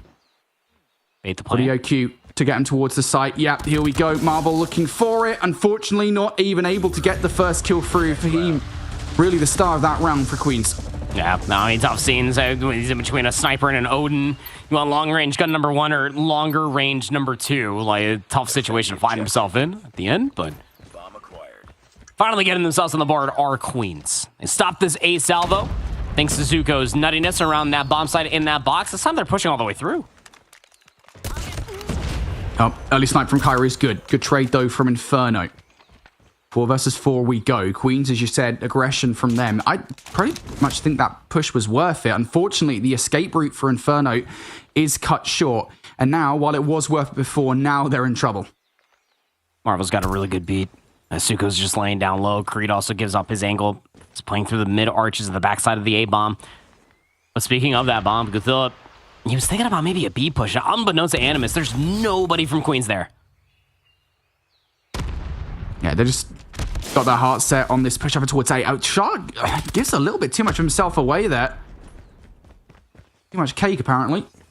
Animus now having to rotate over towards B. And yeah, I think there's the play call. Maybe they've got the information now that, hey, like, there's probably nobody at B. And the idea here was Says, catch these guys off on the roto. Yeah, I mean, Says didn't connect with anything with his frag grenade. The smoke was thrown over there just in case anybody was. But it's going to allow the plant to come through. Got to go for a double shot. 1 from 1 would be good.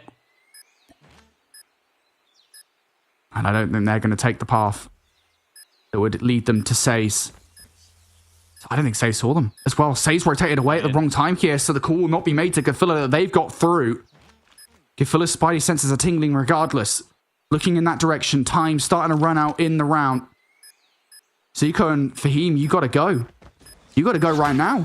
Going to check the corner. There it is. But Says on the other side will double up. 1 with a snipe, the second with a tight 19 to close things out. 2 versus 2 goes Animus' way. Yeah, there was a point in time where, yeah, spidey senses were absolutely tingling because Queens in their very long route over towards the bomb site, which did take quite a bit of time, kind of led Animus to believe that the retake was coming from CT. Not the case at all. Good read and good cross up soon afterwards. A 3-1 lead so far for Animus. They can do no wrong. Animus now getting aggressive here in this round. They've got rounds to play with. As you said, 3-1 lead on offense is everything. And they are certainly playing with these rounds now.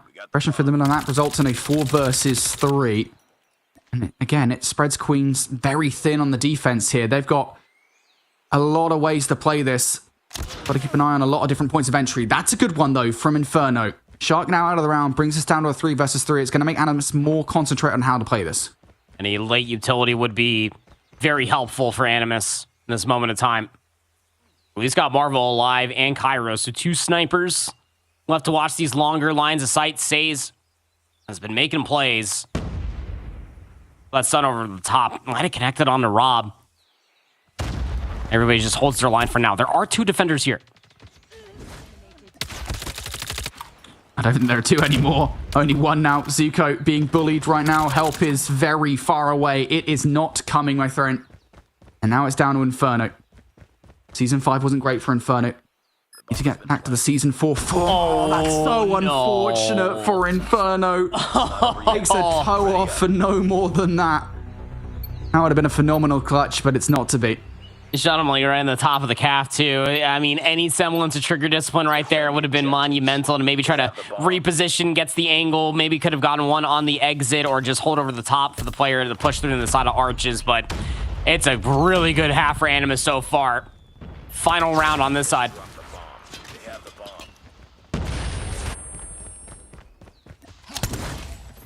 Trying to deal with the initial pressure here at Queens. That smoke's going to allow Shark all the way through. Going to get cut down. Numbers now favoring Queens here. Animus stuck between all of these different players. Flanking is a Rob. Can they find anything with the R9? Big gunfight and no. Escape route potentially. No. Says gets traded on and out. And now it's just down to Marvel. Stuck between all of these different players and no route of escape. So much better round there for Queens to close out their defensive efforts. But now they got to start winning some offenses. Yeah, I mean, you'll take a 4-2 half over a 1-5 half. One definitely sounds sexier than the other one. I'm not a numbers guy. I'm just simply stating facts. 9 kills on one side, though, from Says. That's nuts. The offense is quickly hitting towards A off of all these nades. Yeah, and why not, right? Nades over the top, utility over the top here, hoping they can overwhelm those trophy systems. Stun in the cut.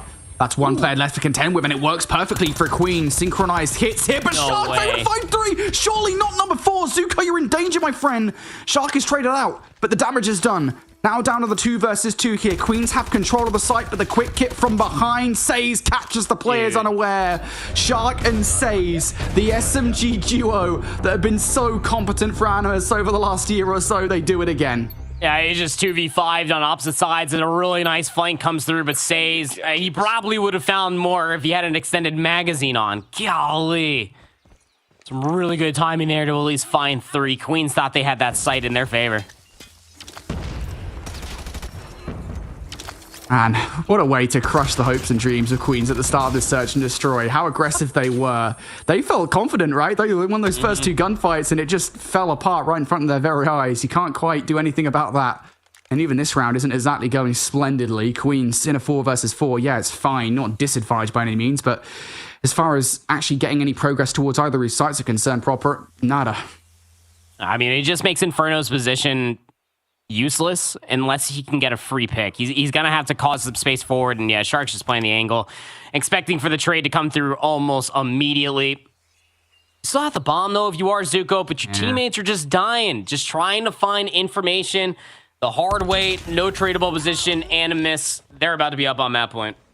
I feel like if Fahim actually plays his life there and even wins the 1 versus 1 against Gefilla, excuse me, this is a totally different round, right? There's an exit strategy for Queens, but every single potential out in this play, again, has dissipated for Queens. And now it's all down to Zuko. Gotta pull a clutch out of your butt. And you have to be perfect. Has to predict Gefilla. Not gonna happen. 6th round on the board now for Animus. I gotta give Queens some credit. There's some creativity out of these offensive efforts, but the executions left a lot to be desired.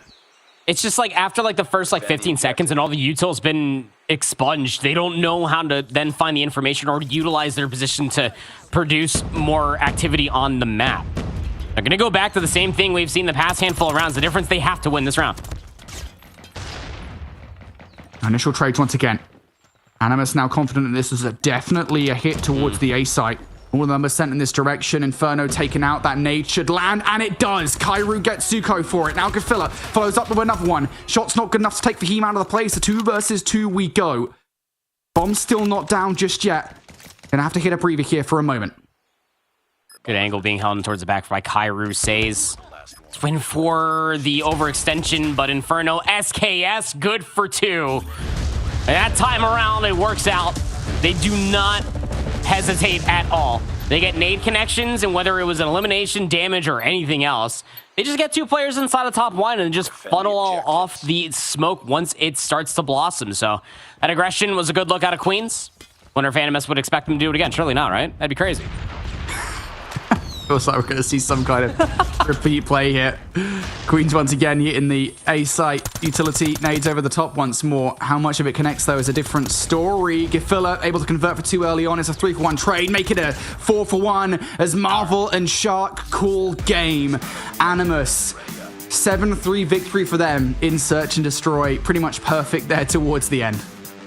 Well, it was a 4-2 half, and then the subsequent next 4 rounds were just throwing util over top of A. I think there was only 1 player, maybe for Queens, that actually got towards the B zone when they were on the offensive side, and that was just because they were hoping for a rotation to come through, but they died almost immediately as soon as they sniffed the zone. But it was all just the same A push continuously. The only difference maker was whether or not Shark was playing on that A box or in a position to maybe try to deal with a player flying through the middle of the map. But it always felt like that it was up to Shark and Says, go figure, to be very proactive with their defensive positions to stop this AXQ from coming through time and time again. There were alterations towards it, but it just felt so easily simplified by the defensive setup by Animus, not to mention just how decisive they were on winning those offensive rounds. That is not easy to do at the highest levels of Call of Duty Mobile, not on Tunisia, but Animus making it look like child's play. They're on a 2-0 lead now. Yep, and again, topping the scoreboard at the end of that game is Saze and Shark. It was their SMG duo back in Season 5. A big reason why Animus were able to take that grand final away in the end. And I even have it on my notes, right? I mean, Saze and Shark are the players that you got to watch out for on this roster. I didn't quite expect a massive performance out of Gefiller in game number 1. I was always looking at Saze and Shark. They've turned up here in game number 2 and given Animus a huge victory. And now we're looking down the barrel of a potential 3-0 sweep in a match that we touted as a potential grand final later on down the line. And it still, technically speaking, could be. Animus just look a cut above at the moment. I don't even really think it's anything particularly fundamental. They're just outslaying them. Yeah, what's like the phrase that I'm about to make up? I suppose like it's like the same fabric, but the thread count is just higher. Like I don't know, man. Like the Animus has dude. You gotta get that patented. That's pretty good. Thank you. Animus are like, yes, they are just a cut above at this moment in time. Like the slaying, the explosivity, like you go back towards like that Shark 3 piece in any sort of hopium that you had once had for Queens. I felt like just evaporated in that moment. We really haven't seen too many of those moments, not consistently since the early going of this best of 5. Is the new takeoff control going to be the nesting ground for Queens to start a reverse sweep? I mean, who knows, right? Fundamentally speaking, takeoff control is pretty simplistic. You just have to get that spawn trap together, Forehead, right? I mean, that's the way you got to play this one. It's so easy, honestly. Yep. Animus, though, they're not falling foul of spawn trap at the start of this round. They're already starting to make some kind of progress over by A. And if you can get control of that top window, that would be great as well. Right now, they haven't fully cleared out the launch center. You can see Rob through the X-ray still hanging about the joint. And they're not doing much in the way of stopping this A capture just yet. Fahim able to waltz on towards the point. Inferno should be able to finish Gefiller off if Fahim does not. And Fahim walks away with that fight. Things look somewhat shaky at the start of this round, but no progress made by Animus. It's just an interesting setup that's finding a lot of value for Queens, and it is unique in the way that is Inferno's SKS. The setup, constant freight trains of SMG routes in and around scaffolding has worked out quite well. That said, Animus has finally broken out from lawn to their past scaffolding. Watch out for this crossfire that's currently being set up in between. Kairu needed to play his life because Shark was on the opposite side, ready for a couple of rotators. Animus pushing all the way through here. First tick of progression already through on A. They've got that 5 life advantage right now. Only one player can stop this A hit, and that was Zuko. They're gone for the round. So I think A might well be donezo right now. A couple of kills do come through, actually, from Queens. Gefiller, the last one left alive, and A is still salvageable, but I don't think the investment's going to happen. So extra 60 seconds on the board. We go for pretty much an even life differential between these two teams proper. This could still be Queens' round. It really could be. Only one more respawn remaining for Queens, and you got to play this pretty much perfectly soon after. Marvel does have their War Machine available. I'm just saying, it would be scary if he does pull that one out, but is it even required to be able to get over towards the speed zone? You might just be able to do it via kills. Yeah, I think this is how this round's going to go now, short of something spectacular from Inferno and Fahim. Latter player will pick up one, so Animus, no respawns remaining, but there goes Fahim, and now it's down to Inferno, one of the best players all the way back in Season 4. The Snapdragon Pro Series can't get it done here. Animus start this off in spectacular fashion. It's an offensive victory on takeoff control. That's going to hurt. Yeah, it's just interesting, right? Because like they're kind of leaning fully in towards Inferno, who's playing brilliantly. It's just when you're mostly trying to play around point of contact with an SKS on a map like Takeoff Control, you're opening yourself up to so many different flanks and so many different crossfires because Animus are proactively playing through a lot of these hallways and routes, especially through that previous round, and it never really felt like Inferno could get comfortably set up. That said, on the offensive side, everything I just said is a lie and is a great opening breakoff for the Queens.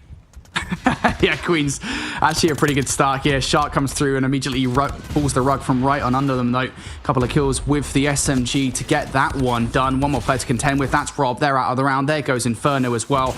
And Queens, again, they're not quite getting spawn trapped just yet. You can kind of see them just barely keeping their head above the water, though.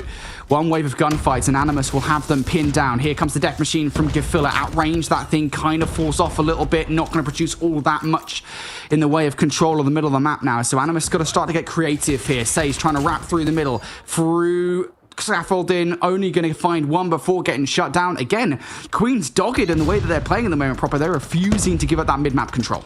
Look at Creed go. with the USS-9. He got all the way up towards the lounge side. He's watching players spawn up and trying to get past through the middle of the map. The problem is that Marvel got all the way towards control, and that crossfire means that he can find 3. The second segment's about to get locked at A, but the lives aren't too far gone. Animus still have some utility, some operators left in their back pocket to respond back should Queens want to use theirs. Yeah, you can kind of see Animus starting to wind up here for that potential spawn tap. 2 players sat inside launch center, now make it 3. Animus want to put this together.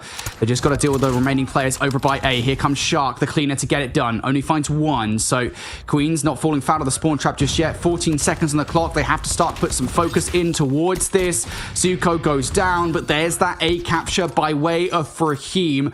But off the back of that cap, Marvel removes both of those players swiftly from the game. Now 5 versus 5 as that kill comes through from Zuko.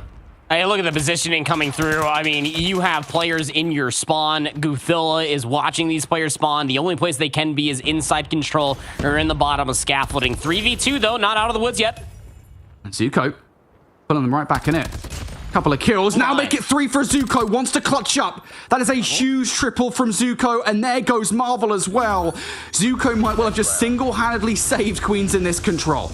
Dude, what is going on? I mean, like, to find themselves in that situation for starters, but just to grit their teeth and hold on to their operators when they're surely down and just go all in for Zuko's flank. It was a great round out of Fahim, like you were saying. Him and Inferno were the sole reason why they added the extra 60 seconds in the first place and put themselves in a winning position. So this opening breakoff, it will be very operator dependent. Zuko with the Annihilator still feeling the hot hand. Creed also has the War Machine at the ready. The opening breakoff was a considerable one for Queens, but Animus off the respawn are getting the trades. Yeah, this is much better for Animus again. Finding 3 kills through the middle of the map. The SMGs are everything at this point in time. For the most part, though, these kills are going in favor of Queens. This is a much more standard affair. We've got some operators thrown in the mix. Crossfire with the Claw isn't going to result in that much pressure. Now players are starting to escape. Say's trying to get away from Creed. Pre-fire through the stairs, and Say's actually manages to win that fight. So that's a lot of mid-map control through that top window that you otherwise wouldn't have had Say's not won that.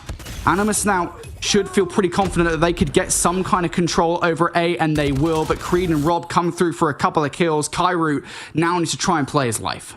Animus has just been scrambling on this offensive attempt, man. They're down by 5 lives. You got players in and around the top side of the bridge of launch, and just trying to find any sort of numbers. I mean, by the time that they find trades, there's going to be another defender in that crossing position to be able to put them back in towards a respawn screen. That said, Shark does have the equalizer out. He is just dancing around the A control zone. You got players trying to push all the way into the backside of the lounge. This is Phil with that death machine. You drop down, it's into the blender. That A zone should be stacked, but they're allowing Queens to get in a position to try to contest.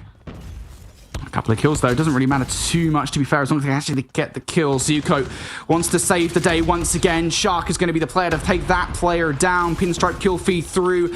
Now the clock is ticking once more as Animus are no longer on the point, forcing yet another investment out as Marvel brings the War Machine into play. Inferno trying to keep these players off, and it's Fahim to get it done with 2. Inferno now once again going to be the player to put some more bullets through, and Animus are removed from the point. 3 kills come through from Animus. Is it enough to actually touch the point in time? No, it is not. Wow. So that is the first defensive round 1 here, and it's Queens, the team to do it. What's that put them up to a total of 2 segments, 4 on the first, 2 on the second. And Queens now, if they can replicate the same success that they saw in the last 40 seconds of their last offensive round, they could be sitting pretty. But that was one we could all make the argument that they probably should have been able to walk away from, but they have a lead nonetheless. Got an operator in the back of Inferno's pocket, 2 in response for Animus. The opening breakoffs have been really good. The last one was backed up by operators. You can see what it means this time around. Didn't have all of that utility, Brody, and Animus. They're letting them know. Animus now putting the spawn trap together. We talk about that last round being a Queen's defensive victory. Feels like Animus now actually starting to put the real first hurt down in this game. 5 life differential between the 2 teams right now. They lose control of the launch center. The response is to get Says to bring that Predator missile down from the heavens for some more pressure, information, and some kills. So you know Queens will be approaching from the launch center now. You'll be watching that exit with anticipation. while also putting players in a certain position for a potential spawn trap. Zuko gets through though. Fahim now going to invest the claw, try and remove some of these players from the point. There's the first kill on towards Gefilla, but you're not going to anticipate the player coming in behind enemy lines. Might actually pick up the kill. No, Kairu finds that frag, bit shut down. Kairu following up with another one, but has Fahim created enough space here that Queens can make a move towards the point? I mean, the claw, good initial.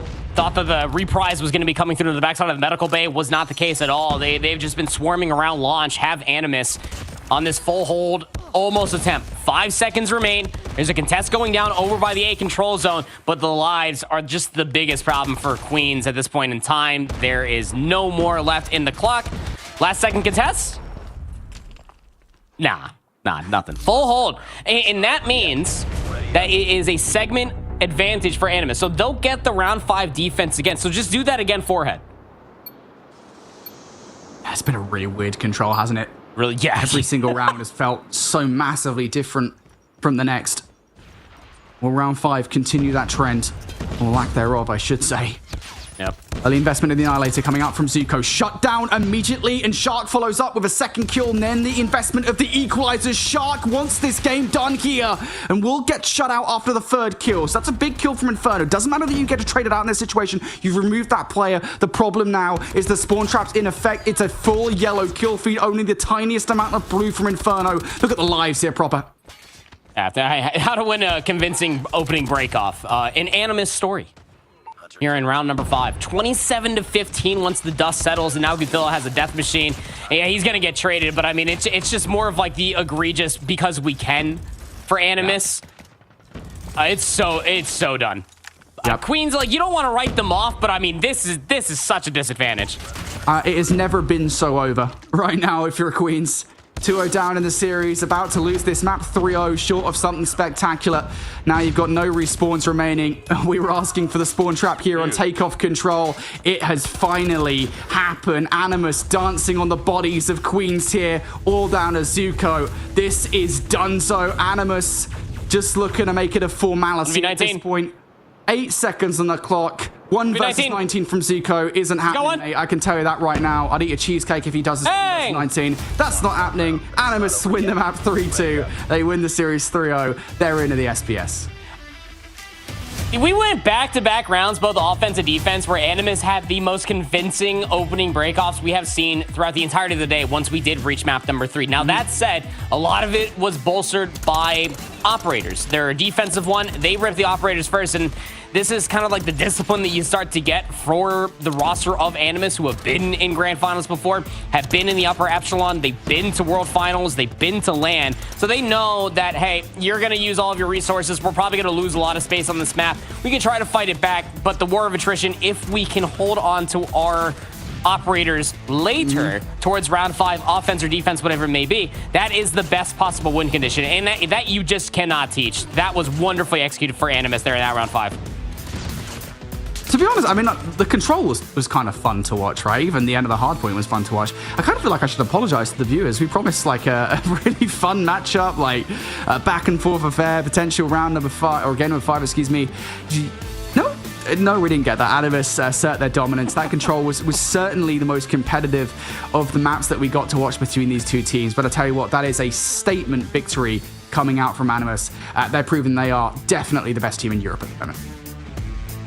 You know, if this isn't like the epitome of the caster curse, because we talked all day about how we didn't know what to expect out of the lesser known squads, and we got really close series for the first 3, and then we hyped up the last one as the one that was supposed to be super close, and we get an Animus like exhibition match. So, I mean, obviously Animus is a squad that we were expecting to be one of the dominating teams in the region, but they really showed up here and they were like, we are just here to punch our ticket, and that's it. In, out, done. They want to be in the challenge season, ready to go, and power to them. I mean, Queen's still not out of it. They'll drop down into that lower bracket. Now they'll be facing off against Vanquish, if I'm not mistaken, if I remember the bracket the right way. So still an opportunity for them to come back and still get that slot in the challenge season. But Animus look great right now. I mean, Brody, this is exciting. Yeah, Animus look really good. And again, like, this is exactly what we wanted to see out of Europe. We want a team that looks so good that on the international stage, they could actually perform come the end of 2025. Animus in their current form, like, obviously I'm not going to get ahead of ourselves. I'm a massive European fan. I think they probably could at least do something of note, right? They look really good right now, just really well put together as a team. You know, again, something I said coming into the series that they desperately needed to work on their hard point, because last season, even at a domestic level in Europe, Animus was struggling on hardpoint. They barely broke even in the game mode, and it really feels like, just based on that first map, obviously it's a very small sample size, they look like they've put the work in, and that goes, I think, across the board for Animus. They are a terrifying threat, I think, for all teams here in Europe.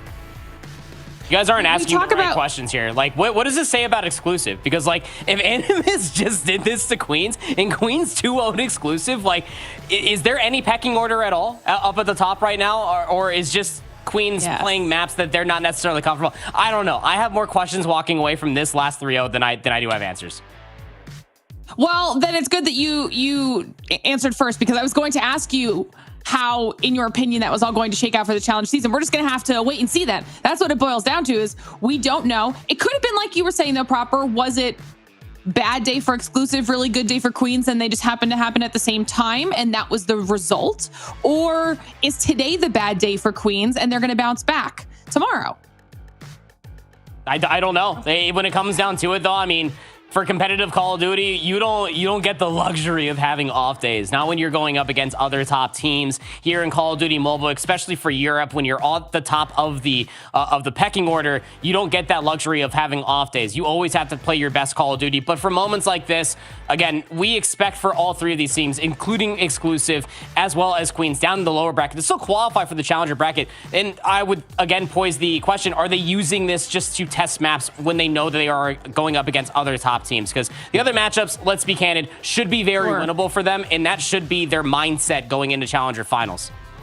Absolutely. Well, we'll take a look at the official schedule for tomorrow, folks. For everyone at home, tomorrow's the last day. This is our lower bracket finals. These 8 teams will be fighting for those last 4 slots available in the challenge season here for EU. We're going to be kicking off the day with that Queens versus Vanquish match, which should be really good. Then we're going to see what exclusive will do with Troglodyte Tribe. Then you've got Kantic versus RHH, and we'll be closing out the day with Ascension versus Hexad. We've seen all of these teams show why they deserve to be at this stage of the competition. Now they just need to go one more step and see what they can do to qualify through to the challenge season. I know all eyes will definitely at least be on Queens and exclusive, seeing what they can bring to the table here.